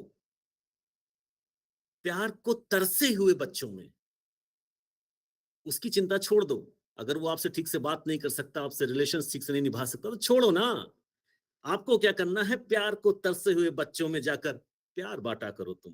प्यार को तरसे हुए बच्चों को जाकर प्यार बांटा करो तुम। और जो लोग बहुत बड़े बड़े तीर चलाते हैं, मिसाइल्स उड़ाते हैं, बहुत बड़े बड़े काम करते हैं, तो मेरा उनको कहना है, अपने ही घर के आंगन में, भारत देश में किया है तो क्या किया, बाहर जाके विदेश में करेंगे ना, तो अपने ही घर के आंगन में लहलहाकर खड़े रहने से क्या, जिंदगी तब सफल है शानू जब किसी की राह में साया करो तुम, जब किसी की राह में साया करो तुम। Wonderful. क्या बात है सर, मजा आ गया. This webinar wouldn't have been complete without your recitation. Wonderful. Thank you, ma'am. This was indeed great. So thank you for your leadership. And I am completely convinced that any of these tools cannot replace the creativity of a literature teacher like you explained to us, because we live the life and they are the recorded versions. So there would be immense difference between us. And I'm sure under your leadership, we are bringing in the technology. Tomorrow we bring in the technology of the cinema world also, where we are capable of serving this world of the cinema, which is a $1 trillion industry, sir. Yeah. Yeah. So looking forward to that. And I now welcome Dr. Vinita Korsaluja. She is the Pro Vice Chancellor of Mangalayatan University and also the patron of LTI. Our very own Dr. Vinita Korsaluja, I very much welcome you for your kind words. Over to you, ma'am. Thank you, Dr. Mamta Anand. I'm really grateful that I could meet Dr. Anand after a gap of, I think, 2016 I left IIITM, and now it is 2023, 7 years. And it's such a pleasure to meet you on this platform. Thank Though you. we stay in the same city, but all of us these days are committed to our profession and we are all busy people, right? But anyway, this is the right platform where we can, meet, interact, and share our views. And thank you again to the organizing committee of Government Mahakoshal College, Department of English, and LTI for taking all the necessary steps for the smooth and wonderful conduct of this 2-day international webinar. Firstly, it was announced as national webinar, and it has because of the overwhelming response, and I think it has been converted into international webinar. And what more can we expect? And Professor Pandey, many, many congratulations to you and your team for the wonderful, successful, conduct of this international seminar. And of course, congratulate the whole team who worked hard to make, because for every successful event, it is the teamwork which brings success to any organization or any event. So I congratulate the whole team. This topic, as Dr. Shravan Kumar has rightly marked, that when I also heard the topic, literature, culture, and society, I said, wow, vast, you have a vast scope. You can dwell into many topics and sub-themes and subtopics. And, India is a rich cultural heritage. And I know so many writers have come in culture and subcultures. But in my heart of hearts, of course, we have different perspectives. We have different cultures. But these cultures have also divided us into groups, which, eventually sadden me. I feel that all of us should be always united. And of course, this topic has wide scope of deliberations, and it was done. Many research scholars, all the speakers, resource persons, as they have given their different perspectives on different themes and from their different angles, and which has really widened our intellectual horizon. The keynote address of course, Professor K.M. Pandey, I was lucky. In fact, I was not supposed to be present on these 2 days in Jabalpur, but somehow my meeting got cancelled and I was available, and I thought, let me, attend yesterday, because I know that Professor K.M. Pandey can speak, and he's got a hats off to his knowledge. And his keynote address, along with all the plenary sessions, were excellently conducted, in fact, beyond our expectations. Of course, the overwhelming response from the participants were motivating and encouraging. And I was thinking that let me also conduct, like organize one international one in my university itself now. So looking at the overwhelming response, I'm sure that outcome of this webinar has opened multiple perspectives on the topic. And the researchers will be able to synthesize these varied perspectives in the field of their choice. But one more thing we have learned from this webinar, madam, is the instructional design and appropriate delivery of your webinar. So your design and the appropriate delivery is really wonderful. And in fact, the curtain raiser, the music behind it, everything I was watching, I really appreciated everything. Thank you very much. Professor Shravan Kumar, thank you for,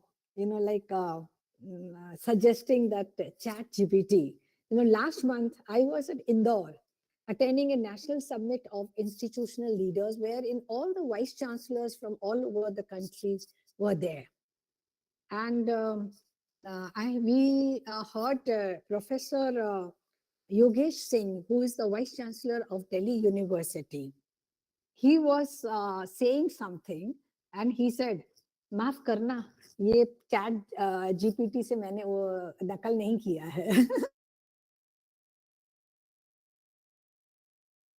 Am I audible?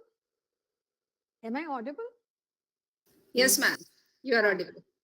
So Professor Yogesh Singh, who is the Vice Chancellor of Delhi University, when he was quoting something, and he said, "Maaf karna, maine ye chat GPT se nahi liya hai." So, and all of us, that last month, then we started searching for chat GPT and this tool and how it can help us. And of course, it cannot overcome our creativity, as Dr. Mamta has rightly pointed out, and it cannot overcome our creativity and our thought process, because that God has given us this unique ability, that our thought process and our innovative quality that nobody can overcome. That of course your suggestion is very, very good, sir, and even for the young researchers and all of us, in fact, if you could produce so many patents, I'm sure you have motivated us, all of us, to use this, and so that we can also have more patents. Thank you very much, and thank you again to the organizing committee for giving me this opportunity. Thank you, and Jai Hind. Thank you very much, ma'am. It was, as usual, as it has ever been with you, a very encouraging and an inspiring talk. As a colleague working with you in the past, I've always realized you have a lot of affection for the teachers working with you. And that has always been inspiring. So it is very inspiring to have you here as a special guest, ma'am.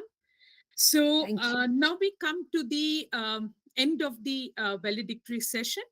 And now I invite Dr. Meena Keller for the vote of thanks.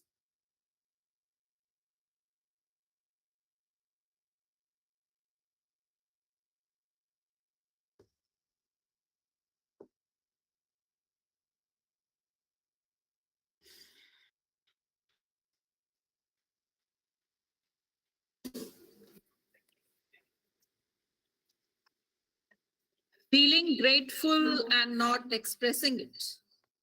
It is like wrapping a present and not giving it away.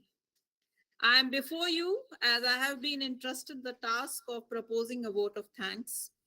To begin with, I thank God Almighty for His blessings on this webinar, because we did not have any power cuts, we did not have any technical issues, And that is why this webinar could be possible.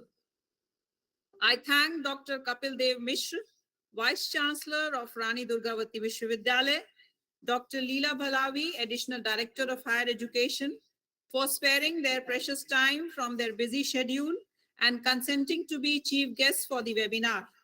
Their blessings and best wishes have provided a boost to our morals. I am greatly indebted to Dr. K.M. Pandey, the keynote speaker from the renowned Banaras Hindu University, Varanasi, for his informative lecture. I thank Dr. Sanjay Arora and Dr. Shravan Kumar, our special guests from the Altai family.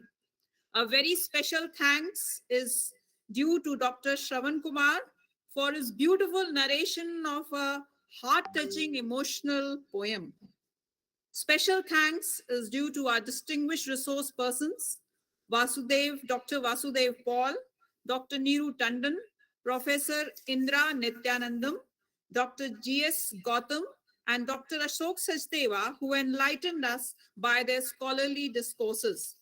I take this opportunity to express deep regards to our principal, Dr. Tiwari sir, for being a constant source of motivation and guiding force in all our endeavors. I would also like to thank our fraternity members from renowned institutions of Jabalpur, Dr. Usha Masram, Dr. Nilanjana Pathak, Dr. Mamta Anand Kumar, Dr. Rajshri Kapoor, Mrs. Purnima Patel Mishra, for accepting our invitation and being an invaluable part of the webinar. I'm especially thankful to our head of the department and the convener of this webinar, Dr. Abha Pandey, for her unfaltering support and guidance, and Dr. Pratibha Kumar, who in spite of her ill health, worked relentlessly for this webinar. A very special thanks is due to Dr. S. Dhagat, Dr. Shubhangi Dhagat, in charge of World Bank project, for our college and her ceaseless efforts to provide financial assistance for such academic projects. My sincere thanks and appreciation for our dear PG students, Ranvijay, Arpit, Pallavi, Priyanka, Amisha, Vaishali, Aryan, Shivam, Shreyans, for working tirelessly round the clock. A very special thanks is due to Professor Malay Verma for his advice, support, and guidance. Last but not the least, Amarkant Chaudhary, our technical support, who made this webinar possible.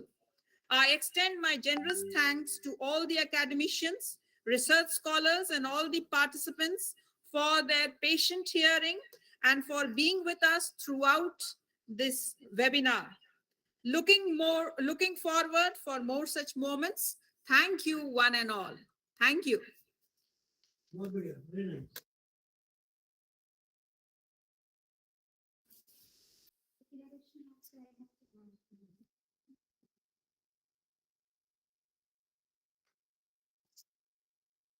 Dear participants, the feedback form has been posted on the chat box.